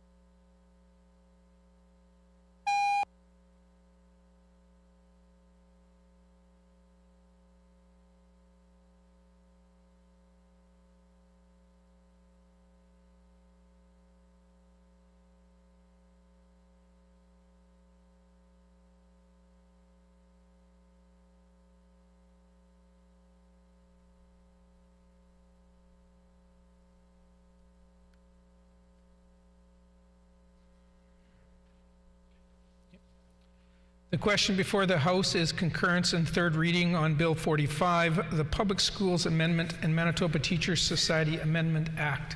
All those in the chamber in favor of the motion, please rise. Honorable Mr. Pallister. Honorable Mr. Pallister.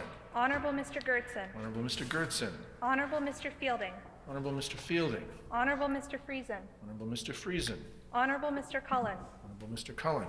Honorable Mr. Wharton. Honorable Mr. Wharton. Honorable Ms. Squires. Honorable Ms. Squires. Honorable Mrs. Guimard. Honorable Mrs. Guimard. Mr. Micklefield. Mr. Micklefield. All those in the chamber opposed to the motion, please rise.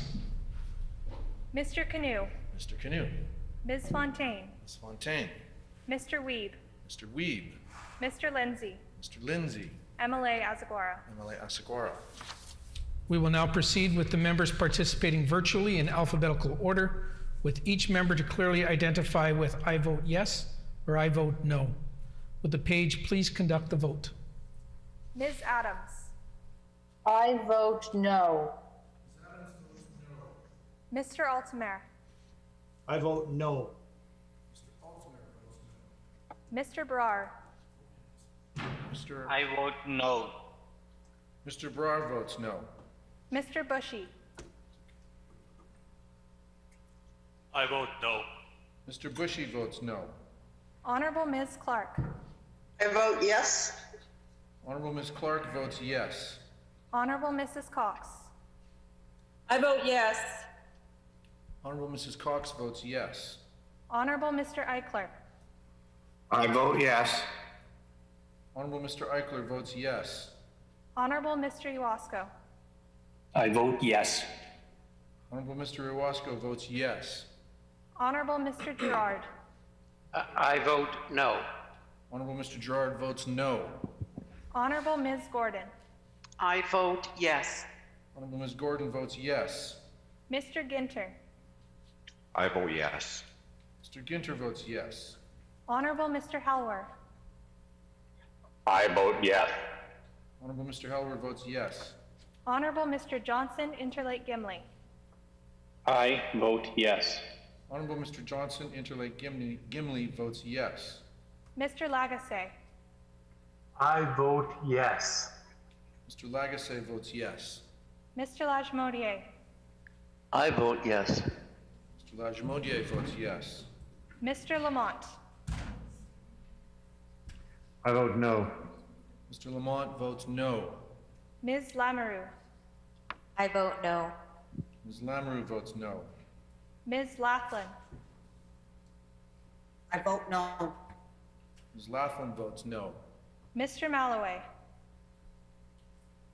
I vote no. Mr. Malloway votes no. Ms. Marcelino. I vote no. Ms. Marcelino votes no. Mr. Martin. I vote yes. Mr. Martin votes yes. Mr. Mikuleski. I vote yes. Mr. Mikuleski votes yes. Mr. Moses. I vote no. Mr. Moses votes no. Ms. Naylor. I vote no. Ms. Naylor votes no. Mr. Nesbitt. I vote yes. Mr. Nesbitt votes yes. Honorable Mr. Peterson. I vote yes.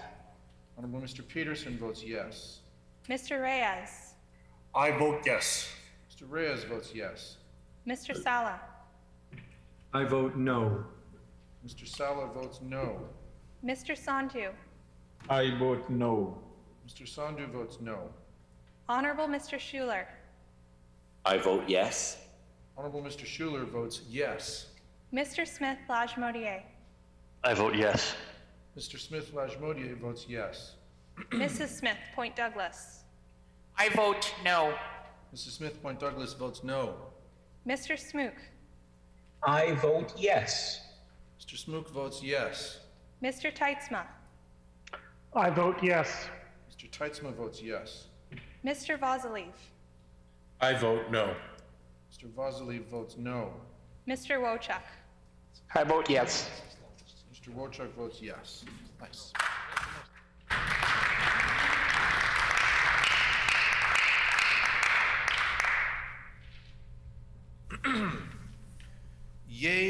29, nays 21. Motion is accordingly passed. I will now call upon the Honorable Minister of Municipal Relations to move concurrence and third reading motion for Bill number 37. The Minister of Municipal Relations. I move, seconded by the Minister of Crown Services, that Bill number 37, the Planning Amendment and City Charter Amendment Act, as amended and reported from the Standing Committee on Social and Economic Development, be concurred in and now be read for a third time and passed. It has been moved by the Honourable Minister of Municipal Relations, seconded by the Honourable Minister of Crown Services, that Bill 37, the Planning Amendment and City of Winnipeg Charter Amendment Act, as amended and reported from the Standing Committee on Social and Economic Development, be concurred in and now read for a third time and passed. The Honourable Minister of Municipal Relations.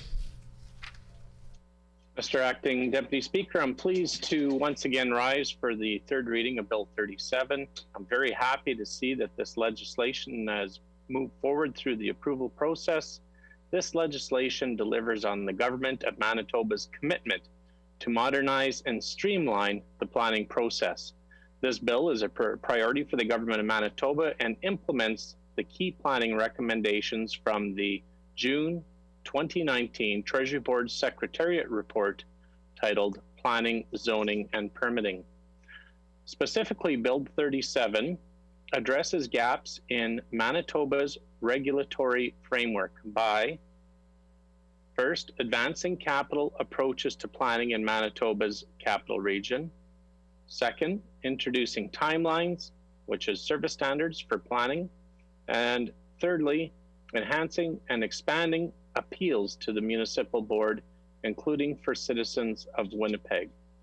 As a listening government, we are always open to what we've heard from stakeholders, municipalities, and the public. Over the past year, my department officials, my previous colleague, and myself had the opportunity to meet with municipal and industry stakeholders to provide information on the proposed legislation and receive their input. In response to stakeholders' concerns, our government made a number of changes when this bill was reintroduced this session.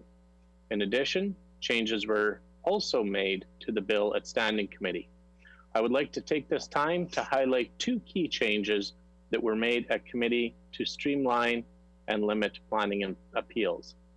The time to file an appeal has been reduced to 14 days, and this will reduce the delays to development and streamline approvals without negative impacts. And secondly, appeals on conditional uses have been removed to reduce the potential volume of appeals and allow local councils final decisions on conditional uses.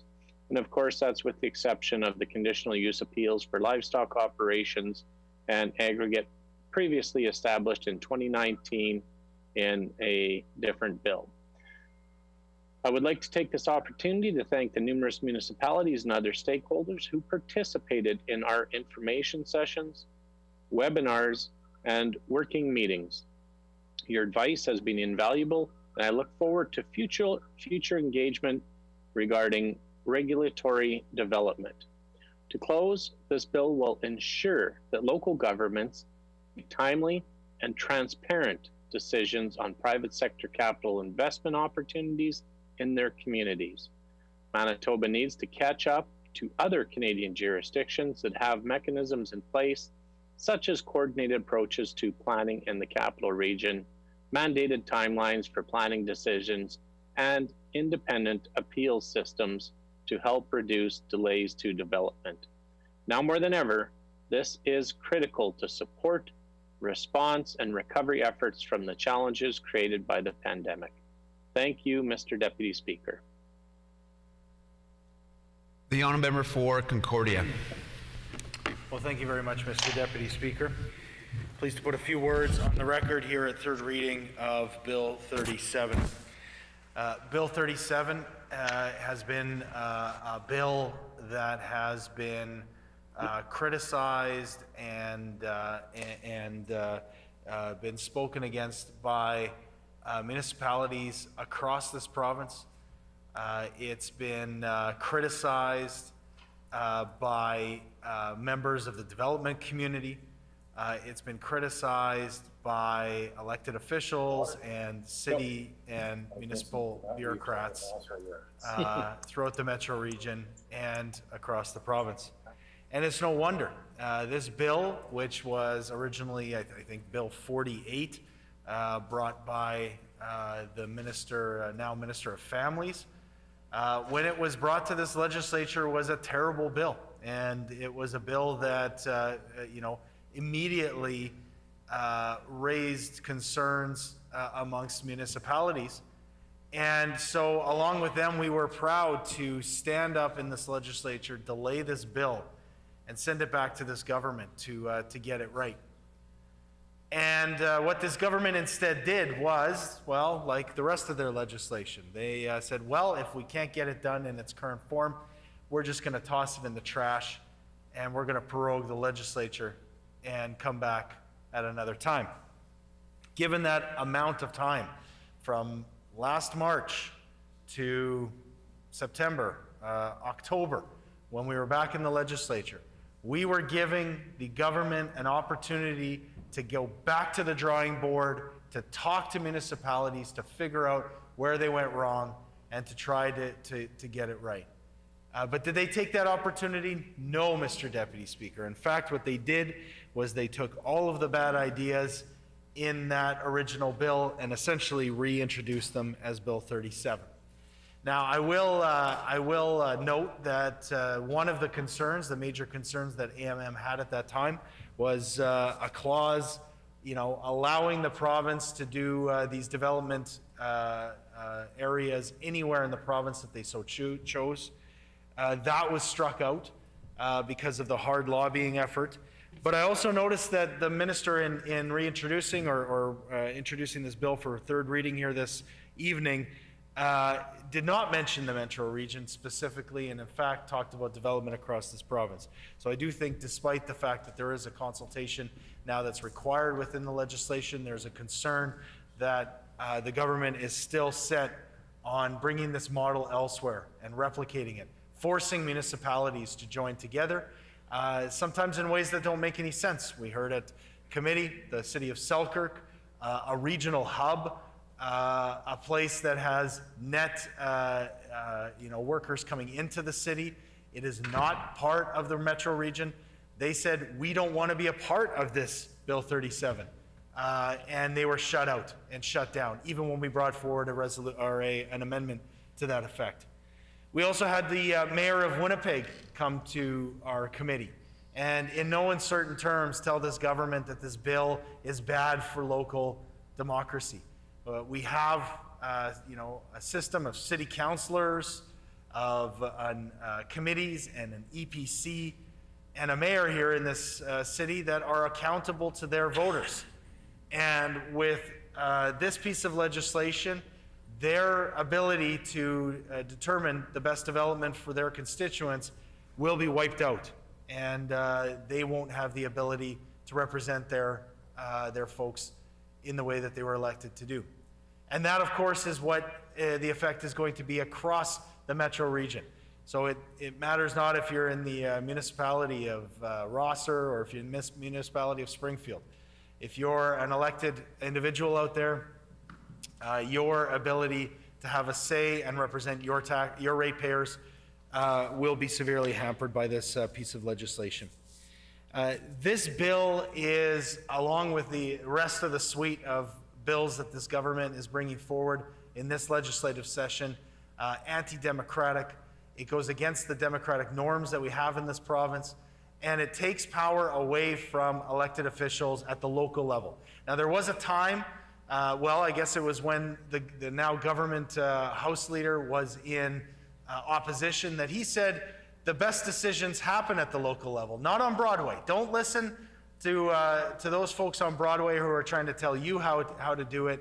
He said, we want to listen to local representation. And yet now in government, whether it's the Minister of Families who brought this bill forward, and dumped it on the plate of the new Minister of Municipal Relations or the House Leader, who continues to bring forward this legislation and push it through, even as groups, as I said, as diverse as the AMM and local officials, to the developers, the many developers who came to committee and told this government that the system they were setting up that pushes all work to the municipal board is a natural bottleneck where there's a potential for things to get hung up. And, you know, I have not seen in all my time here in the legislature a bill, you know, normally a bill you'll have, you know, a group of people who are opposed to it, but at, you know, most committee hearings, you'll have a couple of folks that'll come in and say, well, you know, actually, you know, this is my, you know, my government here is doing this for me. This helps us. But in this case, even the developers are saying that this is a bad bill. They're saying there needs to be a lot of work done now if this bill passes here this evening through regulation. There are many, many problems, and not least of which is the increased bottleneck that will happen at the municipal board level that will be a natural encumbrance to development, which is you know, what we're supposed to be doing. And for a government that continues to say that they want to eliminate red tape, they bring forward pieces of legislation like Bill 37 that are another layer of red tape, but not for them, Mr. Deputy Speaker. It's not for them and for the bureaucrats in the province of Manitoba to deal with. No, it's not provincial employees that will be dealing with it. It's now municipal employees and municipal bureaucrats who will now be forced to meet deadlines that are not imposed on the municipal board or others, but they have all the deadlines laid at their feet, along with the restrictions that will encumber any kind of participation from the local level in terms of citizen input. So there's a lot wrong with this bill. You know, I feel very proud. You know, it's not easy to do, to have much of an effect sometimes in opposition when you've got a government that doesn't want to listen, when they're just, you know, headlong into bad idea after bad idea. They have the majority, and when they bring forward a bill like this, there's oftentimes very little we can do to stand in the way. Sometimes we can delay it. Sometimes we can at least register our displeasure with it. In this case, I feel very proud that we did manage to delay this bill for more than a year, to push this government around, force them to look, to go back to the AMM, to listen to some of their concerns, to, you know, reassess how this bill is going to impact others. We gave them that opportunity, and we gave those who are concerned with this bill some time to register their displeasure in it. However, as I said, they are the government and they do have the majority. And so outside of my last minute appeal to the minister to toss out this terrible legislation that was brought forward by the member for, or the minister for families originally, you know, it's not too late. He's the new minister. He could say, we should drop this bill or we should vote against our own legislation. Outside of that, we see this bill is a bad bill. We will be voting against it. And, you know, it's unfortunate that, you know, they refuse as a government to listen to those local elected officials, to sweep them aside, whether it's, you know, their education bill, whether it's this bill here. They don't want to hear from local voices. We do, Mr. Deputy Speaker. We will continue to do that at every turn. We will be voting against Bill 37 and Bill 38. These are bad pieces of legislation. I hope the government sees the light and votes with us as well.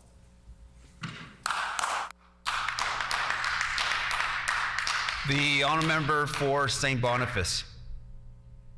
Thank you very much, Mr. Deputy Speaker. It is worth mentioning that the government made some changes to this bill. However, in the committees that I've sat on,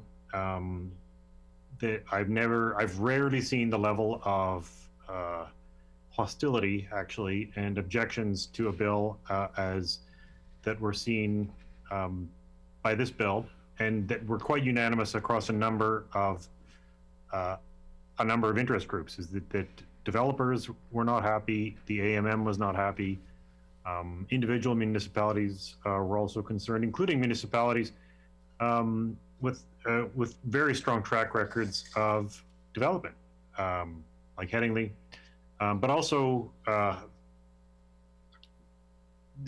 entire genesis of this bill, I think, has problems, which I will just touch on very briefly, starting with the Treasury Board. Now, I will say there's absolutely no question that we have issues with the way development is managed in the metro region. That was something that was also unanimously agreed on by presenters at committee, but there were enormous concerns put forward by people because this bill does not just how it was written, but also how it has finally been amended, does not solve many of these problems. The fundamental flaws in the bill are still in place, and that is an enormous concern. Because we're talking about some of the biggest developers like Ladco, who are extremely concerned about this, as well as AMM. We put forward a series of amendments that we crafted with not just Ledge Council, but in consultation with AMM, in order to address some of the serious flaws in this bill, and that still has not happened. But part of this is that we have a situation in Winnipeg where, again, a police headquarters was built, and there was an investigation. The RCMP made recommendations of criminal charges, and that has never been answered. There were major audits into what happened at the city hall, where land was being transferred. There wasn't enough evidence of how it was being paid for. An entire fire station was built on land the city of Winnipeg did not own. And so I, again, have issues with the idea that it's clearly that something is broken about the system with the way permits are happening. And another example is actually one of the developers who's favorably cited in the Treasury Board report once Bill was fined $100,000 for building an apartment tower where he was supposed to build a park. So in talking, in our consultations, in talking with the constituents and community, and talking with planners and people who are concerned about these issues, what is required is clarity, and we don't have this clarity. And when this bill was originally introduced in the spring of 2020, I was surprised in part because an entire board had been commissioned to come up with a report and recommendation on the metro region that never really produced a report. We're not sure that it met more than once. But again, I'll just go over some of the challenges or criticisms that existed from the original Treasury report, and because that was the basis, the foundation of this, that have never been addressed. That when it comes to planning, zoning, and permitting, that citizens have not been included in this process and have often been shut out. And that we're talking about, in many ways, having a bill that does for development what Bill 64 does for education, is that it completely cuts out local democracy, local accountability, and replaces it with people who've been appointed in a quasi-judicial forum, which is not a judicial forum, so that there are no avenues of appeal, no effective avenues of legal appeal, and where locally elected, accountable politicians are going to be cut out from making decisions, even though they're going to have to wear the consequences of that. And there have been plenty of warnings from developers and both from developers and AMM and municipalities that this is going to be a bottleneck as far as approval of criticism or approval of projects are concerned as well. There are good projects and there are bad projects. I mean, the fact is that we know that because we have had audits into the city of Winnipeg where a police headquarters went $85 million over budget, and we never found out why. But we know that there are projects that are great, that are fantastic, that help drive economic development. But there is no real distinction in this document between, say, commercial and industrial versus residential, and those are two important issues, but they're also completely separate in terms of their impact on the economy. But when you just look at the word count, the word development came up 134 times in the Treasury Board account, construction 75, residential 52, developers 26 times, business 25 times. The word residence was only used once, and it was not in reference to anybody from Manitoba. It was from the Saskatoon Planning Model Committee membership. Citizen was only used once, which again, that's a that's in the Regina Planning Model Committee membership. Councillors 7 times. Taxpayers was only mentioned once, and voters were never mentioned at all. And aside from the fact that in a democracy, we are concerned with citizens and that every citizen has exactly the same say and that at election time, a billionaire has the same power in choosing the next government as a person who's homeless. The fact is that focusing purely on development without including the impact on not just the say and opinions of the community, but the property values of the community also matters. This is something that a constituent of mine pointed out, that Qualico built a great project in St. Boniface at the corner of Provencher and Taché. They invested $14 million. They made all their money back because they sold it as condos. But the stakeholders in the project are deemed to be Qualico, business owners, which is fine, the business development, but the homeowners are not included in this. So it's not just a question of people considering people as voters or citizens, but considering them as homeowners and as stakeholders in the community, residents who've put their own money and they have $500 million. They have $500 million stake in the community. Cumulative. It's this of the roughly, I mean, that's gone up now. But of the 1,670 owner-occupied homes, they have $500 million of property. But they are not going to be given a say in what the impact of a $14 million or a $2 million project might be. And this is important because we're talking across the board that we're restricting people's ability to participate, we're restricting the ability of elected officials, we're restricting the ability of the courts. And it's a bill that has not been justified because the initial Treasury Board document had another report which just cut and pasted much of the same recommendations. The independent board that was set up only met once and never came up with any recommendations. And we've had an incredible and articulate, detailed resistance and warnings as to why this is a bad bill. So it's really unfortunate that the government decided to move ahead with it anyway. I anticipate that many of the warnings that were made will come true in short order, and that is why we are not going to support this bill. Thank you very much, Mr. Deputy Speaker. Any further speakers? Is it the pleasure of the House to adopt the motion? No. Agreed. I hear no. All those in favor of the motion, please say yay. Yay. Yay. All those opposed, please say nay. Yay. In my opinion, the ayes have it. The Honourable Opposition House Leader. Recorded vote. A recorded vote has been requested. Call in the members.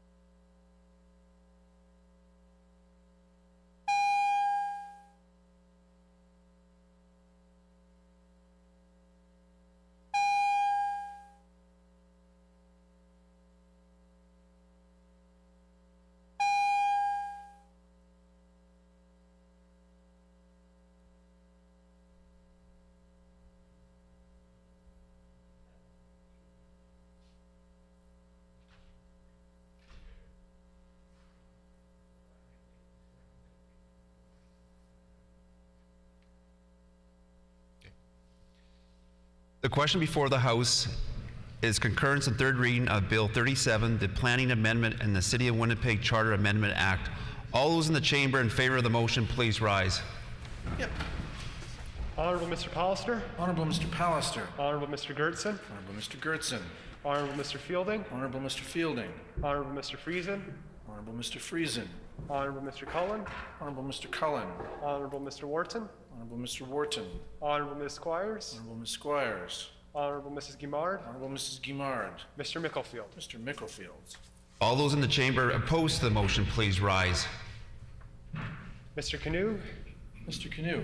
Ms. Fontaine. Ms. Fontaine. Mr. Weeb. Mr. Weeb. Mr. Lindsay. Mr. Lindsay. Emily Asaguara. Emily Asaguara. We'll now proceed with the members participating virtually in alphabetical order, with each member clearly identifying I vote yes or I vote no. Would the page please conduct the vote? Ms. Adams. I vote no. Ms. Adams votes no. Mr. Altamare. I vote no. Mr. Altamare votes no. Mr. Brar.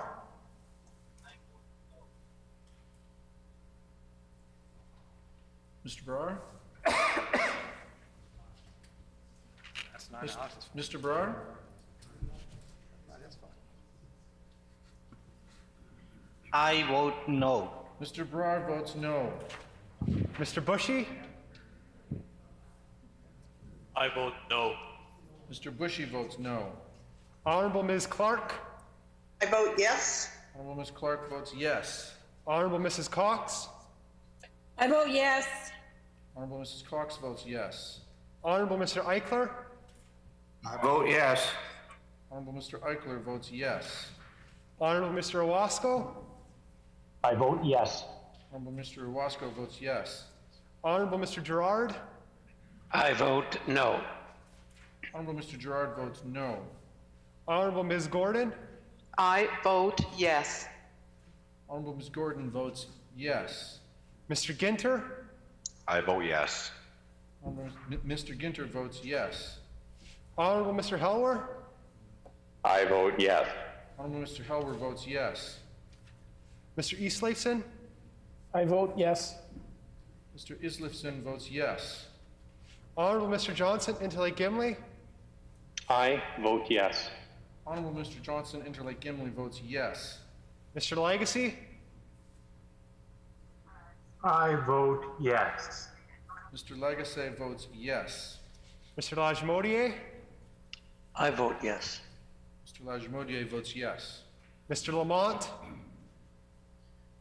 I vote no. Mr. Lamont votes no. Ms. Lamoureux. I vote no. Ms. Lamoureux votes no. Ms. Laughlin. I vote no. Ms. Laughlin votes no. Mr. Malloway. I vote no. Mr. Malloway votes no. Ms. Marcelino. I vote no. Ms. Marcelino votes no.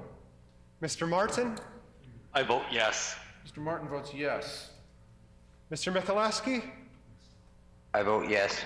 Mr. Mikuleski votes yes. Mr. Moses.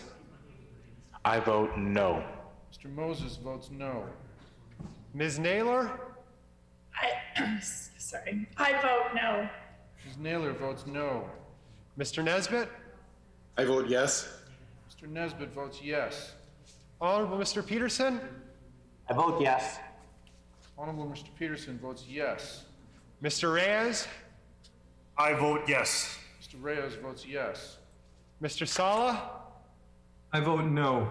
Mr. Sala votes no. Mr. Sandhu. I vote no. Mr. Sandhu votes no. Honorable Mr. Schuler. I vote yes. Honorable Mr. Schuler votes yes. Mr. Smith Lajmodier. I vote yes. Mr. Smith Lajmodier votes yes. Mrs. Smith Point Douglas. I vote no. Mrs. Smith Point Douglas votes no. Mr. Smook. I vote yes. Mr. Smook votes yes.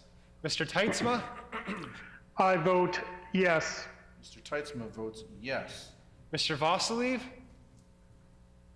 I vote no.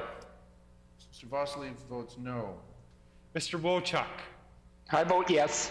Mr. Wojcik votes yes. Thank you, Alex. Well done.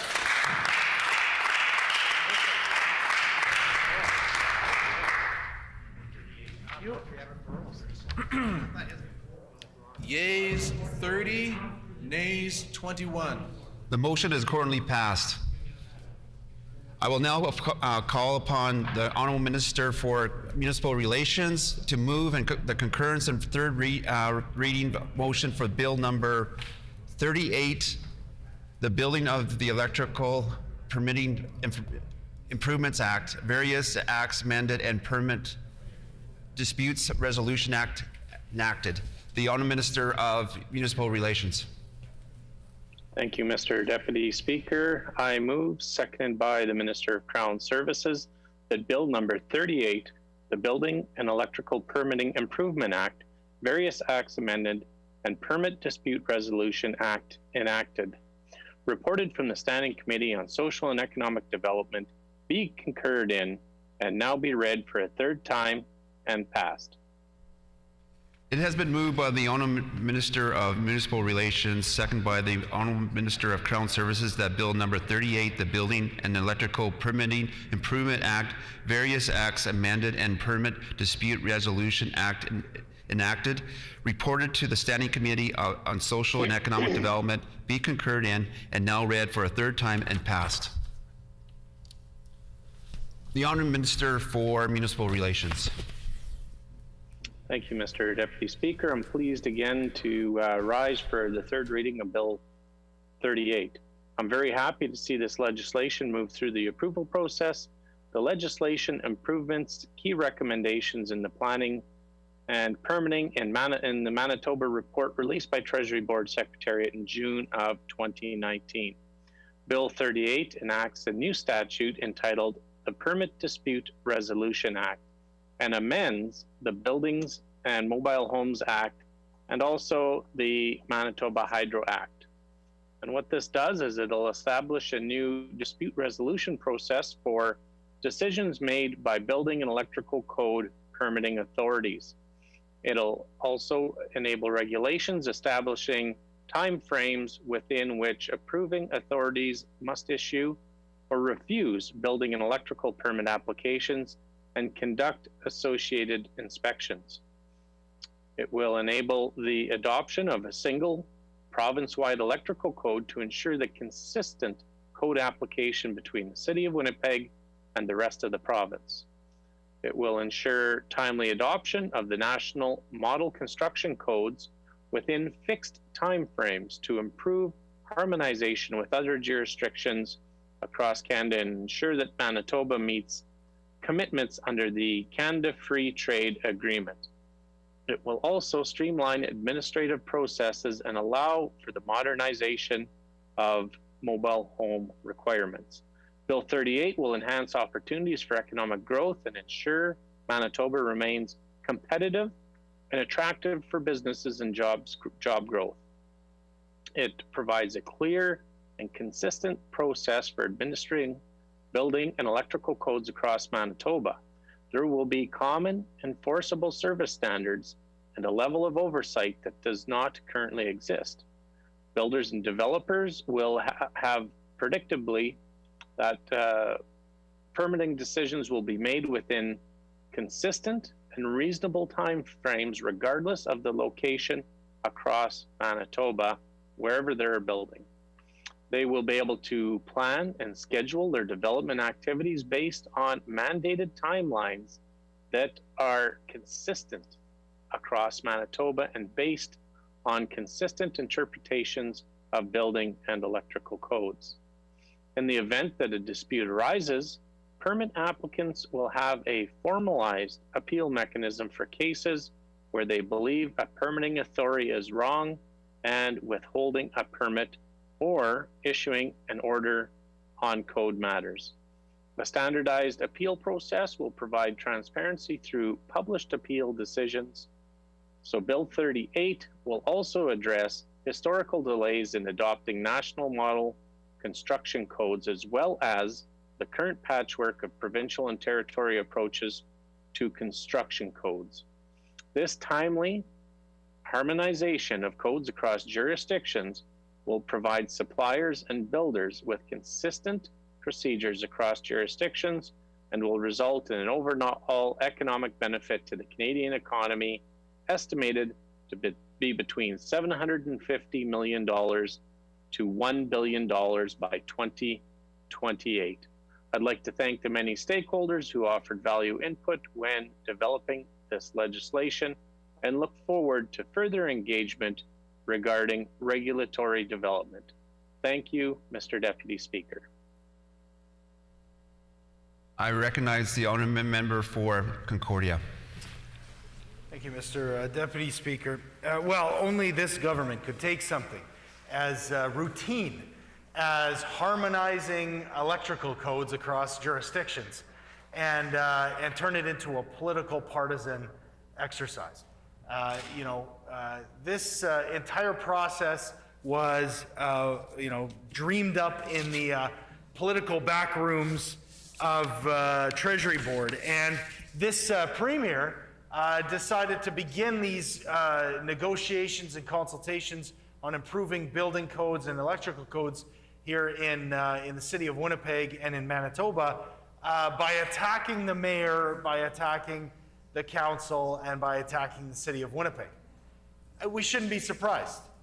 This has been this Premier's MO since being elected, to fight with those around him and to start political fights wherever he can, to take some of the limelight and some of the pressure off of himself.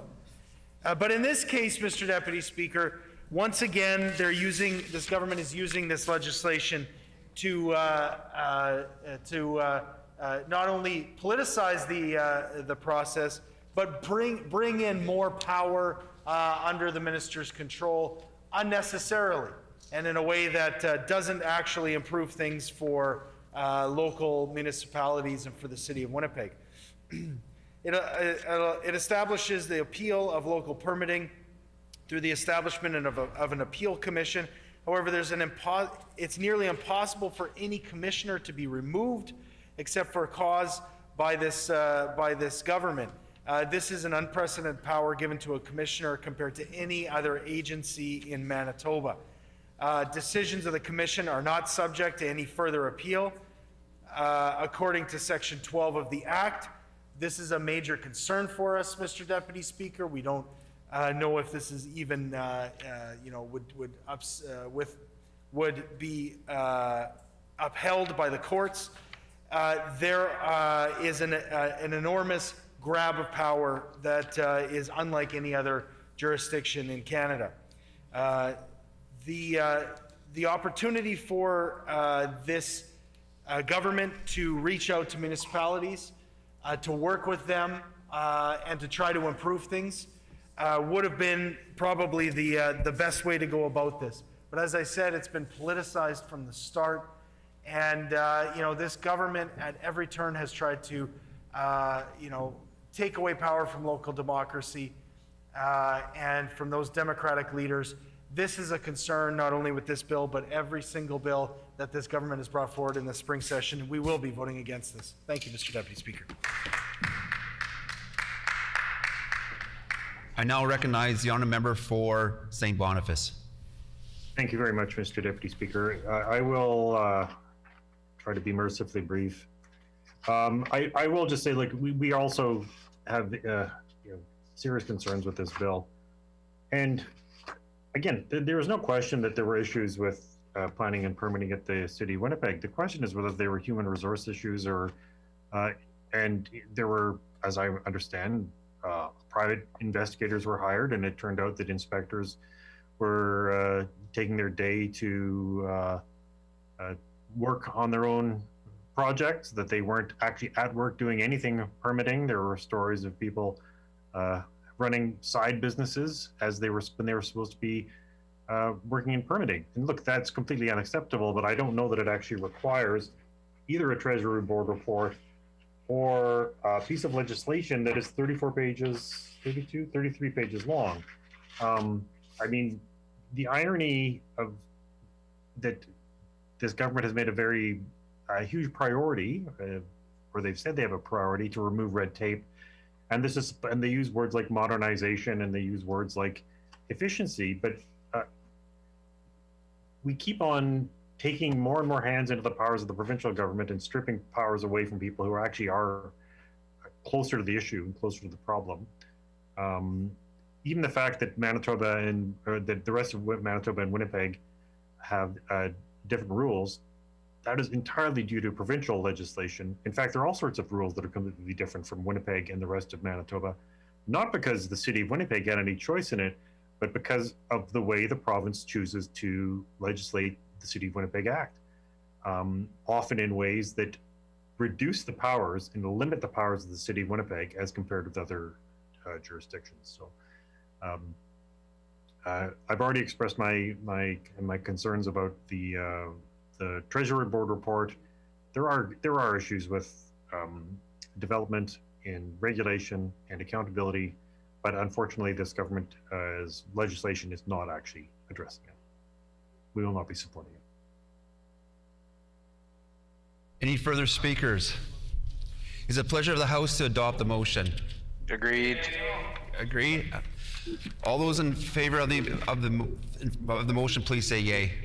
Yay. All those opposed, please say nay. Nay. In my opinion, the ayes have it.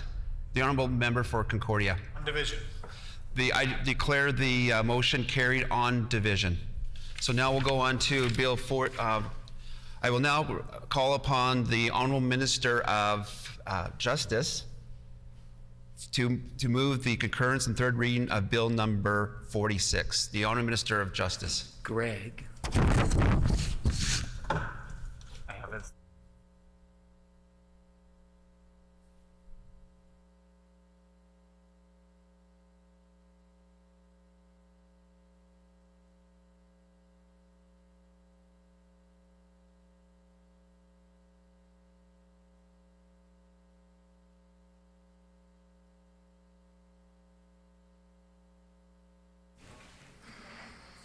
The Honourable Minister for Justice. Thank you, Mr. Deputy Speaker. I move, seconded by the Minister for Sport, Culture and Heritage, that Bill number 46, the Court Practice and Administrative Act, various acts amended, reported from the Standing Committee on Justice, be concurred in and be now read for a third time and passed.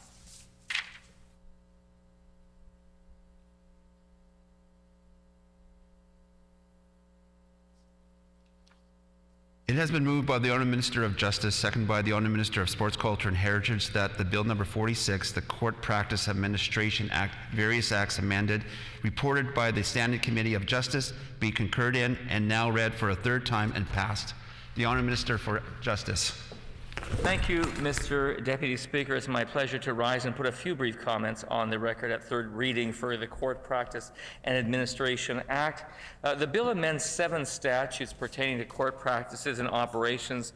These amendments assure that Manitobans will have access to justice. They're designed to reduce court backlogs and improve overall efficiency of the justice system, and all Manitobans benefit from that. Amendments will enable regulatory changes in court service fees amounts. It would result in juror compensation amount increases, the first time in years in this province that jurors would see an increase in their compensation. And while we all recognize that no one will get rich serving on juror duty, we need people to do their civic duty. Even so, now jurors would for the first time begin to be paid on the first day of their service and not after a pause or a delay. Also, this would result in refinements in certain policies. So, Mr. Deputy Speaker, in brief, we contain in these amendments some changes that would allow federally appointed judges to get compensated by the federal government for conferences and seminars they attend. Also significant in this bill would be changes in terms of allowing the chief judge to have more flexibility in addressing the workload challenges of the court with assigning senior judges. That would result in addressing delays in our courts, and we highly recommend that to the legislature. There are other changes as well, but just a few that I will mention. I think very significant in this bill are changes that would be designed to make sure that anyone who has to disclose information about their health or mobility issues, we would very much lower the bar on what they would be required to disclose. Previously, they would have to provide very detailed health information if they were looking to be excused from jury duty due to some kind of a health or mobility issue. And in this case, we've very much reduced the burden on those individuals to have to disclose. We think that is good for everyone. And then finally, I would just also mention, Mr. Deputy Speaker, that this bill would allow us to raise certain amounts or give more flexibility to courts when it comes to compensating court interpreters and expert witnesses who we need for our proceedings. And then, as I said, I would just want to highlight again that it used to be the case that jurors were only paid after day 11, and now jury pay would begin on day 1. Also, I think I should probably mention one last thing, and that is that the Jury Act would be amended as well to modernize the reasons for disqualification and exemption from jury duty. And in this case, Mr. Deputy Speaker, many more people as a result of these amendments would become eligible for jury duty who were previously not qualified for jury duty. So we're taking a disqualification and we're making far more Manitobans qualified to serve. We hope that this bill will have the support of all parties at third reading. I recognize the honourable member for St. John's. Okay, Miigwech, Deputy Speaker. I'm going to just put a couple of words on the record in respect to Bill 47, the Court Practice and Administration Act, Various Acts Amendment. This is,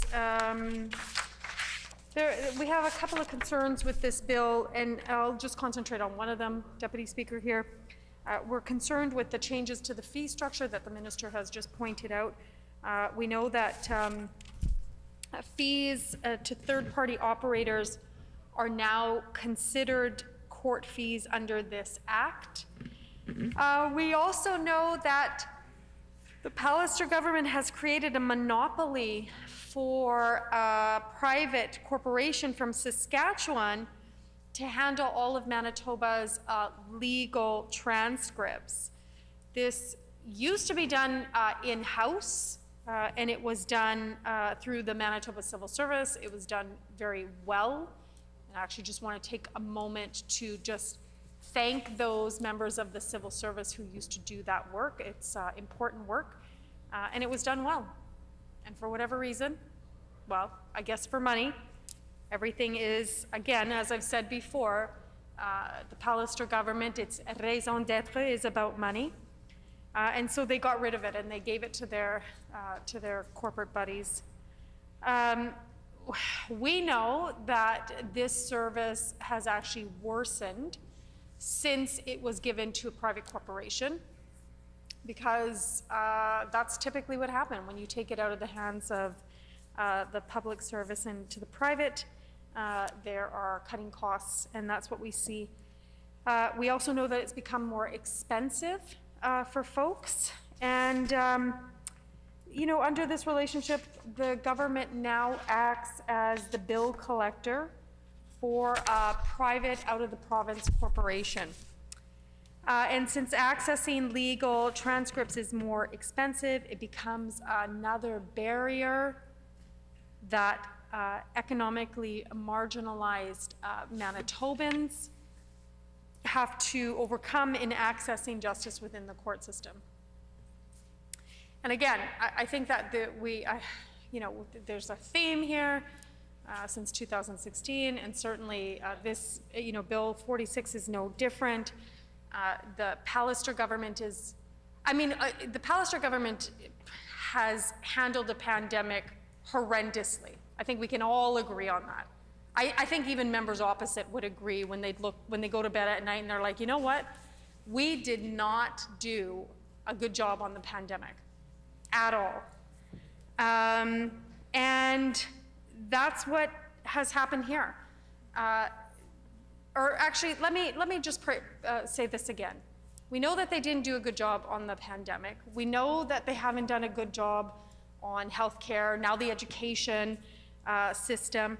But what they have done a really, really good job at, they are, bar none, the best, probably the best in the country. I don't know, maybe Jason Kenney or Doug Ford are maybe the best as well.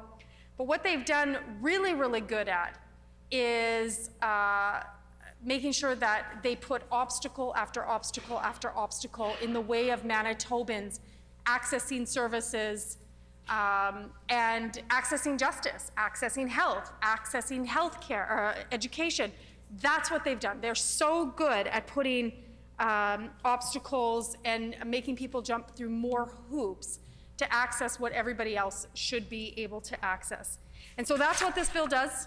It makes it more difficult for folks to access those legal transcripts that they need.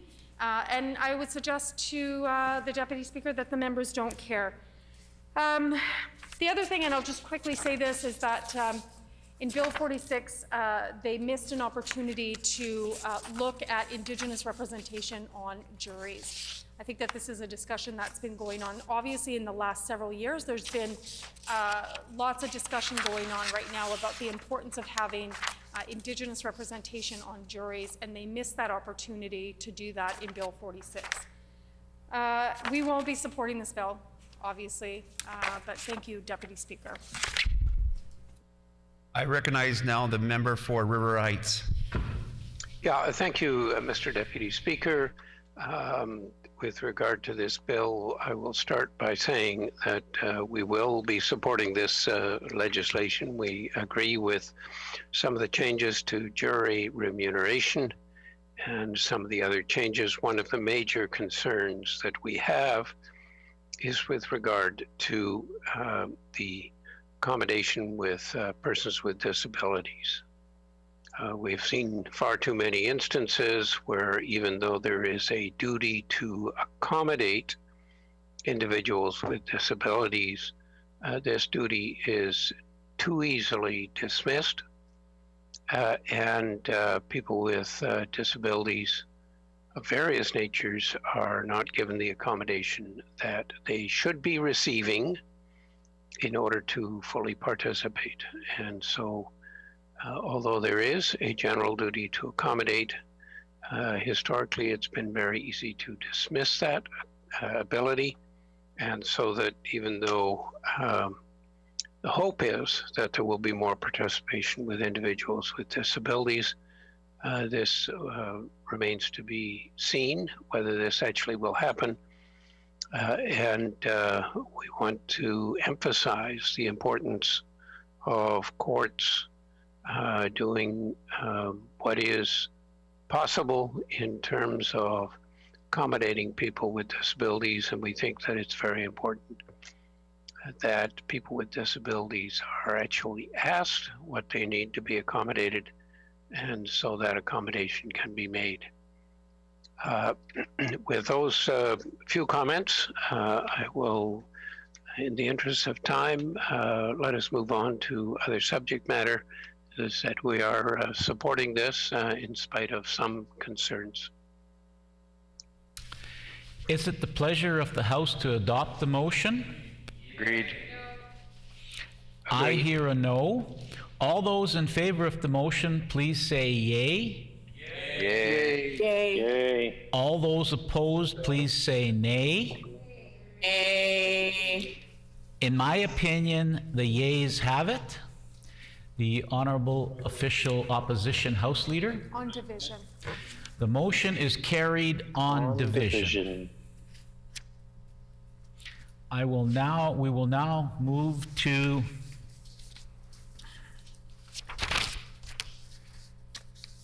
Bill number 51.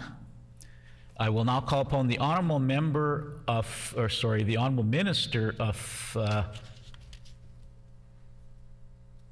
Justice to move concurrence and third reading motion for Bill number 51. The Honorable Minister of Justice. Thank you, Mr. Acting Deputy Speaker. I move, seconded by the Minister for Indigenous and Northern Relations, that Bill number 51, the Limitations Act, Loi sur les délais de prescription, reported from the Standing Committee on Justice and subsequently amended, be concurred in and be now read for a third time and passed.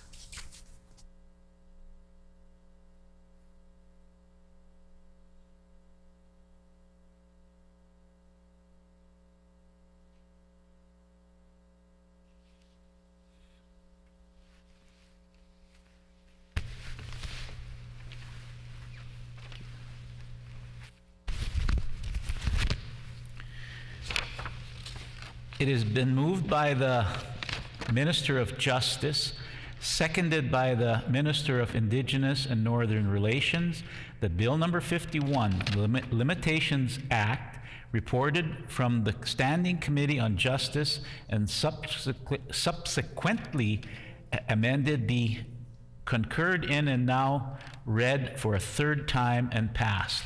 The Honorable Minister of Justice.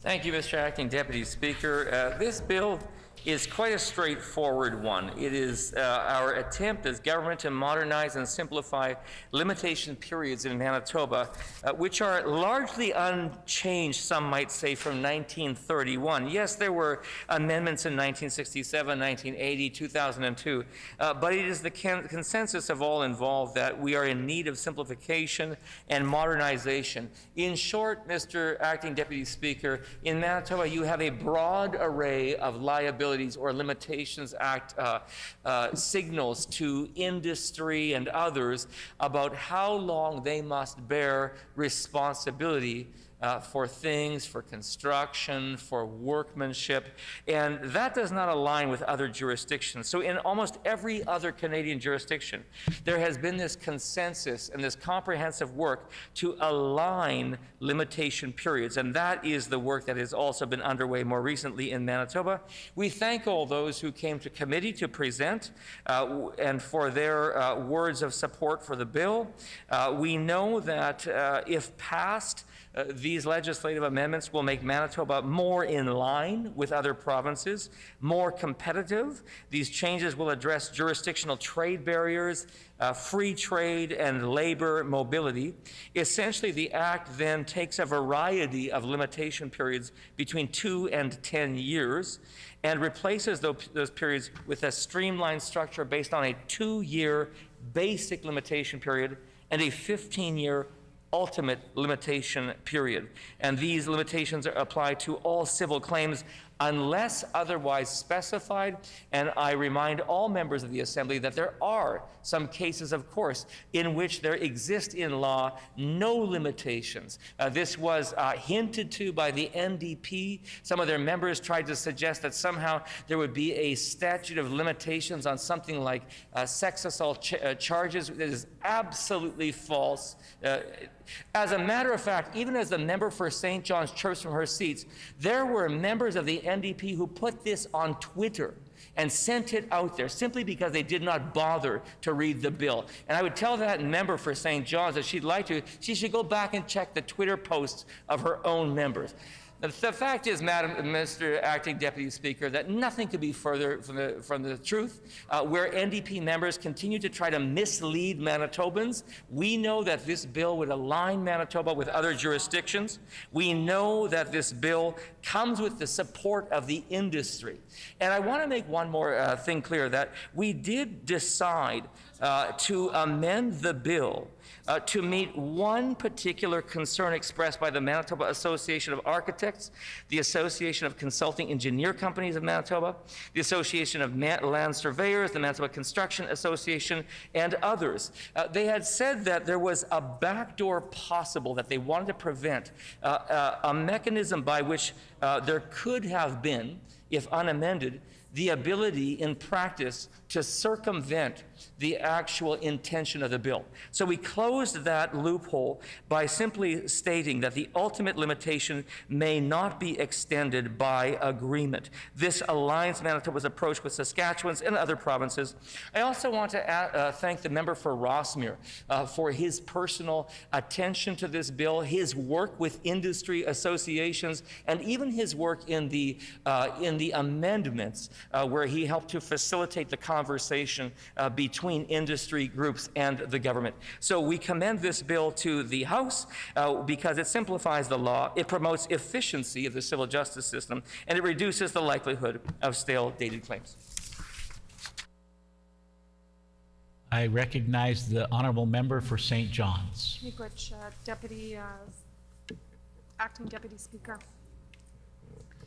I find it comical that the Minister of Justice gets up in the House and says that members of the NDP are misleading Manitobans in respect of Bill 51 and what we've put on the record in respect of Bill 51.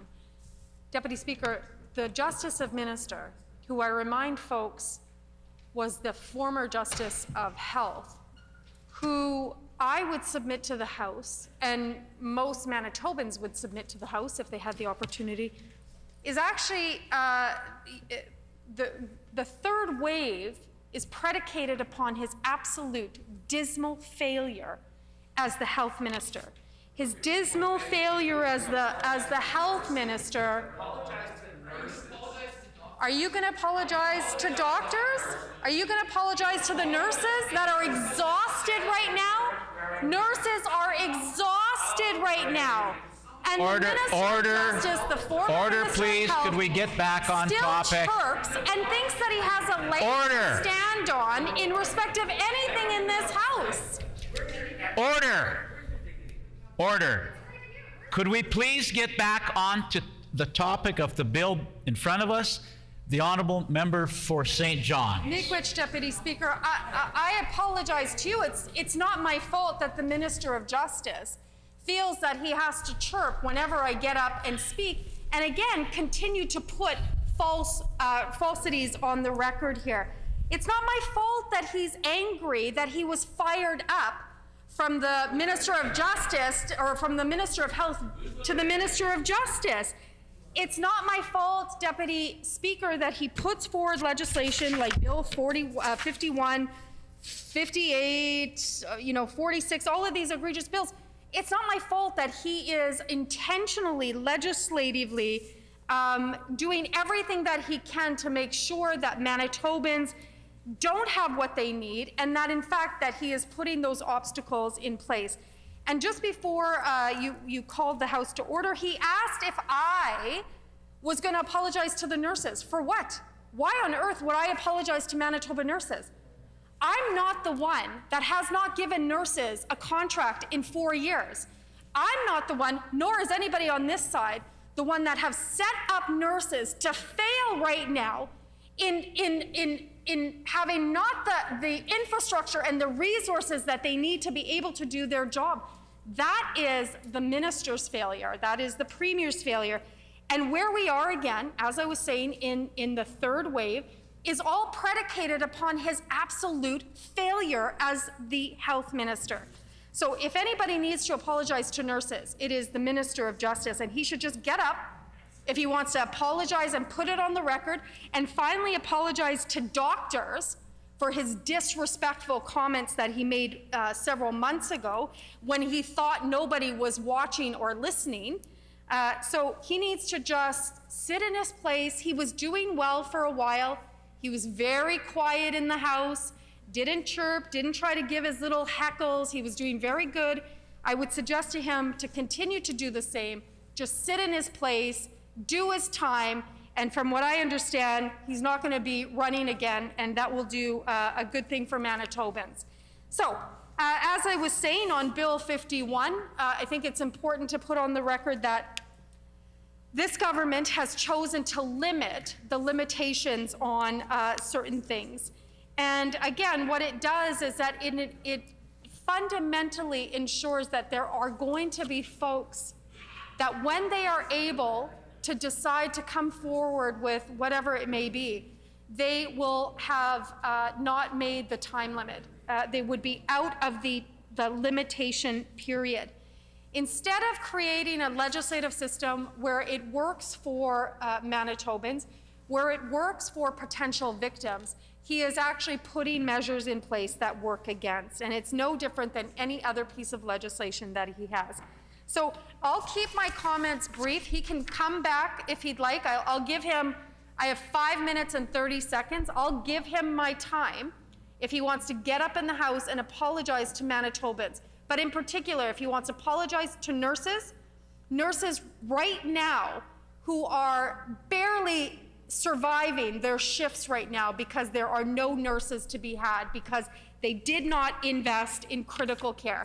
I will give him my time if he wants to apologize to doctors who he didn't listen to, and this is why we're in the third wave. I invite him, if he's such a speaker, to come and take my time. Miigwech.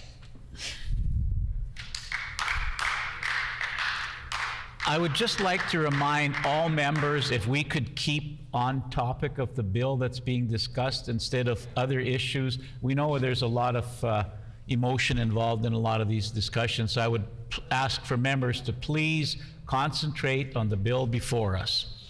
The Honourable Member for River Heights. Thank you, Mr. Deputy Speaker. I raise concerns about this bill. This bill drastically shortens the time period, the period of time during which an action must be brought forward. The government has consulted with people in industry, with lawyers, but has not adequately considered, in my view, the people who are less well off, who are often victims, and who need often more time to bring things forward. I am sure, having talked to a number of people, that there will be matters which now do not come forward. And it is in part related to the time and effort that it takes to build a case before one brings something forward, and the need often to build that case in a way that doesn't alert the people or organization against whom the case is being built, in part because such early notification before it's fully presented or fully prepared may alert the person who has perpetrated the problem in a way that they could easily destroy records, even though that may, in some cases, be illegal. It speaks to the care which a legal case has to be developed. The evidence has to be put together. And in a number of instances, the matters are sufficiently complex that you really can't put this together in the timeline that is prescribed, and that is particularly true if you are an individual who doesn't have a huge amount of resources and time to do this. So I think the sad part is that some people will be cut off from seeking redress for circumstances that have happened to them. And I think that's a sad fact that there will be people who are no longer able to take their issues to court to get a resolution. There is, in relationship to this, one item which is fairly important, and that is that this bill will come into law when it is proclaimed. Now, because this is a drastic change, I suggest to the government that it will be very, very important to circulate widely the fact that these limitation periods are being so drastically shortened, and so that people have a chance to put forward cases which have waited because they were acting based on the previous limitation period and were not aware that all of a sudden they were drastically shortened by this legislation. I think it is only fair that the government advertise far and wide about the shortening so that people can have an opportunity to bring forward cases quickly if they have delayed and would miss the new periods of limitation, miss the opportunity to bring their case forward at all. So I make this suggestion. It is a matter of fairness and justice that people know that these drastic changes are occurring and that they have fair warning and that the government does not spring on people these changes overnight without having made a substantial effort in letting people know that the changes are taking place before they actually implement them. So hopefully the government will listen and will make sure that people, not just lawyers, but people in the general public are aware of this, because the people who are at highest risk are people who are in the general public who have a court case that they want to bring forward, but they have been waiting based on their belief that the operative framework was the old periods of limitation, and it would only be fair to widely circulate the fact that these changes will be made, for example, at the end of this year, so that there's a number of months that people will know when the change is going to be, rather than making it precipitously within a few days of when this legislation is passed. So I ask the government to be fair and decent in how they handle and how they make and implement this legislation, so that it doesn't disadvantage a lot of people who were acting in good faith on the old period of limitation without knowing that this period of limitation is being changed. So with those few comments, I will pass this on. We will not support this. We will vote against it because we believe that this will decrease access to justice, particularly for those who are most vulnerable, who are victims, who have been poorly served by circumstances. Thank you. Is it the pleasure of the House to adopt the motion? Agree. No. I hear a no. All those in favor of the motion, please say yay. Yay. All those opposed, please say nay. Nay. In my opinion, the yeas have it. The Honorable Official Opposition House Leader. A recorded vote, Deputy Speaker. A recorded vote has been requested. Call in the members.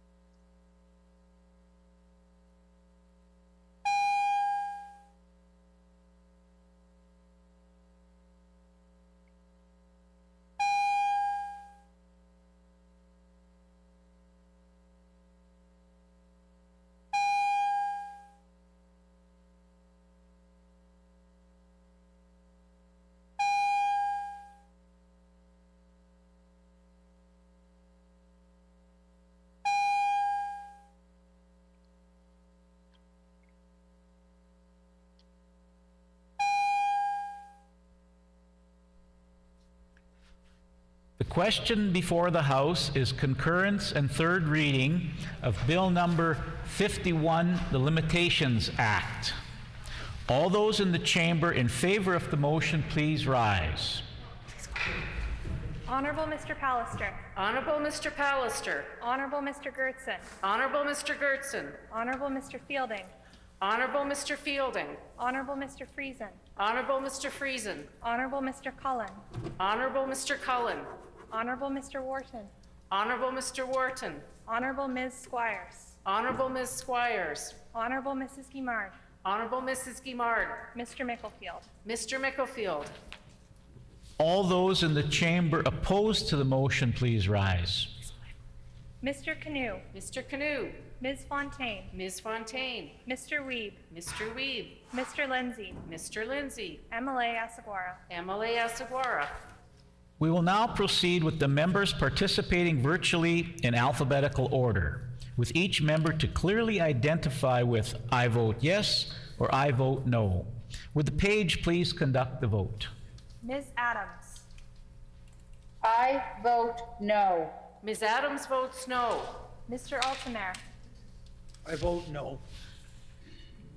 Could you please speak up, Mr. Altamare? I vote no. Thank you. Mr. Altamare votes no. Mr. Brar. I vote no. Mr. Brar votes no. Mr. Bushy. I vote no. Mr. Bushy votes no. Honorable Ms. Clark. I vote yes. Honorable Ms. Clark votes yes. Honorable Mrs. Cox. I vote yes. Honorable Mrs. Cox votes yes. Honorable Mr. Eichler. I vote yes. Honorable Mr. Eichler votes yes. Honorable Mr. Owasco. I vote yes. Honorable Mr. Owasco votes yes. Honorable Mr. Gerard. I vote no. Honorable Mr. Gerard votes no. Honorable Ms. Gordon. I vote yes. Honorable Ms. Gordon votes yes. Mr. Ginter. I vote yes. Mr. Ginter votes yes. Honorable Mr. Helwer. I vote yes. Honorable Mr. Helwer votes yes. Mr. Isleifson. I vote yes. Mr. Isleifson votes yes. Honorable Mr. Johnson Interlake Gimli. I vote yes. Honorable Mr. Johnson Interlake Gimli votes yes. Mr. Johnston Assiniboia.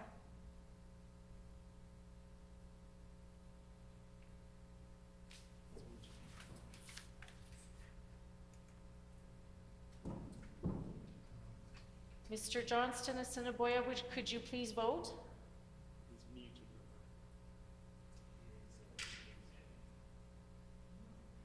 I vote yes. Mr. Johnston Assiniboia votes yes. Thank you. Mr. Lagasse. I vote yes. Mr. Lagasse votes yes. Mr. Lajemodier. I vote yes. Mr. Lajemodier votes yes. Mr. Lamont. I vote no. Mr. Lamont votes no. Ms. Lamoureux. I vote no. Ms. Lamoureux votes no. Ms. Laughlin. I vote no. Ms. Laughlin votes no. Mr. Malloway. I vote no. Mr. Malloway votes no. Ms. Marcelino.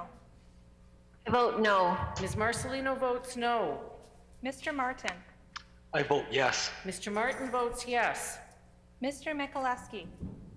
I vote yes. Mr. Mikuleski votes yes. Ms. Morley-Lecomte. I vote yes. Ms. Morley-Lecomte votes yes. Mr. Moses. I vote no. Mr. Moses votes no. Ms. Naylor.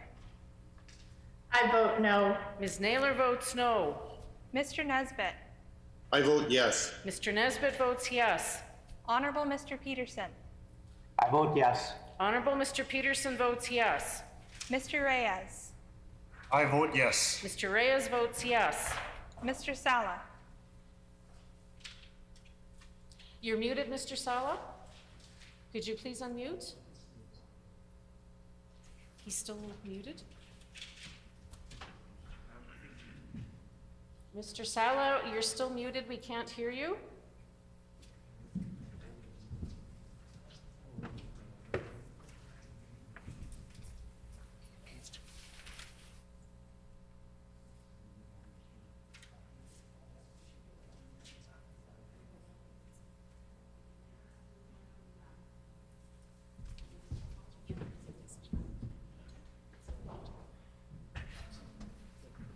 Mr. Sala, could you please unmute and vote?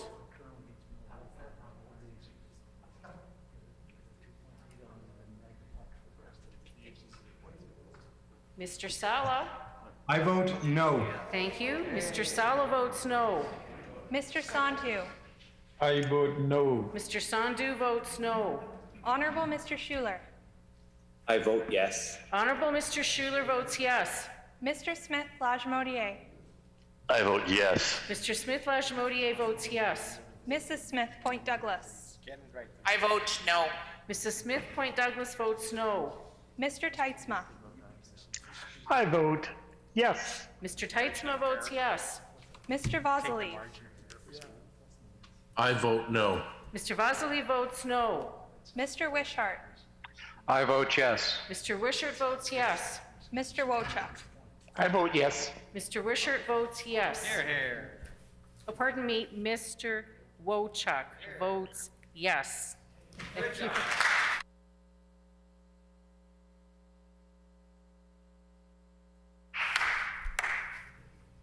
Yeas 32, nays 21.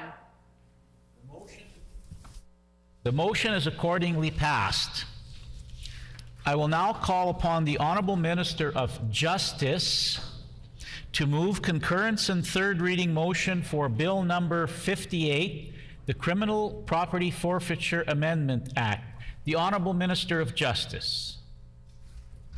Thank you, Mr. Acting Deputy Speaker. I move, seconded by the Minister of Finance, that Bill number 58, the Criminal Property Forfeiture Amendment Act, reported from the Standing Committee on Justice, be concurred in and be now read for a third time and passed.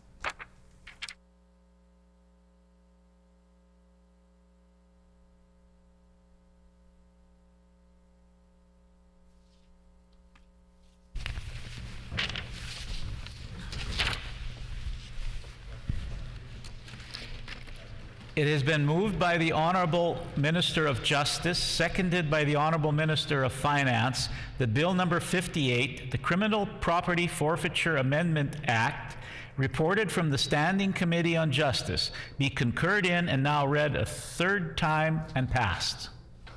The Honorable Minister of Justice. Mr. Acting Deputy Speaker, today is May the 20th, and not only is it the day on which the House is considering third readings of specified bills, in this specified order, it also happens to be incidentally the day on which our province provided more than $2.3 million for crime prevention and safety initiatives throughout Manitoba through the Criminal Property Forfeiture Program. So today I had the honor of disclosing to Manitobans that we were making funding available to organizations across this great province whose great initiatives are continuing to build community, invest in youth, support victims of crime, and enhance safety in our communities. Among today's announcements were $100,000 for Candace House for its Healing Haven and Safe and Informed Spaces program. Among today's announcements were $10,000 for Rossbrook House Incorporated to address levels of poverty, racism, and inequity and overcome those systemic barriers.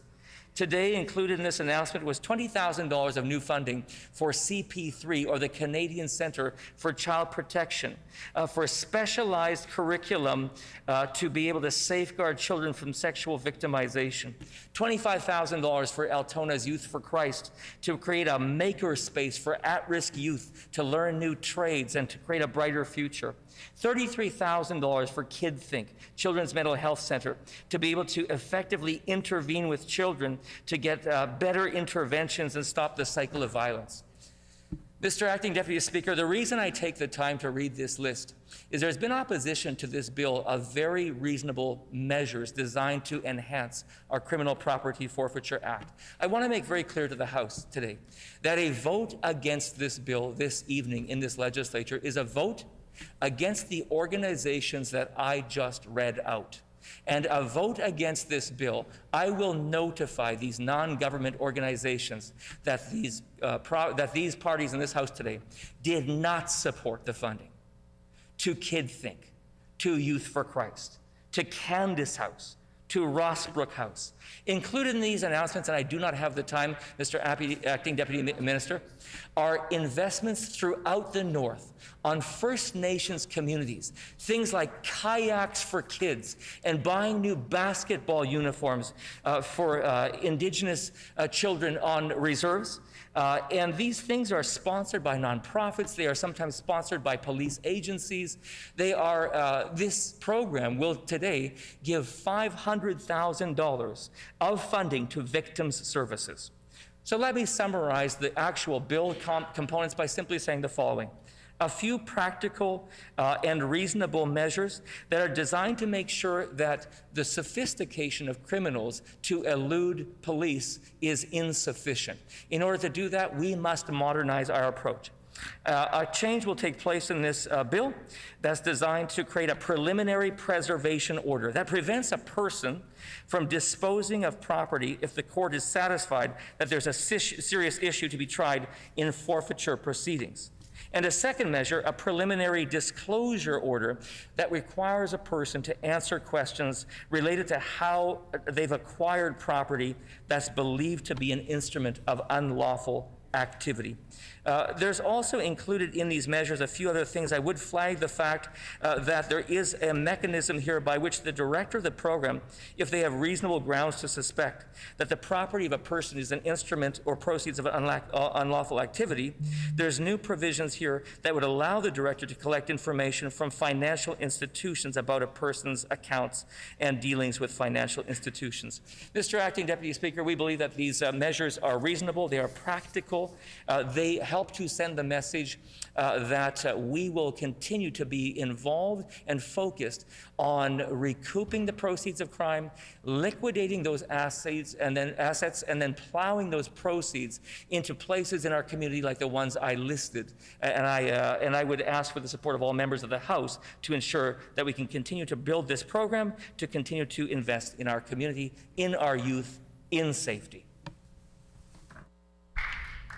The honourable member for St. John's. Miigwech, Deputy Speaker. I mean, even his own members aren't clapping for him at this point.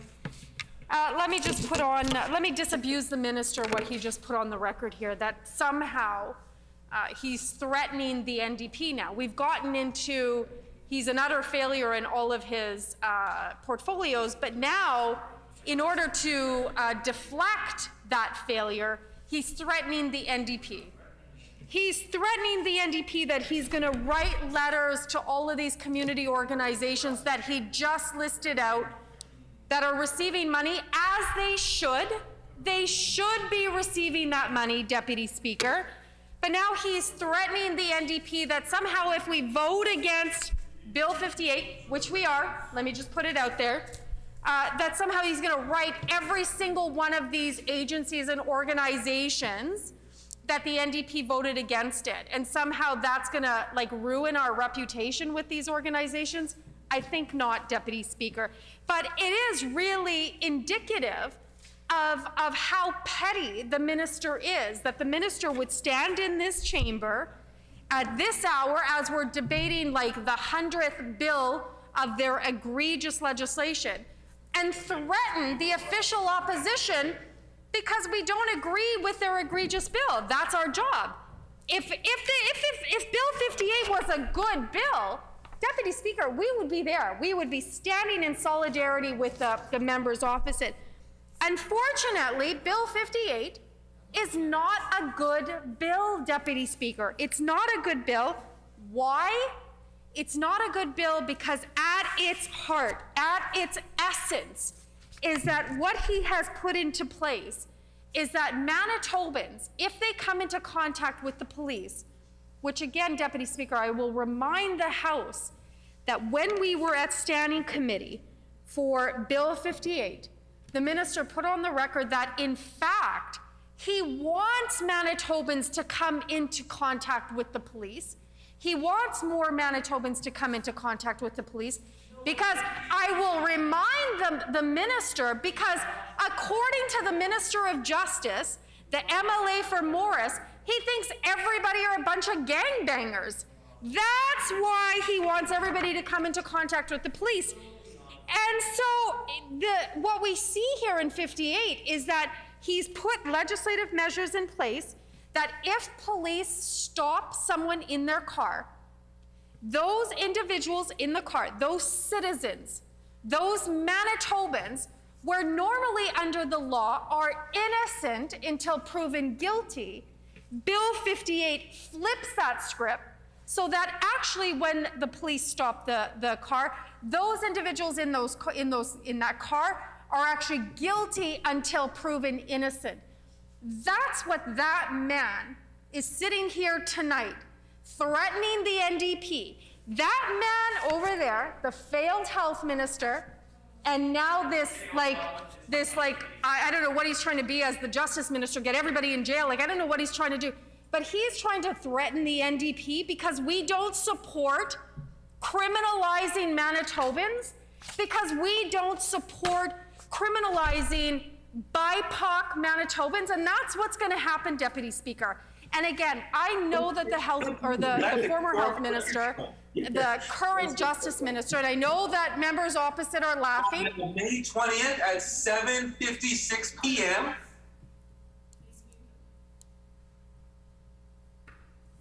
You know we can hear you guys, on virtual? You know we can hear you in the chamber. You should be careful. So, while the Minister of Justice is trying to make sure that every single Manitoban comes into conflict with the police and threaten the NDP to call out that we're not voting, of course we're not going to vote for Bill 58. Of course we're not going to vote for the minister's bill on 58, who is still chirping. I don't understand why the minister doesn't see his place and understand that he was fired up. Could the member please address this chair? No, fired up. I mean that you were let go of the Minister of Health because he did so bad, but in his privilege, he's still a minister. Anyone else who failed so utterly, horribly, and miserably would have been kicked to the curb, but not the minister, not members opposite. They're still given a cushy little job and the $50,000 extra that it comes when you're a Minister of Justice. And you're going to threaten us on this side? I don't think so. Not tonight, Deputy Speaker. That's not going to happen. We're not going to be voting for 58 because it is the antithesis to what we stand for. We stand for Manitobans. We stand for Manitobans that they are considered innocent until proven guilty. We're not going to flip that script and support what the member opposite is trying to do. Never will we do that. And if he wants to write those letters, go right ahead.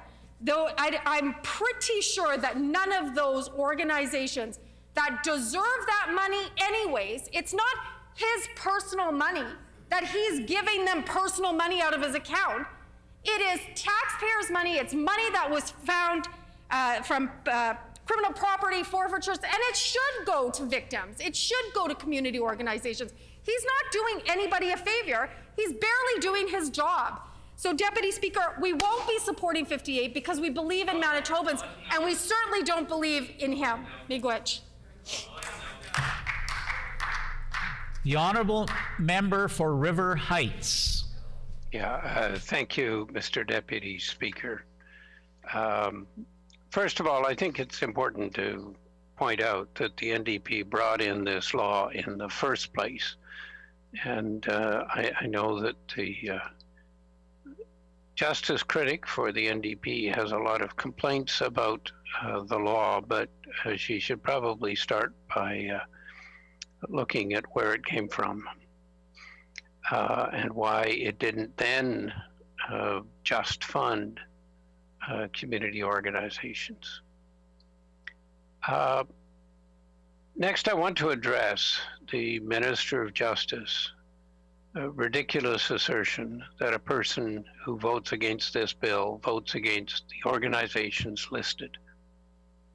The minister obviously has never studied basic elements of logical thinking. His logic is fallacious. We are not so much against recouping the proceeds of crime as we are against the measures in this bill which would have property being taken from people prematurely before they have even been committed and convicted of a crime.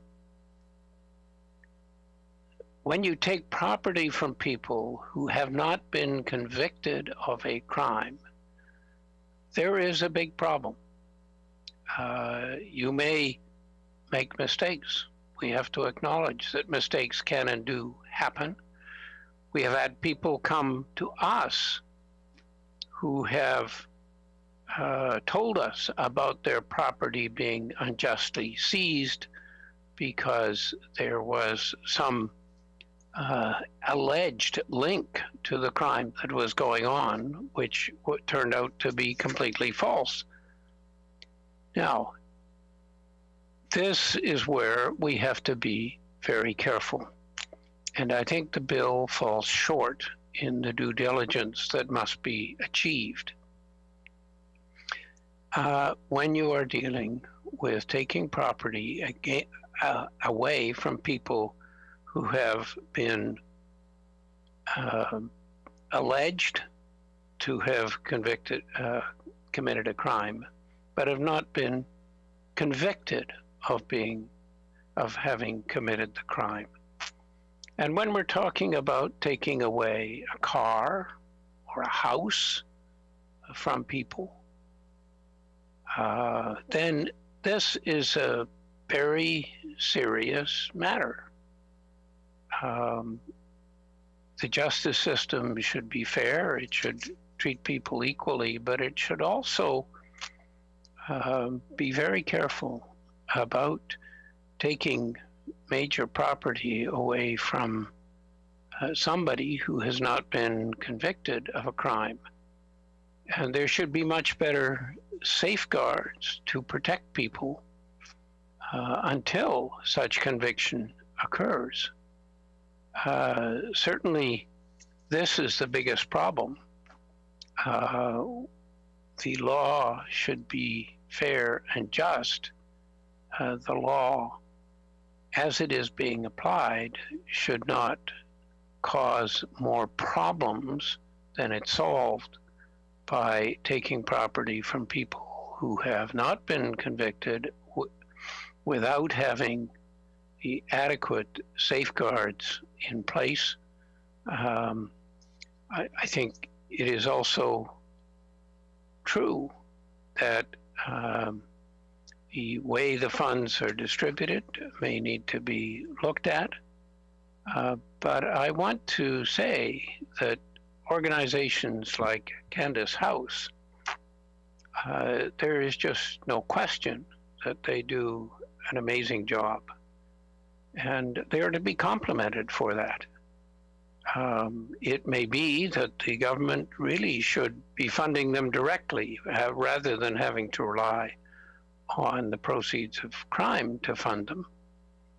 But be that as it may, the important thing is that we do ensure that organizations like Candid House and other organizations which are doing a great job do get the financial support they need to continue their efforts, helping make this place a more just and fairer place for victims of crime and to decrease crime in the first place.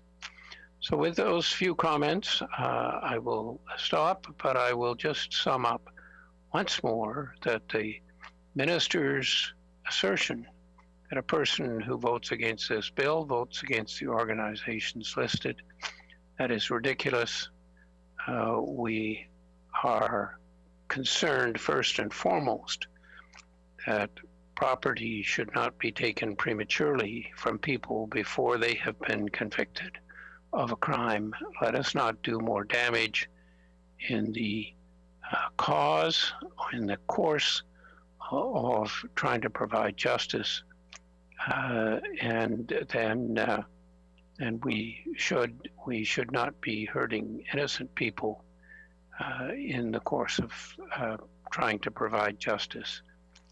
And let us remember that some of the property that can be taken away can be major property, including a car or a house, and that it should be very carefully done, and it should not be done prematurely before people have been convicted of a crime. Thank you. Is it the pleasure of the House to adopt the motion? Agreed. I hear a no. All those in favor of the motion, please say yay. Yay. All those, in my opinion, the yays have it. The official opposition House Leader. Recorded vote, please. A recorded vote has been requested. Call in the members.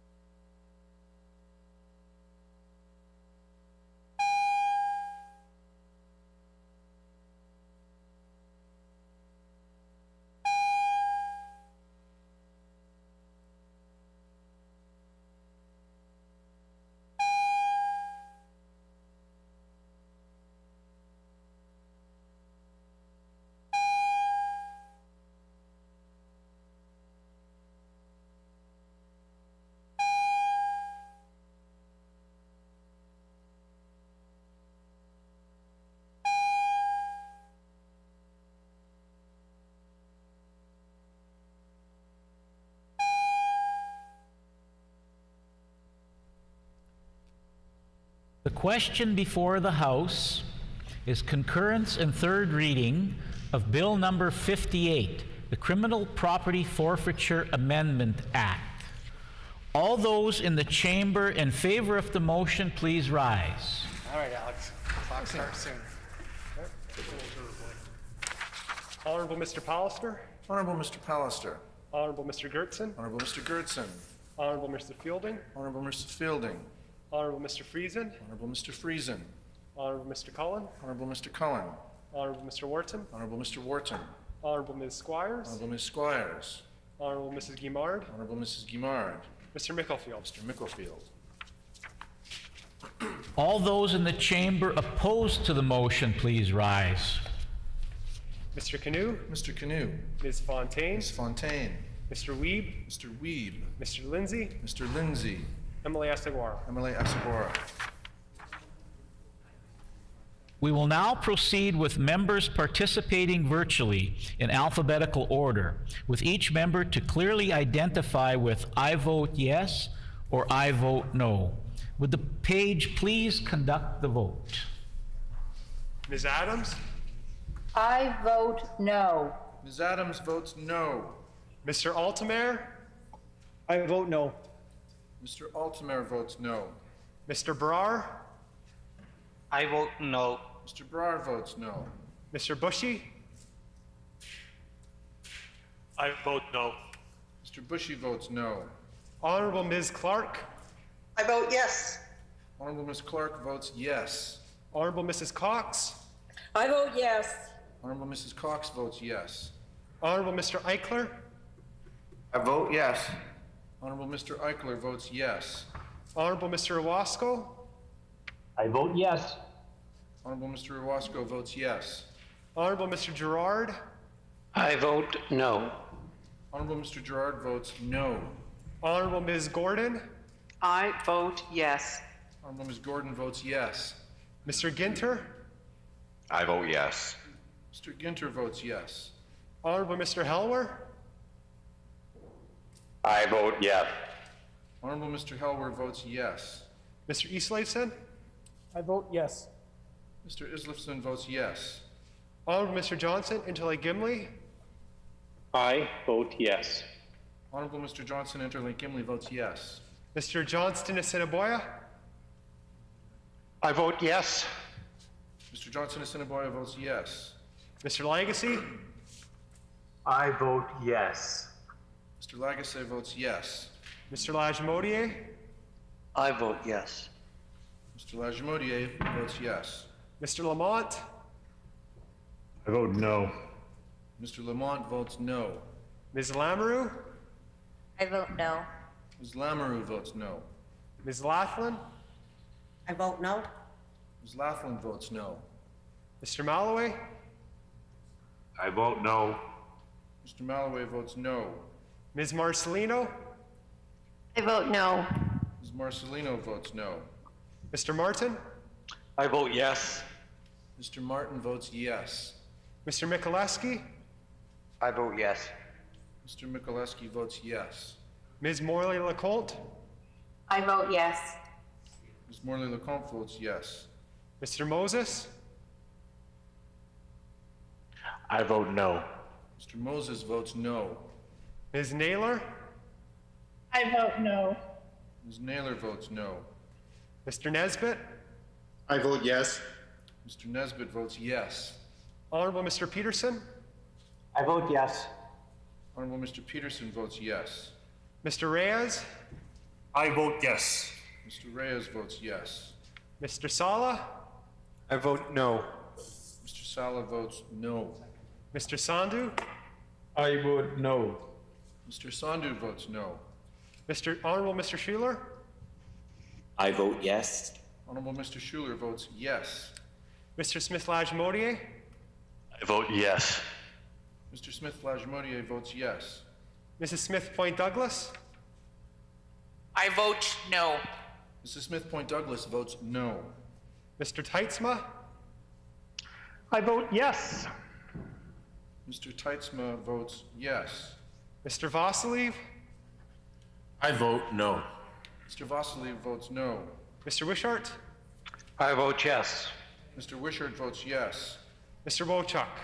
I vote yes. Mr. Wochuk votes yes. Good count. Well done, Alex.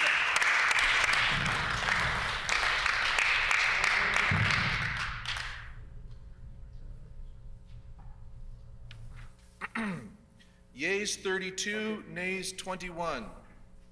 The motion is accordingly passed. I will now call upon the Minister of Justice to move concurrence and third reading motion for Bill number 60. The Honorable Minister of Justice. Thank you, Mr. Acting Deputy Speaker. I move, seconded by the Minister for Advanced Education, Skills and Immigration, that Bill number 60, the Liquor, Gaming and Cannabis Control Amendment Act 2, reported from the Standing Committee on Justice, be concurred in and be now read for a third time and passed.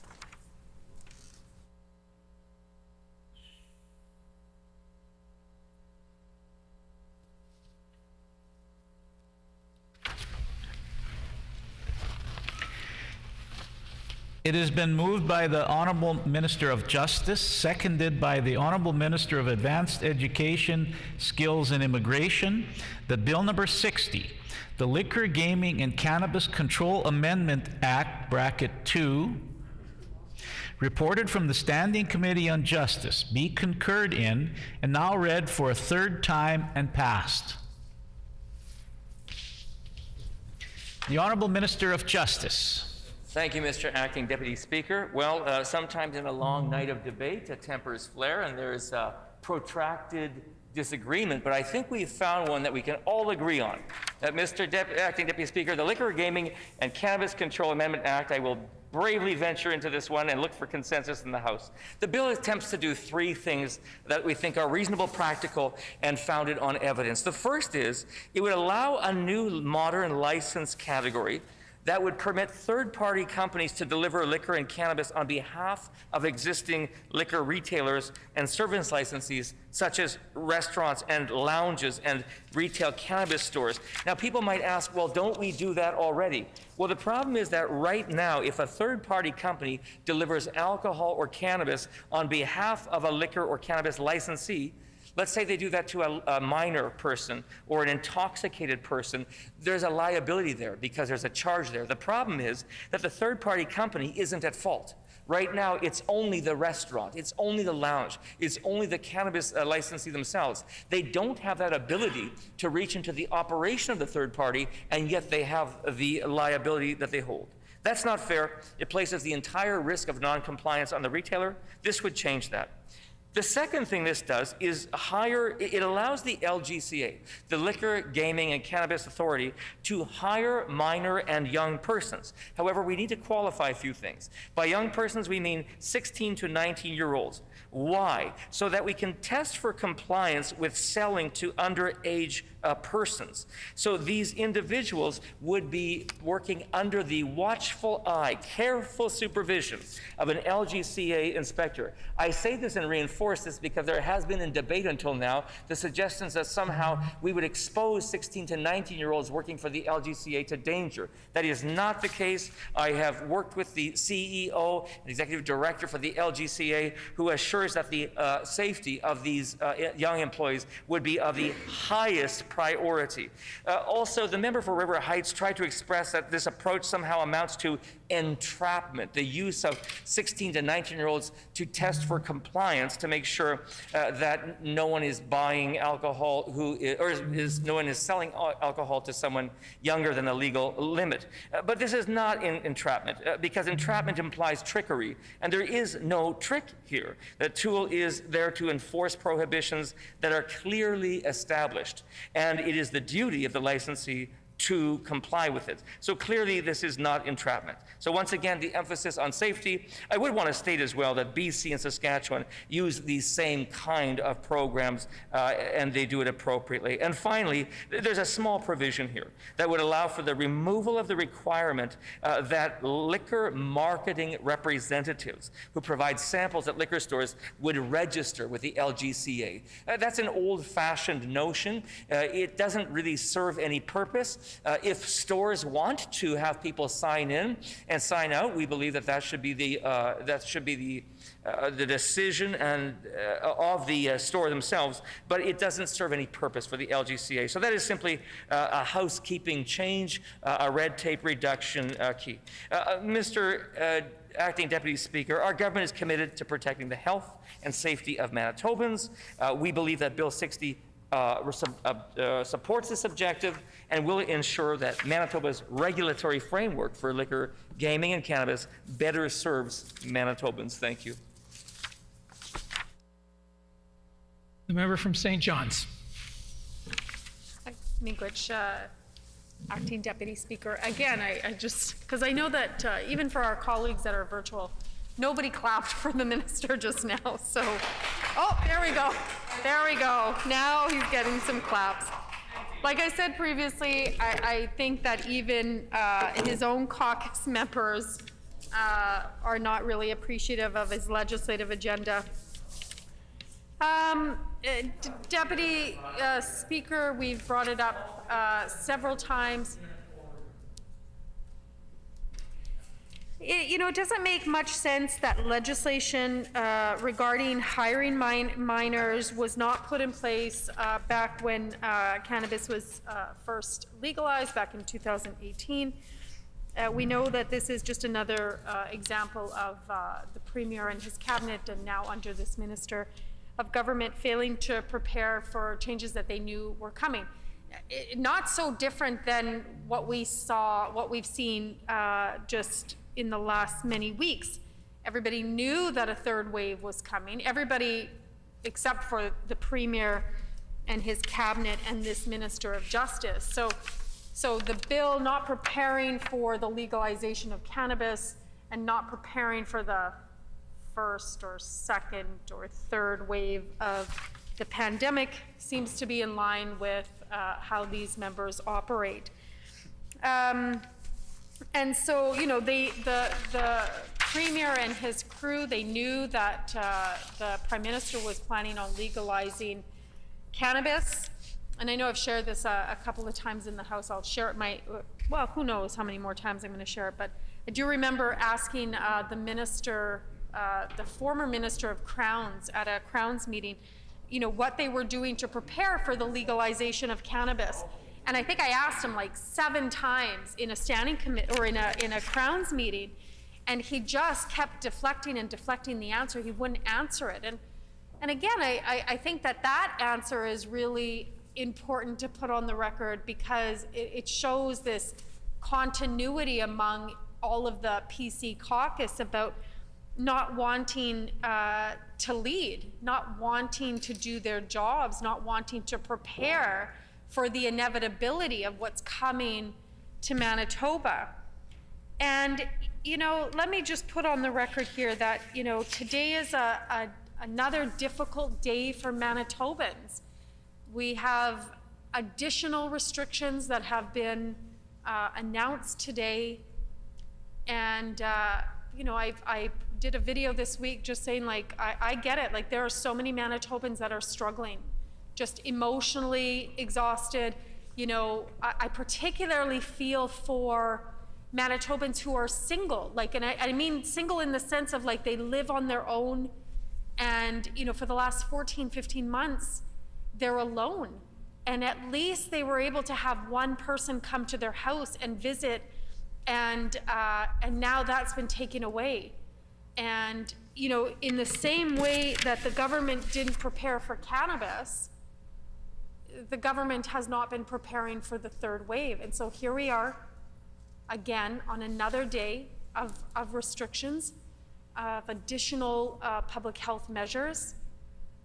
We're all tired. Manitobans are tired, so tired. Manitobans have shown up day after day, month after month, have listened to, for the most part, have listened to the public health measures. People have stayed away from their families. Parents have stayed away from their kids. And this government hasn't done the same thing. It hasn't shown up. It hasn't prepared for the inevitability of the third wave. And we are all meant to suffer because of that. And so, Deputy Speaker, I'll keep my comments short and brief because it's been a long day. And this is like, I don't know, like I said, my 90th bill on justice here. But I think it bears stating in the House that Manitobans deserve better. Manitobans deserve a government and deserve ministers that are actually going to fight for them, that are actually going to stand up for them, that are actually going to do the things that they need to do to protect them, they're actually going to do the things that will help with their mental health and get us back to our friends and our family and doing the things that we love. That's what Manitobans deserve. That's what I want. I want a government that puts my best interest and the best interest of all of us forward and not, put themselves first selfishly. So I want Manitobans to know I get it. Today is a difficult day. Know that, I stand with you. Our caucus stands with you. It's only a little bit longer. Please get vaccinated. Miigwech.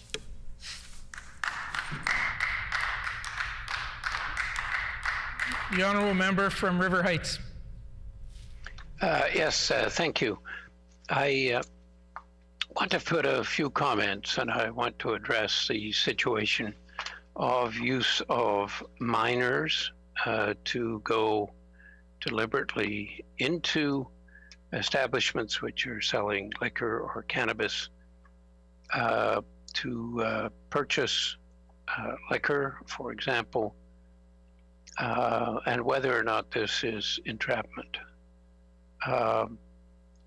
It is certainly duplicity in this sense that the young person who is going in to buy the liquor is in this case not going in because the young person wants the liquor, but because the young person has been asked to go in to see if they can try to buy the liquor.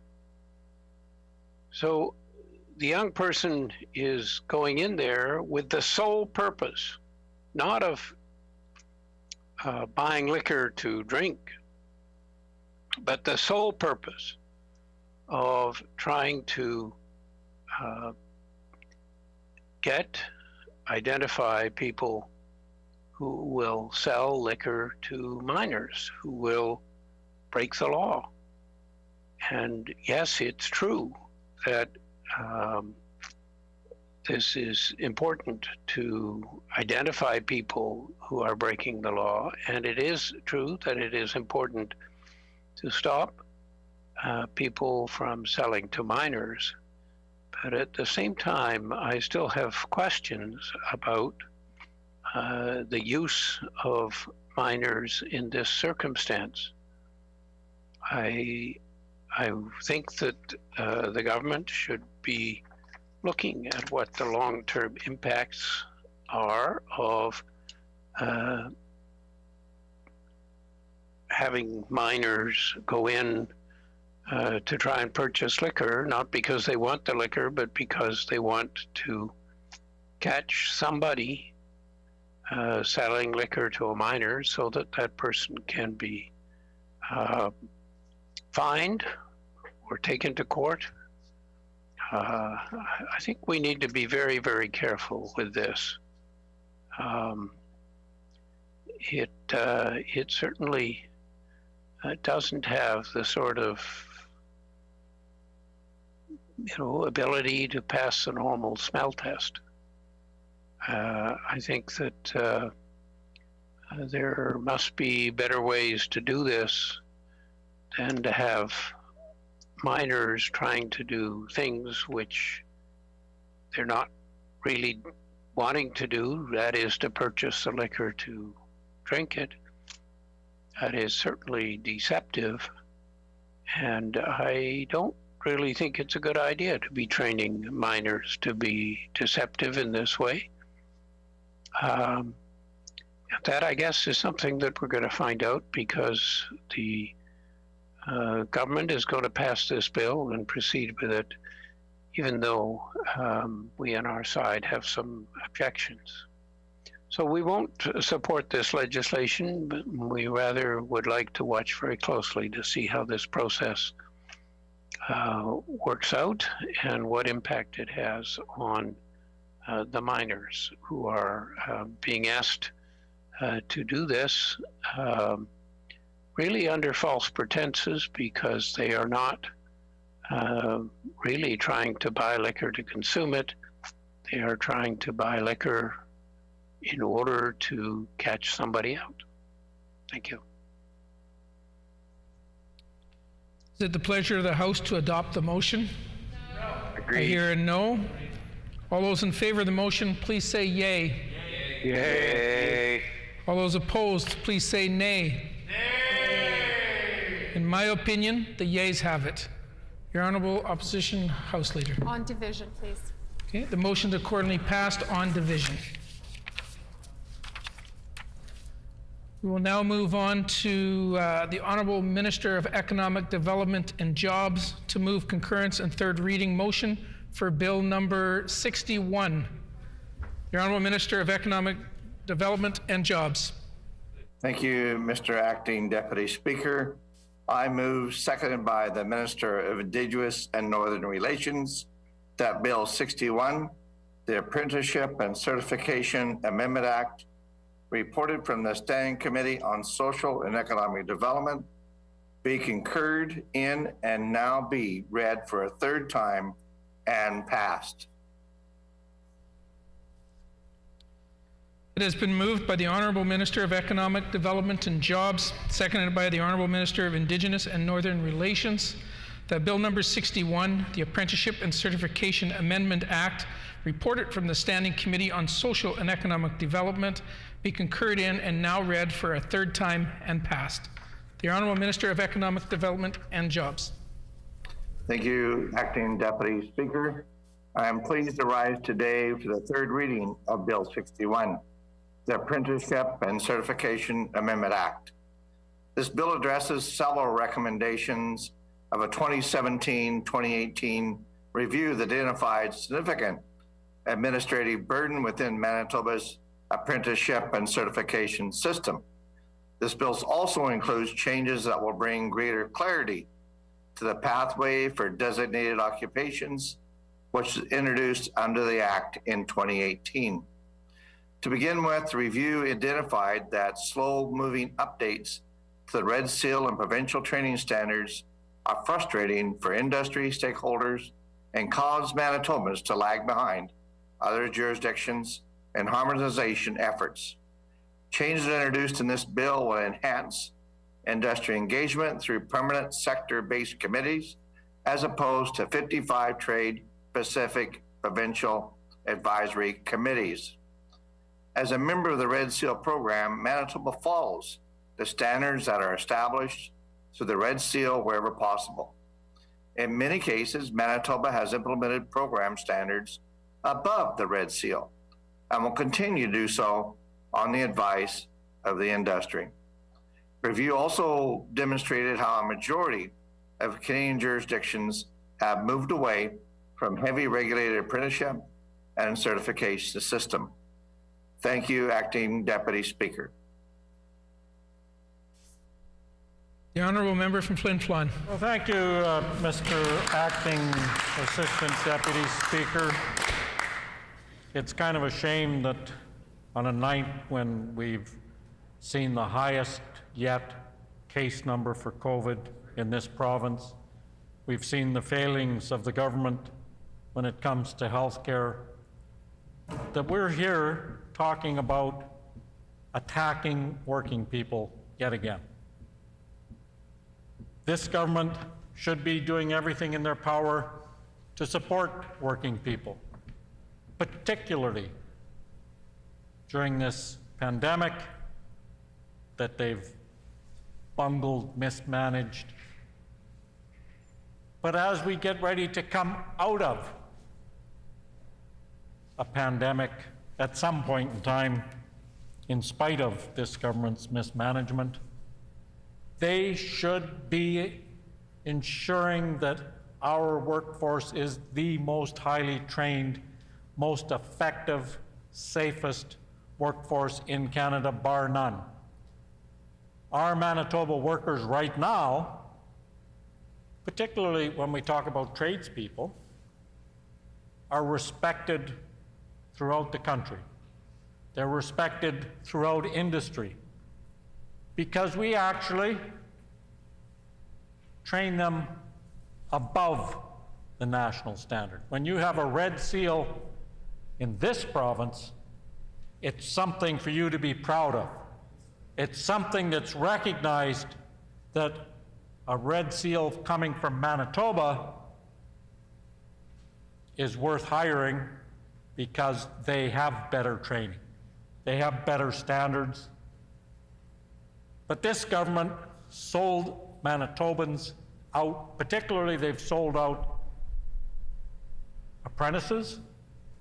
We've seen them change the ratios so that it's no longer 1-to-1.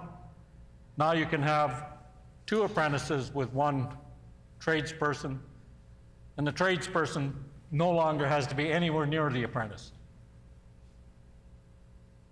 Imagine, Mr. Acting Deputy Speaker, somebody about to do something wrong that could potentially cause them to get killed, and the closest they have to somebody who's supposed to be training them and overseeing them and watching them and keeping them safe is maybe a phone, maybe a radio.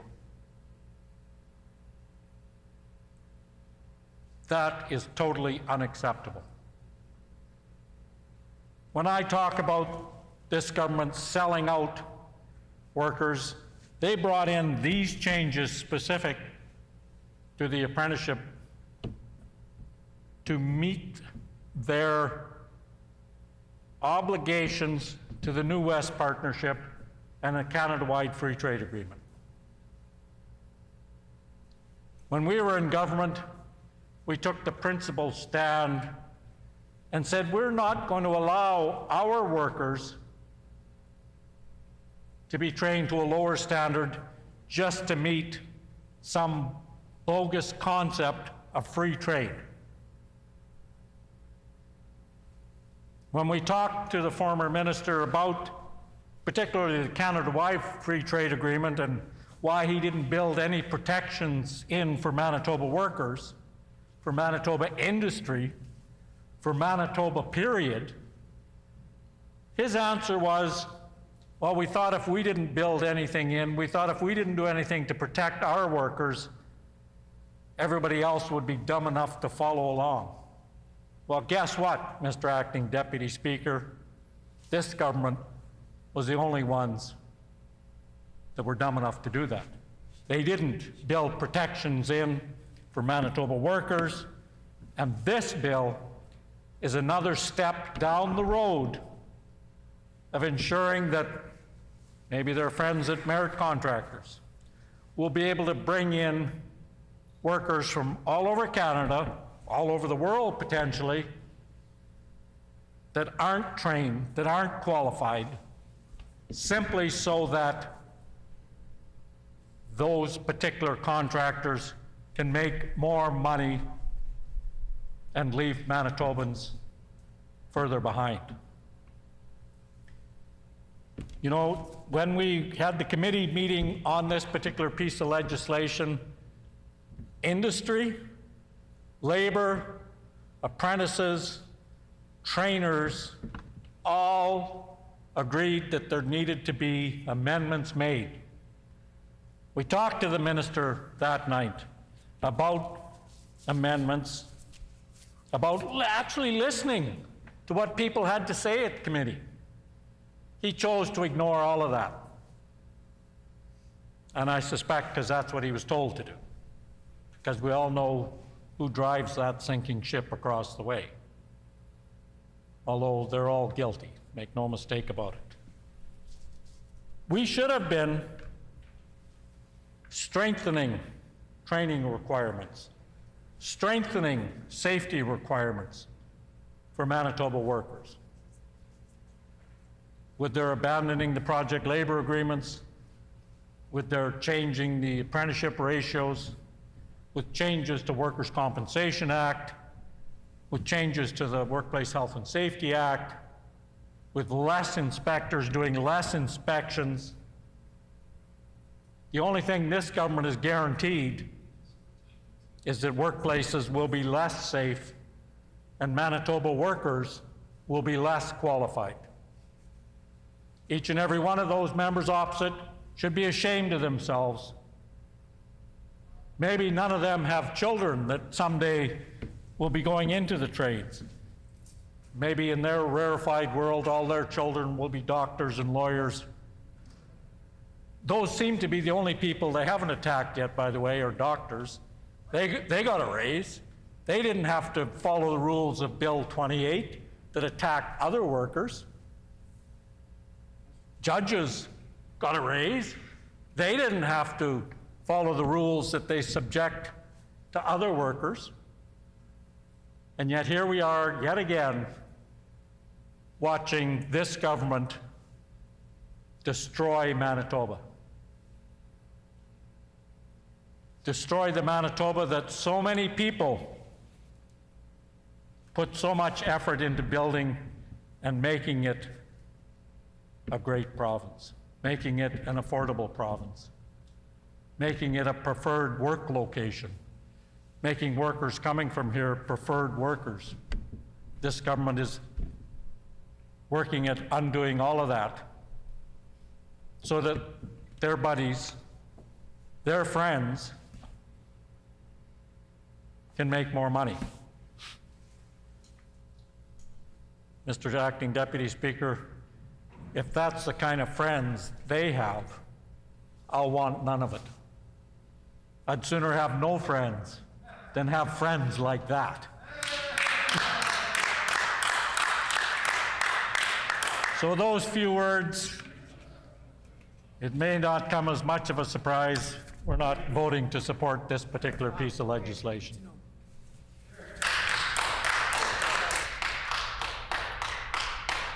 The honourable member from Tyndall Park. Thank you, Mr. Deputy Acting Speaker. And it's nice to rise virtually here just for a few more minutes to talk about why we cannot support the Apprenticeship and Certification Amendment Act. Firstly, Mr. Deputy Speaker, this bill isn't consistent of the governance structure. This bill takes power away from the boards and hands it to the minister to have more decision-making power. Secondly, we are concerned about how the bill changes the frequency, just in how often the board would need to submit strategic plans. This legislation changes strategic plan submissions from annually to every 5 years, and I think this is a step backwards because it is crucial to any organization that for strategic planning to be done properly and adequately, there needs to be some accountability, transparency, and frequency. Thirdly, Mr. Deputy Speaker, the bill also amends a governance of the Apprenticeship Board by repealing the provisional advisory committees and standing committees. This is essentially done by enabling the board to establish committees and to establish apprenticeship programs for voluntary trades and certification programs. Ultimately, there's a lot of concern that this government is yanking power away from people who would have a lot more experience, a lot more intel, a lot more reason to be making these decisions. And I would argue that this bill deters tradespeople from learning and working in our province.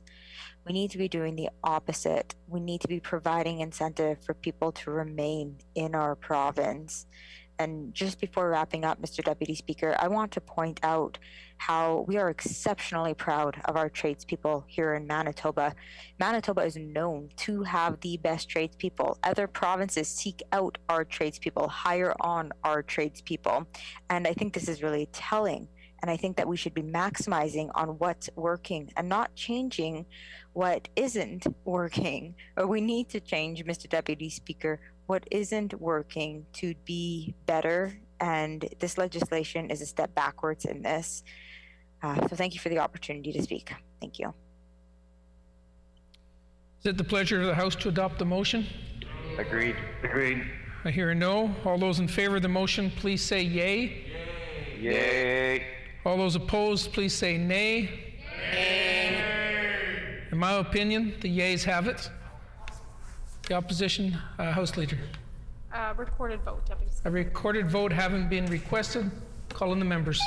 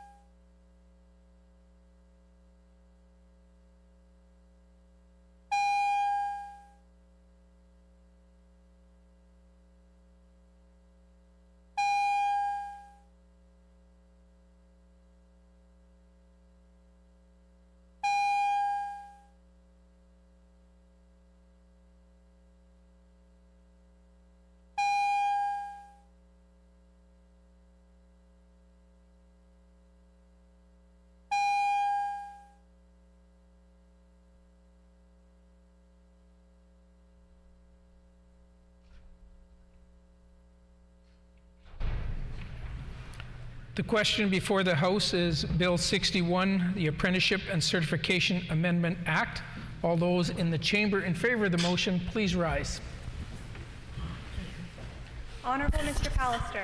Honorable Mr. Pallister. Honorable Mr. Gertson. Honorable Mr. Gertson. Honorable Mr. Fielding. Honorable Mr. Fielding. Honorable Mr. Friesen. Honorable Mr. Friesen. Honorable Mr. Cullen. Honorable Mr. Cullen. Honorable Mr. Wharton. Honorable Mr. Wharton. Honorable Ms. Squires. Honorable Ms. Squires. Honorable Mrs. Guimard. Honorable Mrs. Guimard. Mr. Micklefield. Mr. Micklefield. All those in the chamber opposed to the motion, please rise. Mr. Canoe. Mr. Canoe. Ms. Fontaine. Ms. Fontaine. Mr. Weeb. Mr. Weeb. Mr. Lindsay. Mr. Lindsay. MLA Azaguara. MLA Asaguara. We will now proceed with the members participating virtually in alphabetical order, with each member to clearly identify with "I vote yes" or "I vote no." Would the page please conduct the vote? Ms. Adams. I vote no. Ms. Adams votes no. Mr. Altemer. I vote no. Mr. Altemer votes no. Mr. Brar. I vote no. Mr. Brar votes no. Mr. Bushy. I vote no. Mr. Bushy votes no. Honorable Ms. Clark. I vote yes. Honorable Ms. Clark votes yes. Honorable Mrs. Cox. I vote yes. Honorable Mrs. Cox votes yes. Honorable Mr. Eichler. I vote yes. Honorable Mr. Eichler votes yes. Honorable Mr. Iwasco. I vote yes. Honorable Mr. Owasco votes yes. Honorable Mr. Gerard. I vote no. Honorable Mr. Gerard votes no. Honorable Ms. Gordon. I vote yes. Honorable Ms. Gordon votes yes. Mr. Ginter. I vote yes. Mr. Ginter votes yes. Honorable Mr. Helwer. I vote yes. Honorable Mr. Helwer votes yes. Honorable Mr. Johnson, Interlake Gimli. I vote yes. Honorable Mr. Johnson, Interlake Gimli votes yes. Mr. Johnston, Assiniboia. I vote yes. Mr. Johnson, Assiniboia votes yes. Mr. Lagasse. I vote yes. Mr. Lagasse votes yes. Mr. Lajmodier. I vote yes. Mr. Lajmodier votes yes. Mr. Lamont. I vote no. Mr. Lamont votes no. Ms. Lamoureux. I vote no. Ms. Lamoureux votes no. Ms. Laughlin. I vote no. Ms. Laughlin votes no. Mr. Malloway. I vote no. Mr. Malloway votes no. Ms. Marcelino. I vote no. Ms. Marcelino votes no. Mr. Martin. I vote yes. Mr. Martin votes yes. Mr. Mikuleski. I vote yes. Mr. Mikuleski votes yes. Ms. Morley-Lecomte. I vote yes. Ms. Morley-Lecomte votes yes. Mr. Moses. I vote no. Mr. Moses votes no. Ms. Naylor. I vote no. Ms. Naylor votes no. Mr. Nesbitt. I vote yes. Mr. Nesbitt votes yes. Honorable Mr. Peterson. I vote yes. Honorable Mr. Peterson votes yes. Mr. Reyes. I vote yes. Mr. Reyes votes yes. Mr. Sala. I vote no. Mr. Sala votes no. Mr. Santu. I vote no. Mr. Sandhu votes no. Honorable Mr. Schuler. I vote yes. Honorable Mr. Schuler votes yes. Mr. Smith Lajmodier. I vote yes. Mr. Smith Lajmodier votes yes. Mrs. Smith Point Douglas. I vote no. Mrs. Smith Point Douglas votes no. Mr. Smook. I vote yes. Mr. Smook votes yes. Mr. Teitzma. I vote yes. Mr. Teitzma votes yes. Mr. Vosiliv. I vote no. Mr. Vosiliv votes no. Mr. Wishart. I vote yes. Mr. Wishart votes yes. Mr. Wochuk. I vote yes. Mr. Wochuk votes yes. Well done. Good job.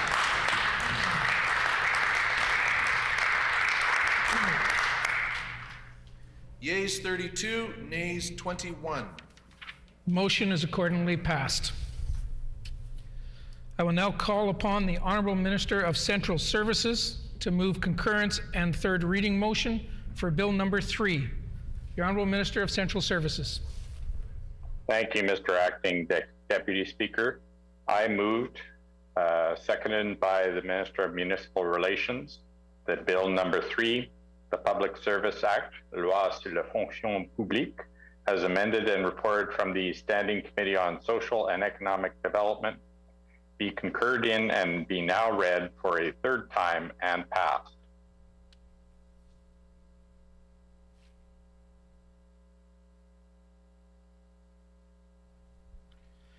It has been moved by the Honorable Minister of Central Services, seconded by the Honorable Minister of Municipal Relations, that Bill number 3, the Public Services Act, as amended and reported from the Standing Committee on Social and Economic Development, be concurred in and be now read a third time and passed. The Honorable Minister of Central Services. Thank you, Mr. Acting Deputy Speaker. I'm very pleased to rise for the third reading of Bill 3. The bill repeals the Civil Service Act and replaces it with the Public Service Act. While there have been amendments to the legislation over time, this act has not been significantly reformed in 135 years. The public service will now benefit from the new legislation that reflects today's life. This is a new act for a new context. Our government is modernizing this important legislation to accurately reflect the laws that exist in the 21st century, reduce duplication, and emphasize values and ethics across the public service. We have come a long way, and the Public Service Act reflects all these modern realities, including explicitly recognizing the value of diversity, inclusivity, and respect, and ensuring public servants uphold these values in the workplace. I was pleased to hear that presenters at committee were supportive of this values-driven approach. Thank you, Mr. Acting Deputy Speaker. The Honourable Member from Flin Flon. Well, thank you, Mr. Acting Deputy Speaker, and here we go again. Complete, utter nonsense. This Civil Service Act completely changes a perfectly good piece of legislation that has worked for the province of Manitoba for 100 and some years. What this piece of legislation does, though, is really shows Manitoba's public servants that they think no more of them than they do any other worker in this province. In the middle of a pandemic, they stand up and say, "Oh, thank you, you're heroes. How can I hurt you? How can I freeze your wages? How can I lay you off? How can we disrespect you in as many ways as we can possibly think of?" Oh, I know. Let's come up with a new piece of legislation that doesn't recognize anybody's realities but this government's. It doesn't recognize the hard work and dedication that our civil servants have put in for many years. This particular piece of legislation touches on every aspect of a civil servant's life. It touches on how their union functions. It touches on things like seniority, the very basis to remove barriers and the very things that caused unions to form in the first place. That my brother-in-law's cousin needs a job, needs a promotion, so let's move him on up. Because this piece of legislation very specifically talks about merit. Not their political merit, friends, the ones that give them money and get favors in return. Not that merit. Now we're talking about how to reward people based on who you know, rather than based on loyalty, doing a good job, working there for a long period of time, learning what you're doing, knowing what you're doing. This government likes to make sure that they throw a fox in the henhouse every chance they get, particularly when it comes to the civil service. They want to make sure that workers have no sense of security with the civil service. Mr. Acting Deputy Speaker, they've done away with the Civil Service Commission, replaced it with a Civil Service Commissioner, but no commission. Doesn't exist anymore. The minister, the deputy minister, and this commissioner will have all the power. It's odd that they've even tried to interfere with people who decide they want to run for political office.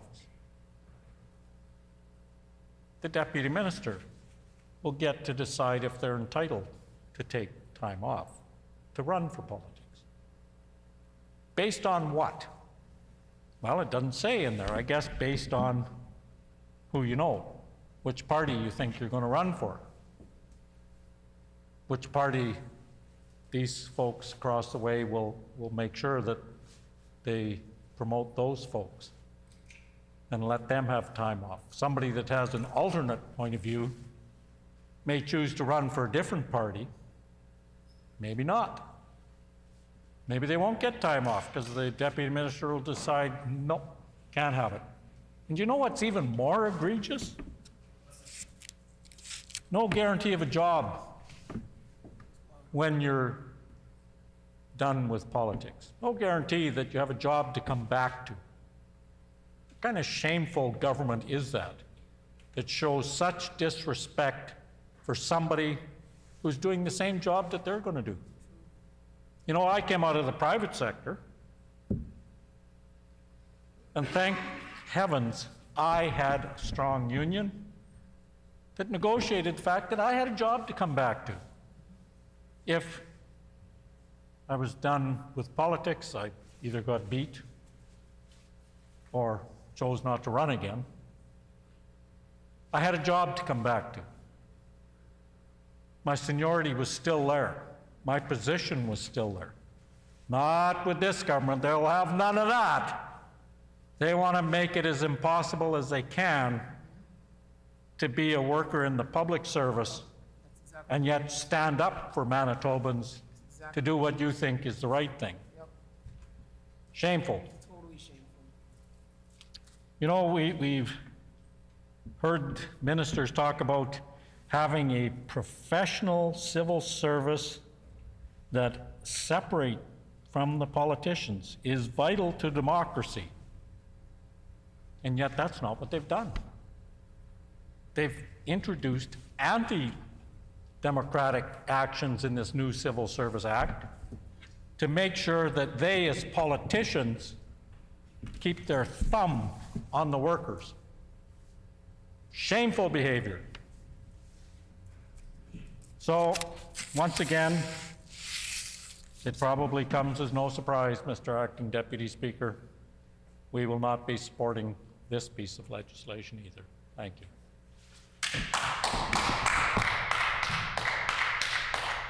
The honourable member from Tyndall Park. Thank you, Mr. Deputy Speaker, and I'll keep my remarks short here. I just wanted to share how we often talk lots about the benefits of participating in politics, and most of us typically encourage people and create volunteer opportunities for people, knowing that having people engaged in our democracy contributes heavily to our society and our economy and in educating Manitobans throughout the province. And knowing this, we don't quite understand why the government is bringing forward this legislation and making it more difficult for people to participate in our political system. And we hope that the government will reconsider this bill by withdrawing it so their actions align with their words. Thank you, Mr. Deputy Speaker. Is it the pleasure of the House to adopt the motion? No. Agreed. I hear a no. All those in favor of the motion, please say yay. Yay. All those opposed, please say nay. Nay. In my opinion, the yeas have it. The honourable member from Concordia. Recorded vote. Recorded vote having been requested, call in the members.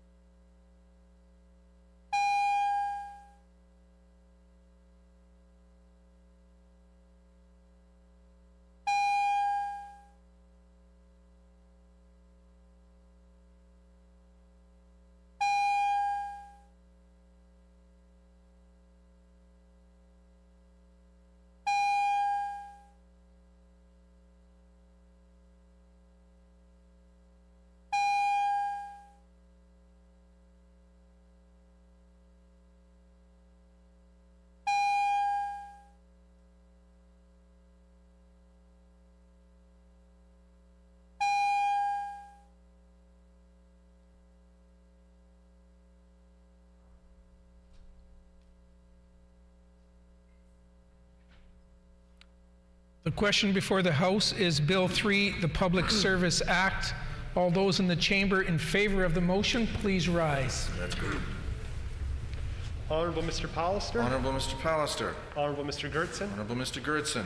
Honorable Mr. Fielding. Honorable Mr. Fielding. Honorable Mr. Friesen. Honorable Mr. Friesen. Honorable Mr. Cullen. Honorable Mr. Cullen. Honorable Mr. Wharton. Honorable Mr. Wharton. Honorable Ms. Squires. Honorable Ms. Squires. Honorable Mrs. Guimard. Honorable Ms. Guimard. Mr. Mickelfield. Mr. Mickelfield. All those in the chamber opposed to the motion, please rise. Mr. Canoe. Mr. Canoe. Ms. Fontaine. Ms. Fontaine. Mr. Weeb. Mr. Weeb. Mr. Lindsay. Mr. Lindsay. Emily Asaguara. Emily Asaguara. We will now proceed with the members participating virtually in alphabetical order, with each member to clearly identify with "I vote yes" or "I vote no." Would the page please conduct the vote? Ms. Adams. I vote no. Ms. Adams votes no. Mr. Altamare. I vote no. Mr. Altamare votes no. Mr. Brar. I vote no. Mr. Brar votes no. Mr. Bushy. I vote no. Mr. Bushy votes no. Honorable Ms. Clark. I vote yes. Honorable Ms. Clark votes yes. Honorable Mrs. Cox. I vote yes. Honorable Mrs. Cox votes yes. Honorable Mr. Eichler. I vote yes. Honorable Mr. Eichler votes yes. Honorable Mr. Owasco. I vote yes. Honorable Mr. Owasco votes yes. Honorable Mr. Gerard. I vote no. Honorable Mr. Gerard votes no. Honorable Ms. Gordon. I vote yes. Honorable Ms. Gordon votes yes. Mr. Ginter. I vote yes. Mr. Ginter votes yes. Honorable Mr. Hallower. I vote yes. Honorable Mr. Helwer votes yes. Honorable Mr. Johnson, Interlake Gimli. I vote yes. Honorable Mr. Johnson, Interlake Gimli votes yes. Mr. Johnston, Assiniboia. I'm voting yes. Mr. Johnson, Assiniboia votes yes. Mr. Lagacy. I vote yes. Mr. Lagasse votes yes. Mr. Lajmodier. I vote yes. Mr. Lajmodier votes yes. Mr. Lamont. I vote no. Mr. Lamont votes no. Ms. Lamoureux. I vote no. Mr. Lamoureux votes no. Ms. Laughlin. I vote no. Ms. Laughlin votes no. Mr. Malloway.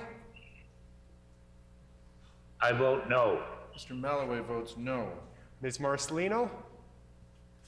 I vote no. Ms. Marcelino votes no. Mr. Martin. I vote yes. Mr. Martin votes yes. Mr. Mikulewski. I vote yes. Mr. Mikuleski votes yes. Ms. Morley-Lecomte. I vote yes. Ms. Morley-Lecomte votes yes. Mr. Moses. I vote no. Mr. Moses votes no. Ms. Naylor. I vote no. Ms. Naylor votes no. Mr. Nesbitt. I vote yes. Mr. Nesbitt votes yes. Honorable Mr. Peterson. Vote yes. Honorable Mr. Peterson votes yes. Mr. Reyes. I vote yes. Mr. Reyes votes yes. Mr. Sala. I vote no. Mr. Sala votes no. Mr. Sandhu. I vote no. Mr. Sandhu votes no. Honorable Mr. Schuler. I vote yes. Honorable Mr. Schuler votes yes. Mr. Smith-Lajmodier. I vote yes. Mr. Smith-Lajmodier votes yes. Mrs. Smith Point Douglas. I vote no. Mrs. Smith Point Douglas votes no. Mr. Smook. I vote yes. Mr. Smook votes yes. Mr. Teitzma. I vote yes. Mr. Teitzma votes yes. Mr. Voslev. I vote no. Mr. Voslev votes no. Mr. Wishart. I vote yes. Mr. Wishart votes yes. Mr. Wochuk. And I vote yes. Mr. Wochuk votes yes. Great job.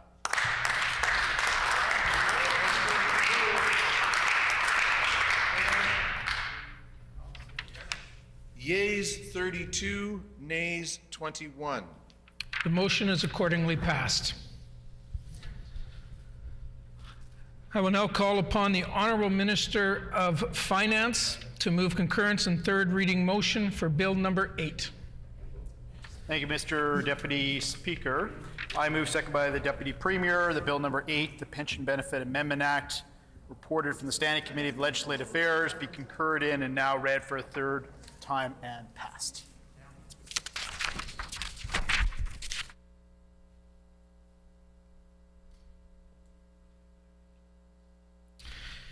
It has been moved by the Honourable Minister of Finance, seconded by the Deputy Premier, that Bill number 8, the Pension Benefits Amendment Act, reported from the Standing Committee on Legislative Affairs, be concurred in and be now read for a third time and passed.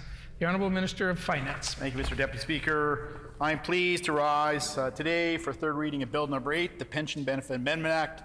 The bill makes a variety of important amendments to the Pension Benefit Act. They'll afford greater flexibility of locked-in rules, solvency deficiencies, funding rules, and division of pension assets after relationship breakdown. Changes to the locked-in rules introduced under the bill means that Manitobans who are experiencing financial hardship will be able to access their funds under prescribed criteria. My office and the Office of the Superintendent Pension Commission has received numerous requests from individuals anticipating the passage of this bill, Mr. Deputy Speaker. Keeping in mind that pension plans are long-term vehicles, changes to the solvency funding rules would address funding challenges faced by plan sponsors due to market downturns, declines in long-term rates used to calculate solvency liability, and improvements in life expectancies, which will have led to increased and volatile solvency payments. We have heard from plan sponsors on the challenges they are facing during the pandemic, and they have identified this measure as a priority, Mr. Deputy Speaker. The proposed changes related to the division of pension assets due to relationship breakdown would allow for further flexibility in dividing pension assets based on their individual circumstances and transfer the responsibility of the division of assets to the courts, which is more appropriate. The bill also proposes minor administrative changes that help reduce red tape and improve processes. Lastly, the bill will continue to support the strong framework for pensions and secure the stable retirement income for all Manitobans. Thank you, Mr. Deputy Speaker. I'll recognize the honour member for Flin Flon. Thank you, Mr. Deputy Speaker.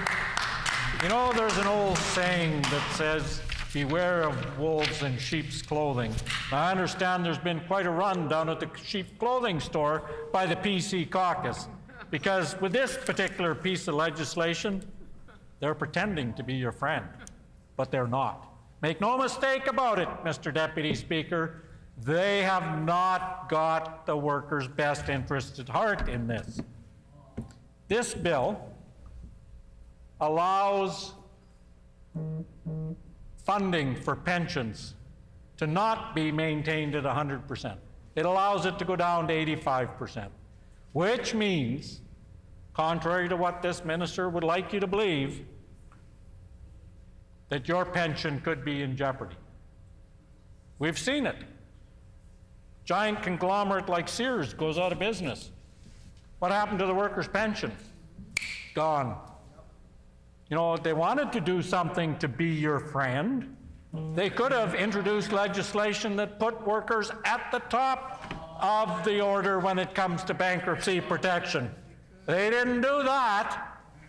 What they've done is said, you know what? Let's figure out how we can weaken pensions.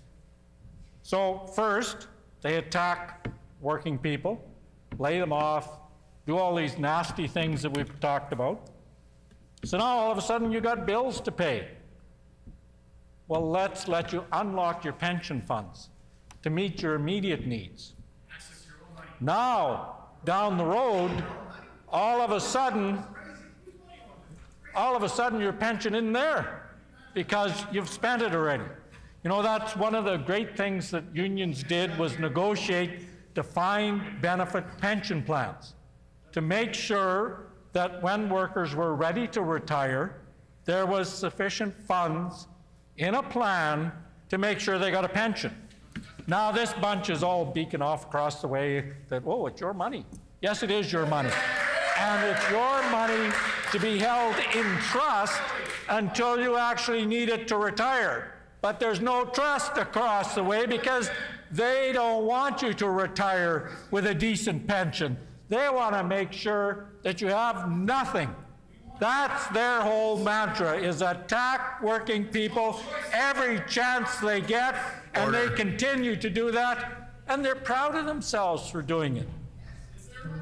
They think, you know, that you don't need a pension. We'll make sure we freeze your wages year after year after year so that you can't afford to make your mortgage payments, you can't afford to pay the rent. Now you'll take money out of your pension so that you can't afford to live when you retire. Thank you very much. We don't need friends like that. We need people that will stand up for working people, to make sure that they can negotiate good wages, to make sure they can negotiate strong pensions, to make sure that they don't have to take that money out today so that it'll be there for them tomorrow. But that's not what this bunch is doing. You know, I've talked to working people, and I realize that the bunch across the way don't talk to working people because they don't think they matter. But I've talked to working people that took their pension out because some money manager somewhere, probably one of their friends, told them they could do a better job of making sure that they got more money. Well, guess what? The money manager made money. He did quite well. And then I saw those same workers a year later working at Walmart. So what the heck? Why are you working here? Well, I lost all my pension money. My guy that was going to look after me looked after himself and not me. And that's the benefit of a defined benefit pension plan that's well-funded, strong, it's there for you when you retire. So who else loses out under this new revised friendship scheme they've dreamt up? It's women who very traditionally have been the stay-at-home mom who thinks that the significant other's gone to work and got this pension. But along the way, they've taken that money out and spent it on, well, I need a new truck, and I need a new house, and well, maybe I need a cottage. All of a sudden now, there's a breakdown in the marriage. That pension fund isn't there to be shared anymore. It doesn't exist. It disproportionately going to affect those who need it the most. And that's shameful on the part of this government, that they want you to take your money out now, spend it at their friend the banker's house, not looking after yourself. So, I hear the minister across the way saying that I hate people. Well, I beg to differ. It's that bunch across the way that hate working people.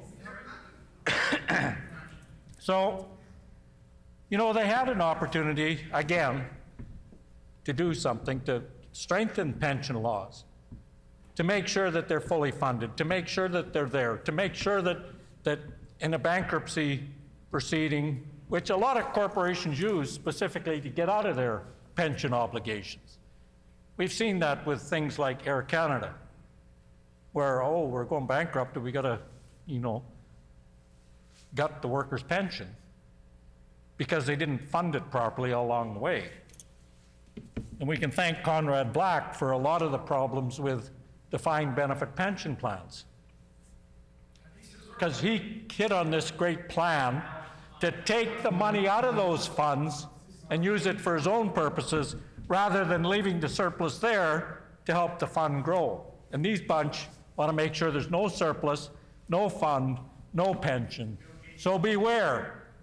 When you think they're your friend, they are not. Thank you.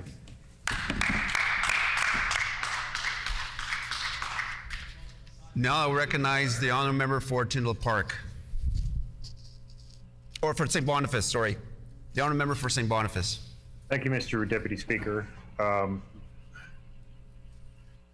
When this bill was first introduced, we expressed our concerns about it simply because for several years now I've been worried about, and many others have been worried about, all sorts of economic challenges for people, and the possibility that we could be facing seriously economically challenging times, which we are. And the thing that I was particularly concerned about at the time, although this is pre-pandemic, when this bill was first introduced, and I was briefed on it, was that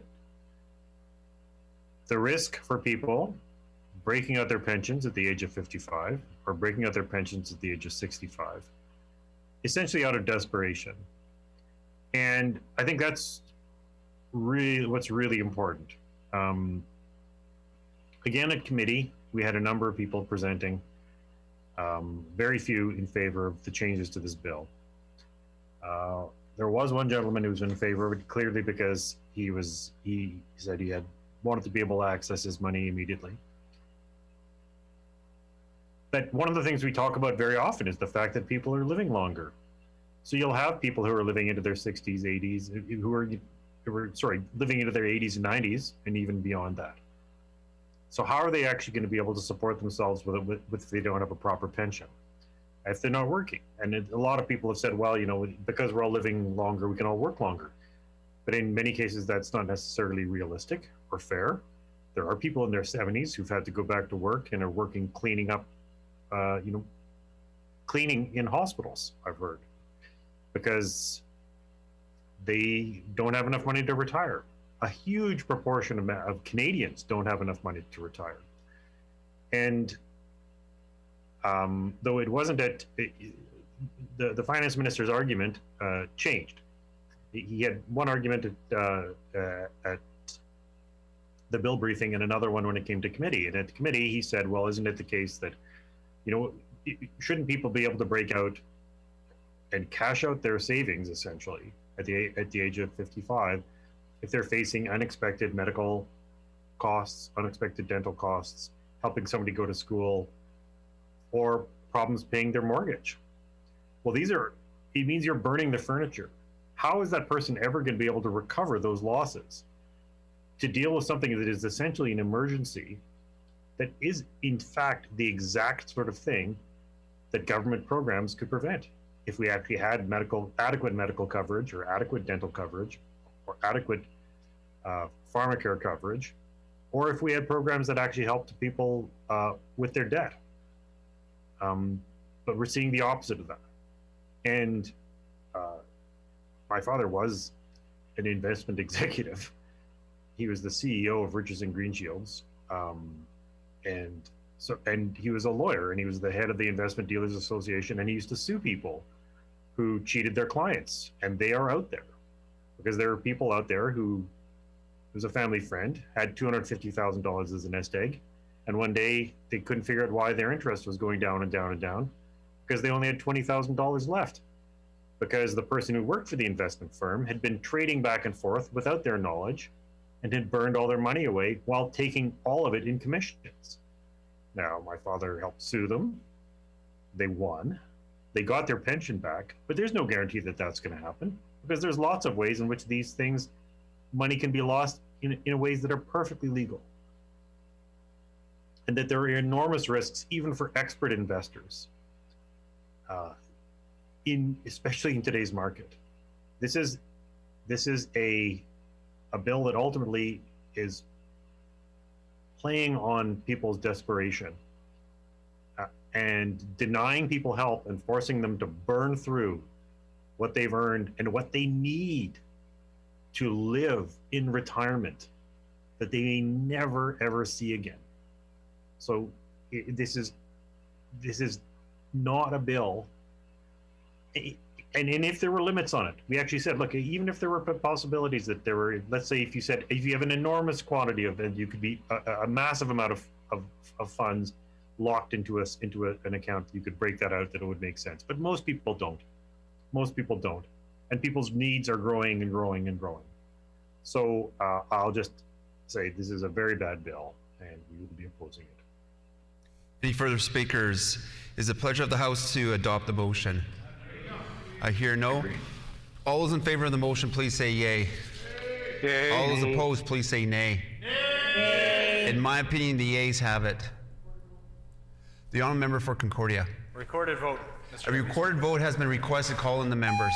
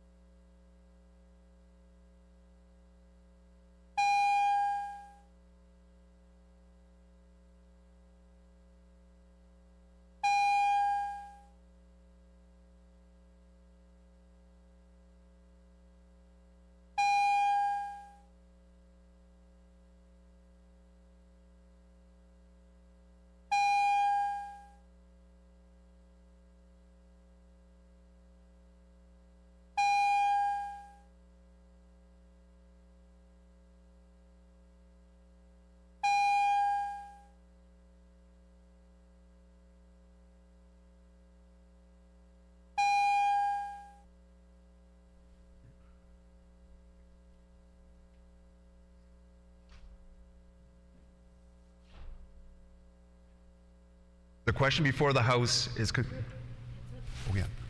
before we start the vote, can everybody make sure if you're on virtual to get the headsets on?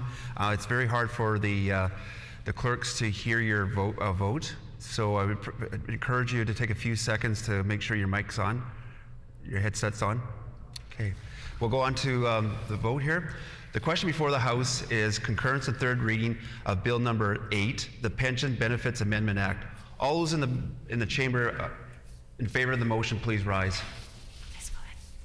Honorable Mr. Pallister. Honorable Mr. Pallister. Honorable Mr. Gertson.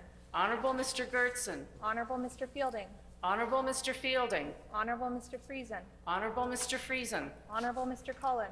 Honorable Mr. Cullen. Honorable Mr. Wharton. Honorable Mr. Wharton. Honorable Ms. Squires. Honorable Ms. Squires. Honorable Mrs. Guimard. Honorable Mrs. Guimard. Mr. Micklefield. Mr. Micklefield. All those opposed in the chamber of the motion, please rise. Mr. Canoe.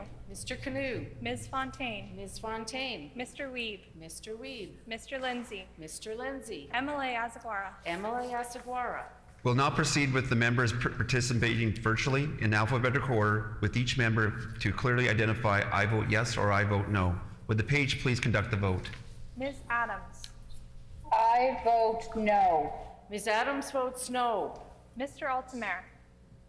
I vote no. Mr. Altamare votes no. Mr. Brar. I vote no. Mr. Brar votes no. Mr. Bushy. I vote no. Mr. Bushy votes no. Honorable Ms. Clark. I vote yes. Honorable Ms. Clark votes yes. Honorable Mrs. Cox. I vote yes. Honorable Mrs. Cox votes yes. Honorable Mr. Eichler. Yes. Honorable Mr. Eichler votes yes. Honorable Mr. Iwasko. I vote yes. Honorable Mr. Iwasko votes yes. Honorable Mr. Gerard. I vote no. Honorable Mr. Gerard votes no. Honorable Ms. Gordon. I vote yes. Honorable Ms. Gordon votes yes. Mr. Ginter. I vote yes. Mr. Ginter votes yes. Honorable Mr. Hellworth. I vote yes. Honorable Mr. Hellwer votes yes. Mr. Isleifson. I vote yes. Mr. Isleifson votes yes. Honorable Mr. Johnson, Interlake Gimli. I vote yes. Honorable Mr. Johnson, Interlake Gimli votes yes. Mr. Johnston, Assiniboia. Vote yes. Mr. Johnston, Assiniboia votes yes. Mr. Lagasse. I vote yes. Mr. Lagasse votes yes. Mr. Lachmodier. I vote yes. Mr. Lachmodier votes yes. Mr. Lamont. I vote no. Mr. Lamont votes no. Ms. Lamoureux. I vote no. Ms. Lamoureux votes no. Ms. Laughlin. I vote no. Ms. Laughlin votes no. Mr. Malloway. I vote no. Mr. Malloway votes no. Ms. Marcelino. I vote no. Ms. Marcelino votes no. Mr. Martin. I vote yes. Mr. Martin votes yes. Mr. Mikuleski. I vote yes. Mr. Mikuleski votes yes. Ms. Morley-Lecomte. I vote yes. Ms. Morley-Lecomte votes yes. Mr. Moses. I vote no. Mr. Moses votes no. Ms. Naylor. I vote no. Ms. Naylor votes no. Mr. Nesbitt. I vote yes. Mr. Nesbitt votes yes. Honorable Mr. Peterson. I vote yes. Honorable Mr. Peterson votes yes. Mr. Reyes. I vote yes. Mr. Reyes votes yes. Mr. Sala. I vote no. Mr. Sala votes no. Mr. Santu. I vote no. Mr. Sandu votes no. Honorable Mr. Schuler. I vote yes. Honorable Mr. Schuler votes yes. Mr. Smith Lachmodier. I vote yes. Mr. Smith Lachmodier votes yes. Mrs. Smith Point Douglas. I vote no. Mrs. Smith Point Douglas votes no. Mr. Smook. I vote yes. Mr. Smook votes yes. Mr. Teitzma. I vote yes. Mr. Teitzma votes yes. Mr. Vazalev. I vote no. Mr. Vazalev votes no. Mr. Wishart. I vote yes. Mr. Wishart votes yes. Mr. Wojcik. I vote yes. Mr. Wojcik votes yes. Good job.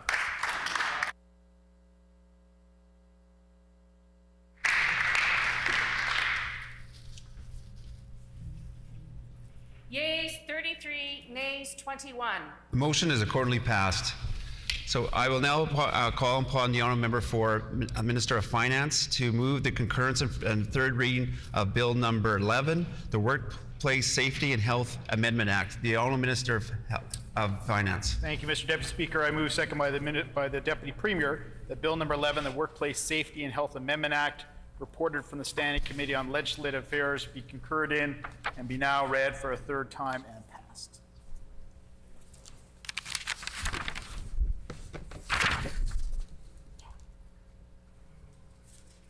It has been moved by the Honourable Minister of Finance, second by the Honourable Deputy Premier, that Bill number 11, the Workplace Safety and Health Amendment Act, reported from the Standing Committee on the Legislative Affairs, be concurred in and now be read for a third time and passed.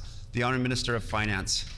Thank you, Mr. Deputy Speaker. I'm pleased to once again rise for a third time for reading of Bill number 11. I'm very happy to see the legislation move through the legislative process. The legislation prioritizes the safety of workers while reducing unnecessary duplication with Safe Work Manitoba. It will reduce administrative burdens for government and ensure timely resolution of complaints while strengthening collection provisions and penalties for offenses, Mr. Deputy Speaker. It will also modify terminology to reduce confusion with discrimination provisions contained in the Human Rights Code. Thank you, Mr. Deputy Speaker. Now I'll recognize the honourable member for Flin Flon. Thank you, Mr. Deputy Speaker. Certainly this isn't as bad a piece of legislation as the last one we saw. Yay! Gaining ground. That doesn't mean it's a good piece of legislation. It certainly had the opportunity. This government had the opportunity, the minister had the opportunity to make things better. But missed the mark yet again. So what could he have done to make this piece of legislation better? Well, could have strengthened some of the mental health protections. Didn't do it. What else? What else could he have done? Comprehensive strategy to address asbestos issues. One of the leading cause of workers to die is asbestos. Did they do anything with that? No, didn't do it. A 5-year review plan to replace the current one, well, I don't think I want this bunch reviewing legislation because they generally make it worse, so let's wait a couple of years till we're in government and then we'll make it better. So, did they make better training for Health and Safety Committee members? No. What's one of the keys to making a safer workplace? Strong, functioning health and safety committees, joint committees, that have say, have authority, but have knowledge so that they can function properly. But they didn't want to have that happen. So, did they bring in timely and preventative-oriented investigations? Well, no, they didn't. No, and I took part over the years in a lot of serious accident investigations and fatality investigations, inquests, that really this act should prevent all that stuff. It should build on recommendations from those accidents, from those incidents, from those deaths to make legislation better. But the infrastructure minister said, well, it's not the government's job to protect workers. Got nothing to do with them. Well, it does. Because if we leave workplace health and safety up to employers, it's not their prime objective. Their prime objective is to make money for their shareholders. Any employer that stands up and says, safety is our first priority, is lying to you. Their first priority is to make money and stay in business. That's where the government needs to step in and make it their priority to make sure workplaces are safe, to make sure that the rules are there, to make sure that people are following those rules. They didn't do it. Missed the mark. One of the first things this government did when they came into being was get rid of the workers or the Workplace Advisory Committee, which was a joint committee between workers, employers, regulators, to make sure that workplaces rules were safe and were the best rules that they could be. But they got rid of that because they didn't want to listen. They wanted to make sure that employers could save money, not necessarily provide safer workplaces. So, personally, I took part in the Minister's Advisory Committee, particularly on the operation of mine regulation. And the remarkable thing about that committee is we came to consensus on how to make that regulation in particular better for employers, for workers, for governments. But this bunch did away with all that. Shame on them. They say, well, we're going to introduce or increase the fine level so that workplaces that are found guilty, we could fine them more money. Of course, when's the last time a workplace got fined the maximum amount of the existing rules? And we fought long and hard to get that amount moved up many years ago, but the government fails to enforce it. So while this isn't the worst piece of legislation that this government has ever introduced, and I probably shouldn't say that because probably next time they'll try and make it one of the worst ones that they've introduced. So, opportunity missed. Opportunity missed to respect workers, to make sure that workplaces were safe. Didn't do it, which is too bad. Because when the government turns a blind eye to workplace health and safety, workers die. When they don't do the proper inspections, workers get hurt. When they don't do the proper investigations, they haven't got a hope of making the regulations better and stronger. When they won't listen to people that are getting hurt, when they won't listen to people that represent those folks, more folks will get hurt. When they did things with the Compensation Act to make it harder for workers to get compensation and to limit how much money they can get when they're on compensation, they make it harder for workers. I don't know why they hate workers so much, but they do.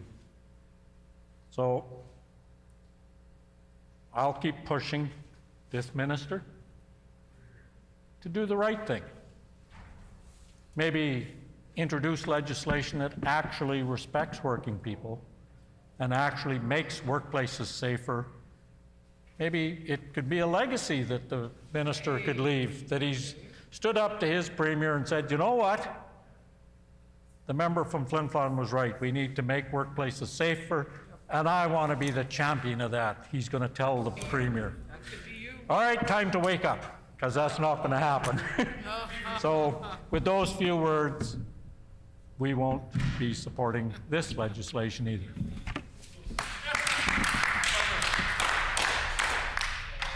I recognize the honourable member for Tyndall Park. Thank you, Mr. Deputy Speaker, for the opportunity to put a few words on the record.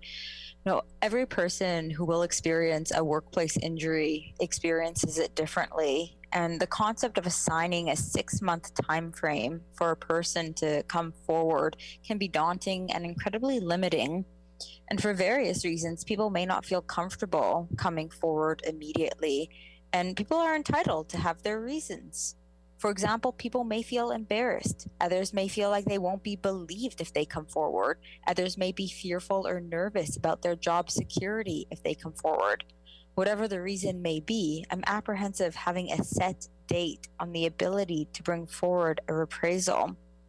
This bill also allows the director to dismiss an appeal of a decision by a safety and health officer if the director deems it to be frivolous or vexatious. And this is the language used in the bill, Mr. Deputy Speaker.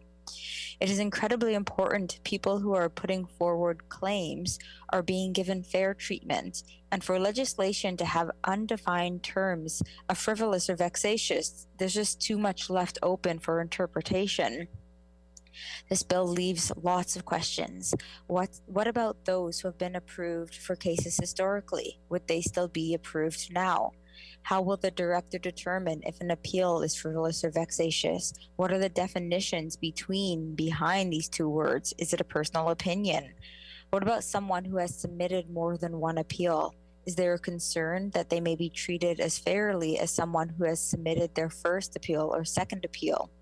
And what about a person who may not articulate their appeal the way a director would like to be able to read it?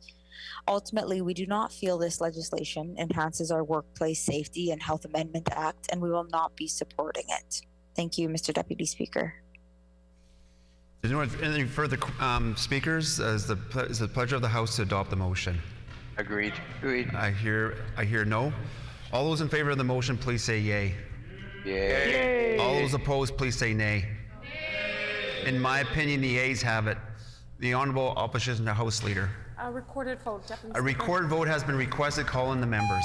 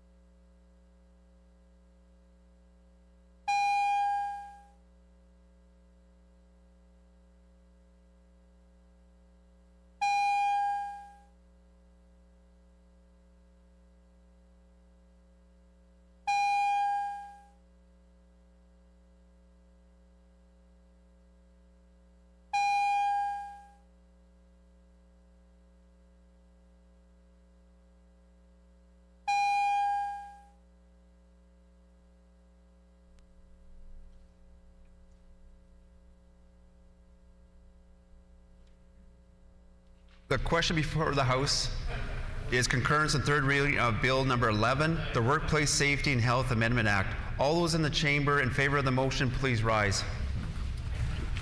Please go ahead. Please go ahead. Honorable Mr. Pallister, Honorable Mr. Pallister. Honorable Mr. Gertson, Honorable Mr. Gertson. Honorable Mr. Fielding, Honorable Mr. Fielding. Honorable Mr. Friesen, Honorable Mr. Friesen. Honorable Mr. Cullen, Honorable Mr. Cullen. Honorable Mr. Wharton, Honorable Mr. Wharton. Honorable Ms. Squires, Honorable Ms. Squires. Honorable Mrs. Gerard, or Guimard, Honorable Mrs. Guimard. Mr. Mickelfield. Mr. Mickelfield. All those in the chamber opposed to the motion, please rise. Mr. Canoe, Mr. Canoe. Ms. Fontaine, Ms. Fontaine. Mr. Wiebe, Mr. Wiebe. Mr. Lindsay, Mr. Lindsay. Emily Asaguara. Emily Asaguara. We will now proceed with the members participating virtually in alphabetical order. Each member clearly identifying that I vote yes or I vote no. Would the page please conduct the vote? Ms. Adams, I vote no. Ms. Adams votes no. Mr. Altamare, I vote no. Mr. Altamare votes no. Mr. Brar, I vote no. Mr. Brar votes no. Mr. Bushy, I vote no. Mr. Bushy votes no. Honorable Ms. Clark, I vote yes. Honorable Ms. Clark votes yes. Honorable Mrs. Cox, I vote yes. Honorable Mrs. Cox votes yes. Honorable Mr. Eichler, I vote yes. Honorable Mr. Eichler votes yes. Honorable Mr. Owasco, I vote yes. Honorable Mr. Owasco votes yes. Honorable Mr. Gerard, I vote no. Honorable Mr. Gerard votes no. Honorable Ms. Gordon, I vote yes. Honorable Ms. Gordon votes yes. Mr. Ginter, I vote yes. Mr. Ginter votes yes. Honorable Mr. Halwer, I vote yes. Honorable Mr. Helwer votes yes. Mr. Isleifson, I vote yes. Mr. Isleifson votes yes. Honorable Mr. Johnson, Interlake Gimli, I vote yes. Honorable Mr. Johnson, Interlake Gimli votes yes. Mr. Johnston, Assiniboia, I vote yes. Mr. Johnston, Assiniboia votes yes. Mr. Lagacy, I vote yes. Mr. Lagacé votes yes. Mr. Lajmodier, I vote yes. Mr. Lajmodier votes yes. Mr. Lamont, I vote no. Mr. Lamont votes no. Ms. Lamoureux, I vote no. Ms. Lamoureux votes no. Ms. Laughlin, I vote no. Ms. Laughlin votes no. Mr. Malloway, I vote no. Mr. Malloway votes no. Ms. Marcelino, I vote no. Ms. Marcelino votes no. Mr. Martin, I vote yes. Mr. Martin votes yes. Mr. Mikuleski, I vote yes. Mr. Mikuleski votes yes. Ms. Morley-LeCoultre, I vote yes. Ms. Morley-LeCompte votes yes. Mr. Moses, I vote no. Mr. Moses votes no. Ms. Naylor, I vote no. Ms. Naylor votes no. Mr. Nesbitt, I vote yes. Mr. Nesbitt votes yes. Honorable Mr. Peterson, Vote yes. Honorable Mr. Peterson votes yes. Mr. Reyes, I vote yes. Mr. Reyes votes yes. Mr. Sala, I vote no. Mr. Sala votes no. Mr. Sandhu, I vote no. Mr. Sandhu votes no. Honorable Mr. Schuler, I vote yes. Honorable Mr. Schuler votes yes. Mr. Smith-Lajmodier, I vote yes. Mr. Smith-Lajmodier votes yes. Mrs. Smith Point Douglas, I vote no. Mrs. Smith Point Douglas votes no. Mr. Smook, I vote yes. Mr. Smook votes yes. Mr. Teitzma, I vote yes. Mr. Teitzma votes yes. Mr. Vasiliv, I vote no. Mr. Vasily votes no. Mr. Wishart, I vote yes. Mr. Wishart votes yes. Mr. Wochuk. I vote yes. Mr. Wochuk votes yes.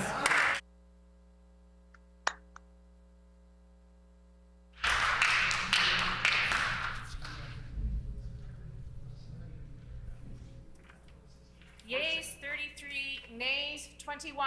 the motion is accordingly passed.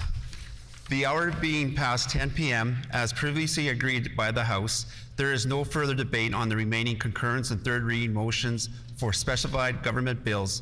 The minister is to move the concurrence and third reading motion without debate, and the question is to be put immediately. If there are any requests for a recorded vote, the bells can only ring for 1 minute. The bills remaining on the list include bills 21, 5, 6, 30, 32, 17, 15, 53, 20, 23, 22, 25, 34, 36, 52, and 55. I recognize the Honourable Minister of Legislative and Public Affairs. Thank you very much, Mr. Deputy Speaker. I move, seconded by the Minister of Education, the Bill number 21, the Conflict of Interest Members and Ministers and Related Amendments Act, reported from the Standing Committee on Legislative Affairs, be concurred in and be now read for a third time and passed. It has been moved by the Honourable Minister of Legislative and Public Affairs, seconded by the Honourable Minister of Education, that Bill number 21, the Conflict of Interest, Members and Ministers and Related Amendment Act, reported from the Standing Committee on Legislative Affairs, be concurred in and be read for a third time and passed. The Honourable Minister of Legislative and Public... Oh, there's no way. Okay. The question before... is the House ready for the question? Question. Yeah. Okay, it's the pleasure of the House to adopt the motion. Agreed. Agreed? Agreed. And so ordered. Okay, now I declare the motion carried. Sorry, this is the first one here, so be patient with me. It's going to go faster. Okay, now I will recognize the honourable member for Minister of Justice. Thank you, Mr. Deputy Speaker. I move, seconded by the Minister for Infrastructure, that Bill number 5, the Liquor, Gaming and Cannabis Control Amendment Act, Cannabis Social Responsibility Fee, reported from the Standing Committee of Justice, be concurred in and be now read for a third time and passed.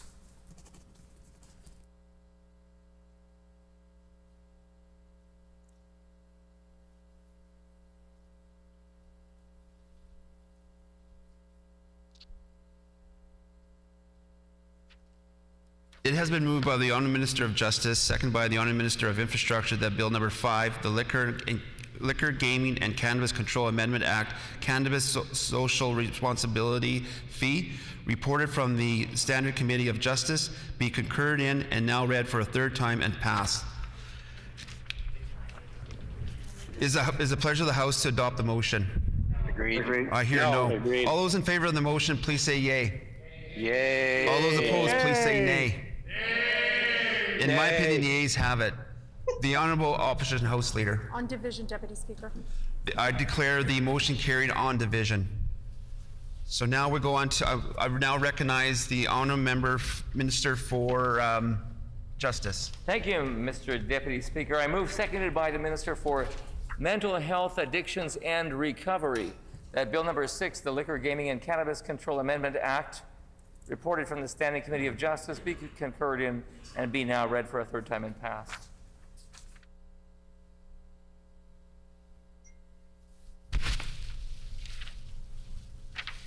It has been moved by the Honourable Minister of Justice, seconded by the Honourable Minister of Health, Addictions and Recovery, that Bill number 6, the Liquor, Gaming and Cannabis Control Amendment Act, reported from the Standing Committee of Justice, be concurred in and now read for a third time and passed. Is it the pleasure of the House to adopt the motion? No. I hear no. All those in favor of the motion, please say yay. Yay. All those opposed, please say nay. Yay. In my opinion, the ayes have it. The Honourable Opposition House Leader. On division, Deputy Speaker. I declare the motion carried on division. So now we'll go on to, I now recognize the Honourable Minister of Justice.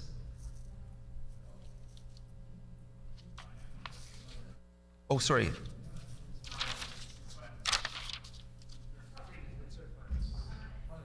Okay, the Honourable Minister of Finance. Thank you, Mr. Deputy Speaker. I move, second by the Minister of Justice, that Bill number 30, the Consumer Protection Amendment Act, reported from the Standing Committee on Social and Economic Development, be concurred in and now be read for a third time and passed.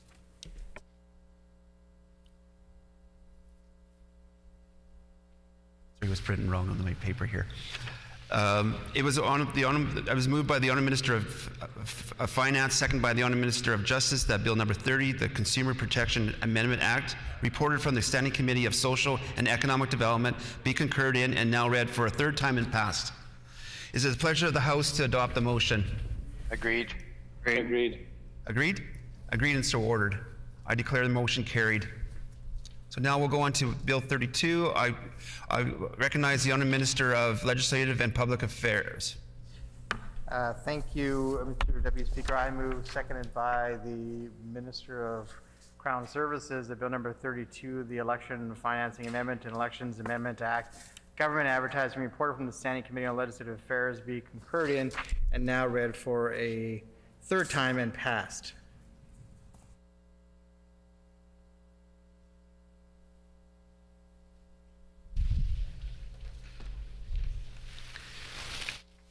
It has been moved by the Honourable Minister of Legislative and Public Affairs, second by the Honourable Minister of Crown Services, that Bill number 32, the Elections Financing Amendment and Elections Amendment Act governing advertising, reported from the Standing Committee on Legislative Affairs, be concurred in and now read for a third time and passed. Is it the pleasure of the House to adopt the motion? No. I hear no. All those in favor of the motion, please say yay. Yay. All those opposed, please say nay. Nay. In my opinion, the ayes have it. The Honourable Opposition House Leader. On division, Deputy Speaker. I declare the motion carried on division. Now we'll go into Bill 17. I recognize now the Honourable Minister of Infrastructure. I move, seconded by the Honourable Minister of Indigenous and Northern Relations, that Bill 17, the Drivers and Vehicles Amendment Act, as reported from the Standing Committee on Legislative Affairs with no changes, be concurred in and now be read for a third time and passed. It has been moved by the Honourable Minister of Infrastructure, seconded by the Honourable Minister of Education and Northern Relations, that Bill number 17, the Drivers and Vehicles Amendment Act, reported from the Standing Committee of Legislative Affairs, be concurred in and now read for a third time and passed. Is it pleasure of the House to adopt the motion? Agreed. I hear agree. All agree? All agreed and so ordered. I declare the motion carried. Now we'll go into Bill number 15 and recognize the Honourable Minister of Crown Services. There we go. I move, seconded by the Minister of Municipal Relations, that Bill 15, the Manitoba Public Insurance Corporation Amendment Act, reported from the Standing Committee on Social and Economic Development, be concurred in and now read for a third time and passed.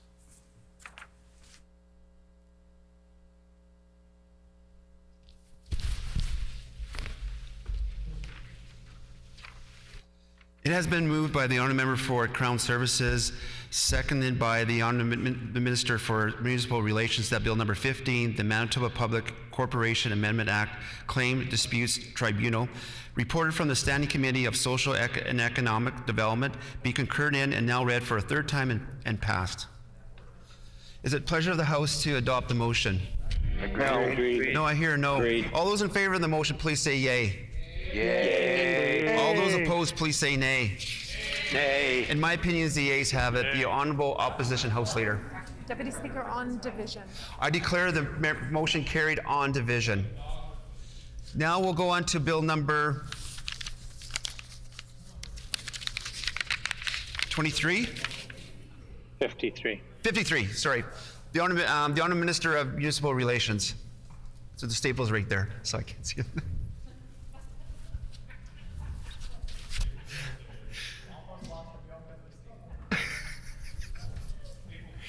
The Honourable Minister of Municipal Relations.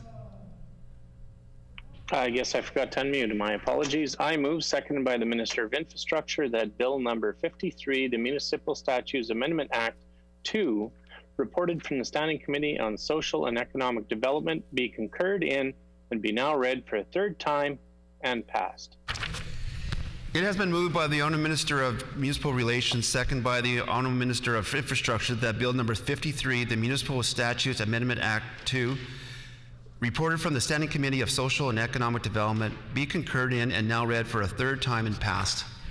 Is it the pleasure of the House to adopt the motion? No. I hear agree and I hear no. All those in favor of the motion, please say yay.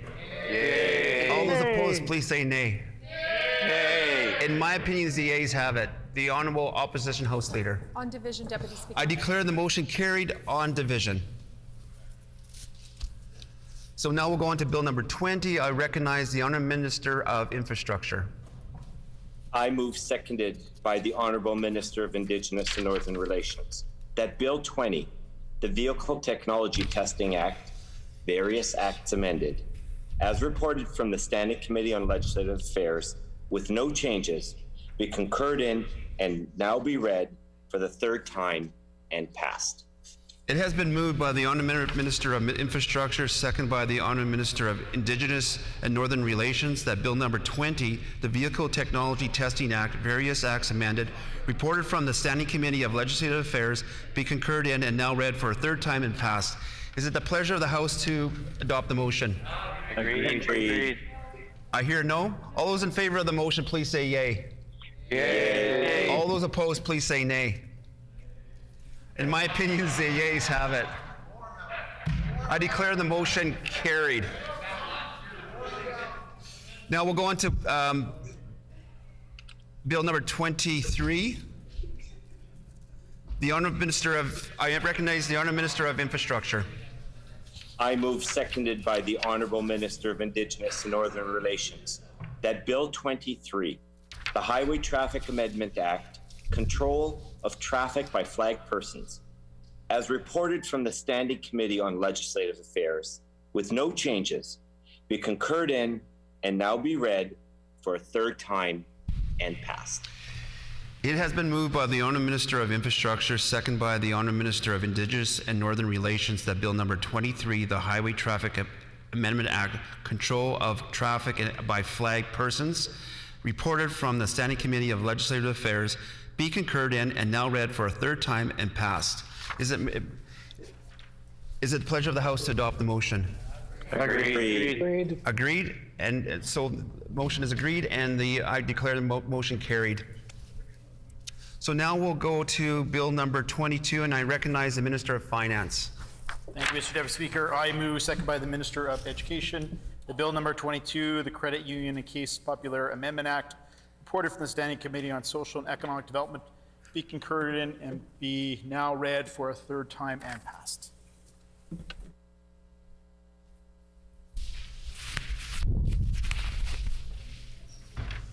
It has been moved by the Honourable Minister of Finance, second by the Honourable Minister of Education, that Bill number 22, the Credit Unions Case Populaire Amendment Act, reported from the Standing Committee of Social and Economic Development, be concurred now and read for a third time and passed.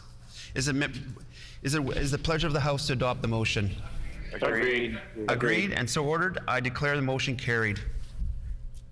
So now we'll go on to Bill 25. I recognize the Honourable Minister of Municipal Relations. I move, seconded by the Minister of Crown Services, that Bill number 25, the Municipal Statutes Amendment Act, reported from the Standing Committee on Social and Economic Development, be concurred in and be now read a third time and passed. We'll hold on to them. Minister Schuler's not muted. It was moved by the Honourable Minister of Municipal Relations, second by the Honourable Minister of Crown Services, that Bill number 25, the Municipal Statutes Amendment Act, reported from the Standing Committee of Social and Economic Development, be concurred in and now read for a third time and passed. Is the pleasure of the House to adopt the motion? No. Agreed. I hear no. All those in favor of the motion, please say yay. Yay. All those opposed to the motion, please say nay. Nay. In my opinion, the ayes have it. I declare the motion carried. So now we'll go on to the next bill, of Bill 34, and I recognize the Honourable Minister of Advanced Education, Skills and Immigration. Thank you, Mr. Deputy Speaker. I move, seconded by the Minister of Indigenous and Northern Relations, that Bill number 34, the University College of the North Amendment Act, loi modifiant la loi sur le Collège de l'Université du Nord, reported from the Standing Committee on Social and Economic Development, be concurred in and be now read for a third time and passed. It has been moved by the Honourable Minister of Advanced Education, Skills and Immigration, and seconded by the Honourable Minister of Indigenous and Northern Relations, that Bill number 34, the University College of the North Amendment Act, reported from the Standing Committee of Social and Economic Development, be concurred in and now read for a third time and passed. Is it the pleasure of the House to adopt the motion? Agreed. Agreed? I hear all agreed, and I declare the motion carried. So now we'll go on to Bill number 36. It's another staple. I recognize the Honourable Minister of Agriculture and Resource Development. Thank you, Mr. Deputy Speaker. I move, seconded by the Minister of Economic Development and Jobs, that Bill number 36, the Public Health Amendment Act, Food Safety and other amendments reported from the Standing Committee on Agriculture and Food be concurred in and be now read for a third time and passed. It has been moved by the Honourable Minister of Agriculture and Resource Development, seconded by the Honourable Minister of Economic Development and Jobs, that Bill number 36, the Public Health Amendment Act, Food Safety and other amendments, reported from the Standing Committee of Agriculture and Food, be concurred in and now be read for a third time and passed. Is it the pleasure of the House to adopt the motion? Agreed. Agreed, and so ordered. I declare the motion carried. So now we'll go on to Bill number 52.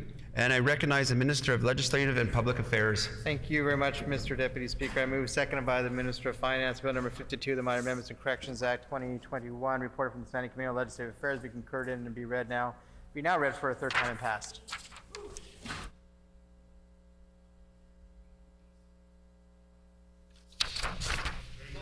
It has been moved by the Honourable Minister of Legislative and Public Affairs, seconded by the Minister of Finance, that Bill number 52, the Minor Amendments and Corrections Act 2021, reported from the Standing Committee of Legislative Affairs, be concurred in and be read for the third time and passed.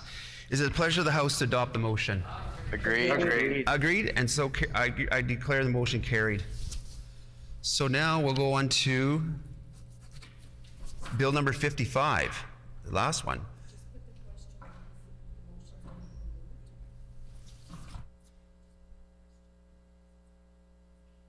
Okay, the question for Bill 55 is is it pleasure of the House to adopt the motion?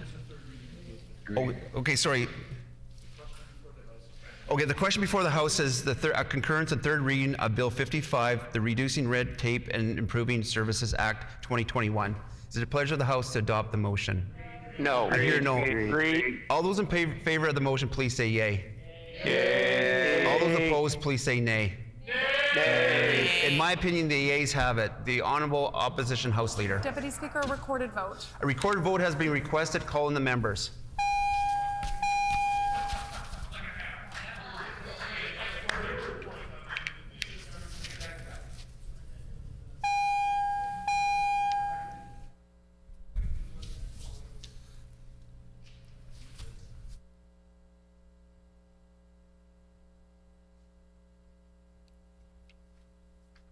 The question before the House is concurrence and third reading of Bill 55, the Reducing Red Tape and Improving Services Act 2021.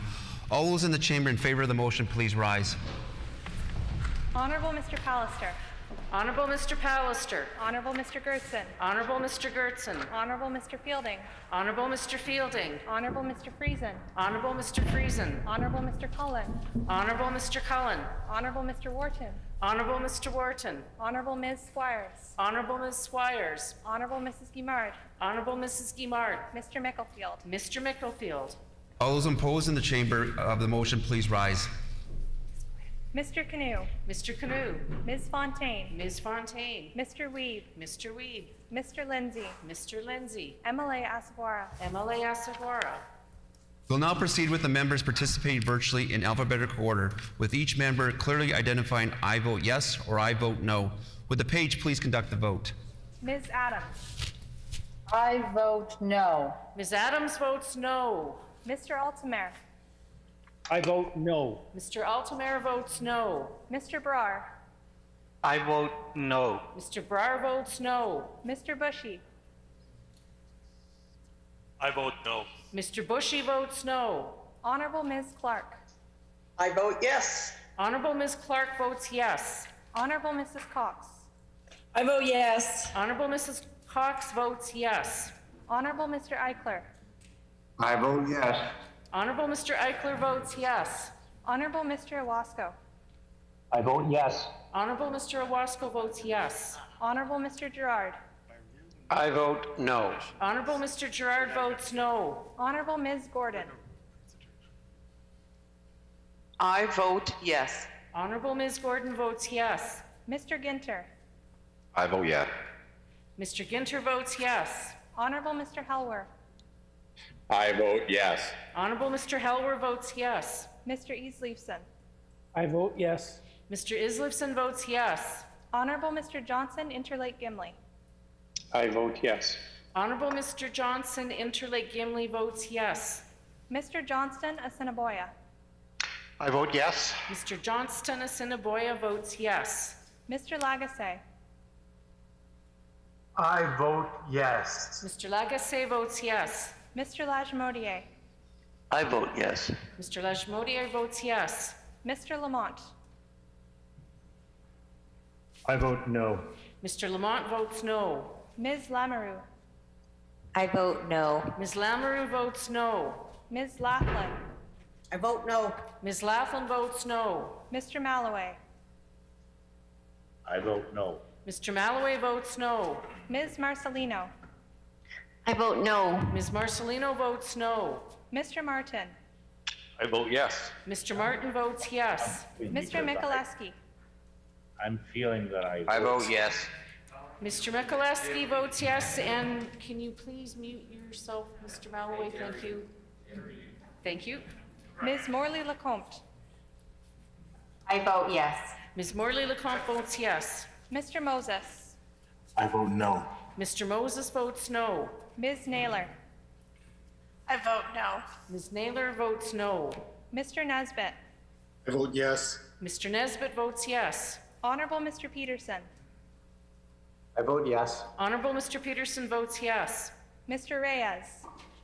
I vote yes. Mr. Reyes votes yes. Mr. Sala. I vote no. Mr. Sala votes no. Mr. Santu. I vote no. Mr. Sandu votes no. Honorable Mr. Schuler. I vote yes. Honorable Mr. Schuler votes yes. Mr. Smith Lajmodier. I vote yes. Mr. Smith Lajmodier votes yes. Mrs. Smith Point Douglas. I vote no. Mrs. Smith Point Douglas votes no. Mr. Smook. I vote yes. Mr. Smook votes yes. Mr. Teitzma. I vote yes. Mr. Teitzma votes yes. Mr. Vazalev. I vote no. Mr. Vasily votes no. Mr. Wishart. I vote yes. Mr. Wishart votes yes. Mr. Wochuk. I vote yes. Mr. Wochuk votes yes. Sounds perfect. Good job.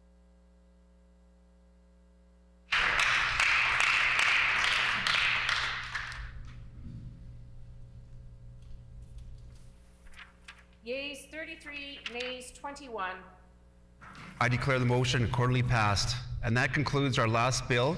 And let's give all the staff, the clerks, let's give the pages with all the great job they did today, and all the people in the background a round of applause. We got done before 10:30.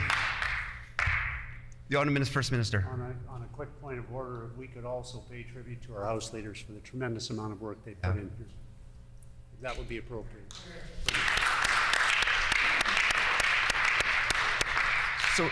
So now we'll get the House ready for the royal assent, and we'll take about a 5-minute recess here. Not even 5 minutes, I guess.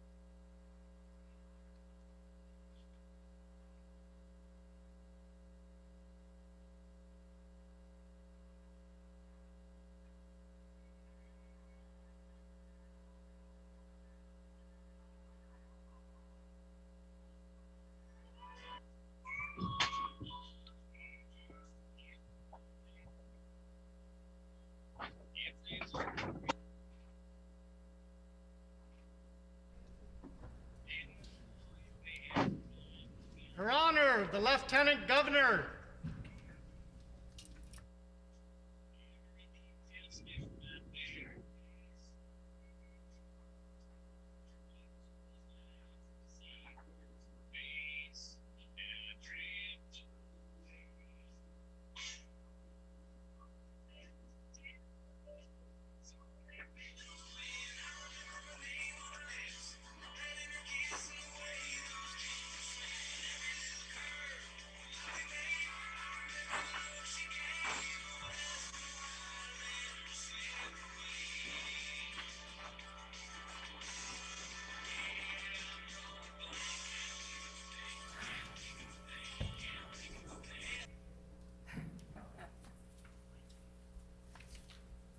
Your Honor, this city, the Legislature Assembly has passed certain bills that I ask Your Honor to give assent to.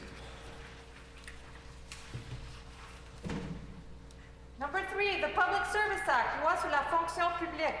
Number 5, the Liquor, Gaming, and Cannabis Control Amendment Act, Cannabis Social Responsibility Fee. Loi modifiant la loi sur la réglementation des alcools, des jeux et du cannabis, texte de responsabilité sociale en matière de cannabis. Number 6, the Liquor, Gaming, and Cannabis Control Amendment Act. Loi modifiant la loi sur la réglementation des alcools, des jeux et du cannabis. Number 8, the Pension Benefits Amendment Act. Loi modifiant la loi sur les prestations de pension. Number 10, the Regional Health Authorities Amendment Act. Health System Governance and Accountability. Loi modifiant la loi sur les offices régionaux de la santé, gouvernance et obligations reditionnelles aux soins du système de santé. Number 11, the Workplace Safety and Health Amendment Act. Loi modifiant la loi sur la sécurité et l'hygiène du travail. Number 12, the Crown Land Dispositions Act, various acts amended. Loi sur les alignations de terres domaniales, modification de diverses dispositions législatives. Number 13, the Public Sector Construction Projects Tendering Act. Loi sur les projets de construction dans le secteur public, appel d'offres. Number 15, the Manitoba Public Insurance Corporation Amendment Act, Claim Dispute Tribunal. Loi modifiant la loi sur la Société d'assurance publique du Manitoba, Tribunal de règlement des différends en matière de demande d'indemnisation. Number 17, the Drivers and Vehicle Amendment Act, loi modifiant la loi sur les conducteurs et les véhicules.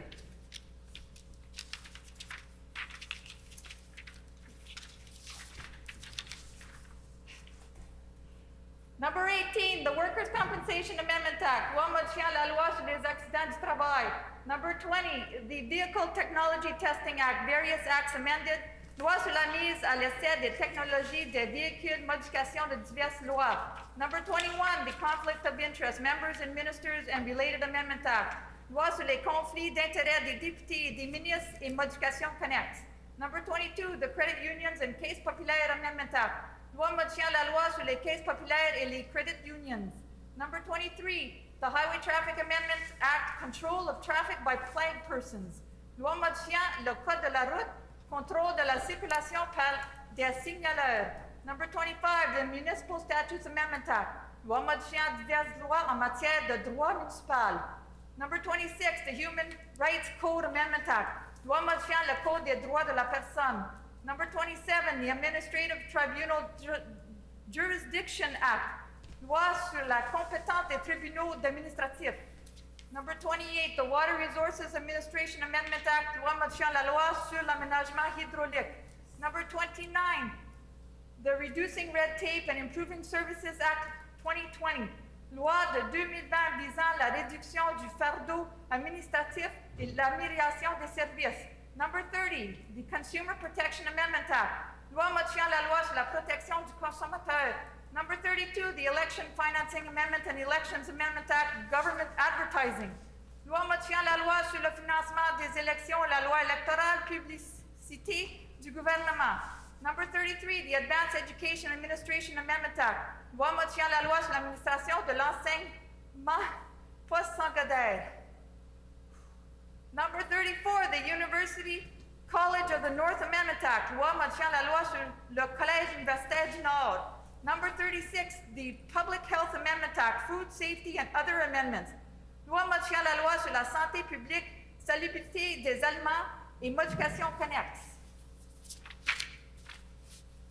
Number 37, the Planning Amendment and City of Winnipeg Charter Amendment Act. Loi modifiant la loi sur l'aménagement du territoire et de la charte de la ville de Winnipeg. Number 38, the Building and Electrical Permitting Improvement Act, various acts amended, and Permit Dispute Resolution Act enacted. Loi améliorant la délivrance des permis de construction, électricité et la résolution du liturgie connexe. Modification de diverses dispositions législatives et édiction de la loi sur la résolution de liturgie en matière de permis. Number 41, the Fair Registration Practices in Regulated Professions Amendment Act. Loi modifiant la loi sur les pratiques d'inscription équitables dans les professions réglementées. Number 45, the Public Schools Amendment and Manitoba Teachers Society Amendment Act. Loi modifiant la loi sur les écoles publiques et la loi sur l'Association des enseignants du Manitoba. Number 46, the Court Practice and Administration Act, various acts amended. Loi sur la pratique et l'administration des tribunaux, modification de diverses dispositions législatives. Number 47, the Early Learning and Child Care Act, loi sur l'apprentissage de la garde des jeunes enfants. Number 48, the Fiscal Responsibility and Taxpayer Protection Amendment Act, loi modifiant la loi sur la responsabilité financière et la protection des contribuables. Number 49, the Freedom of Information and Protection of Privacy Amendment Act, loi modifiant la loi sur l'accès à l'information et la protection de la vie privée. Number 51, the Limitations Act, loi sur les délais de prescription. Number 52, the Minor Amendments and Corrections Act 2021, loi corrective de 2021. Number 53, the Municipal Statutes Amendment Act 2, loi numéro 2 modifiant diverses lois en matière de droit municipal. Number 54, the Personal Health Information Amendment Act, loi modifiant la loi sur les renseignements médicaux personnels. Number 55, the Reducing Red Tape and Improving Services Act 2021, loi de 2021 visant la réduction du fardeau administratif et l'amélioration des services. Number 56, the Smoking and Vapor Products Control Amendment Act, loi modifiant la loi sur la réglementation de l'usage du tabac et du cannabis et des produits servant à vapoteurs.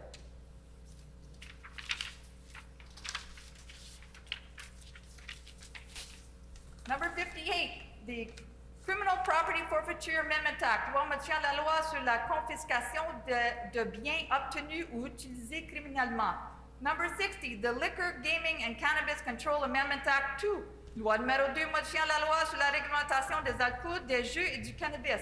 Number 61, the Apprenticeship and Certification Amendment Act, loi modifiant la loi sur l'apprentissage et la reconnaissance professionnelle. Number 62, the Animal Diseases Amendment Act, loi modifiant la loi sur les maladies des animaux. Number 63, the Petty Trespasses Amendment and Occupiers Liability Amendment Act, loi modifiant la loi sur l'intrusion et la loi sur la responsabilité des occupants. Number 71, the Education Property Tax Reduction Act, Property Tax and Insulation Assistance Act and Income Tax Act amended.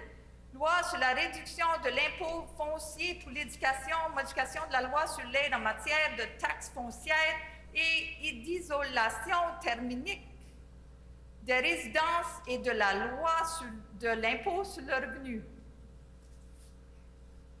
Number 213, the reporting of support for child survivors of sexual assault, trained health professionals and evidence collection kits.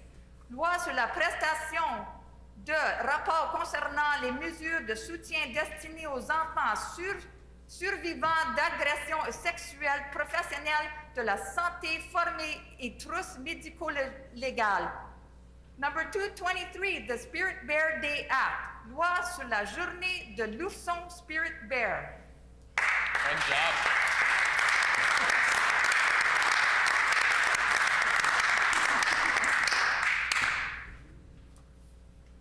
In Her Majesty's name, her honor assents to these bills.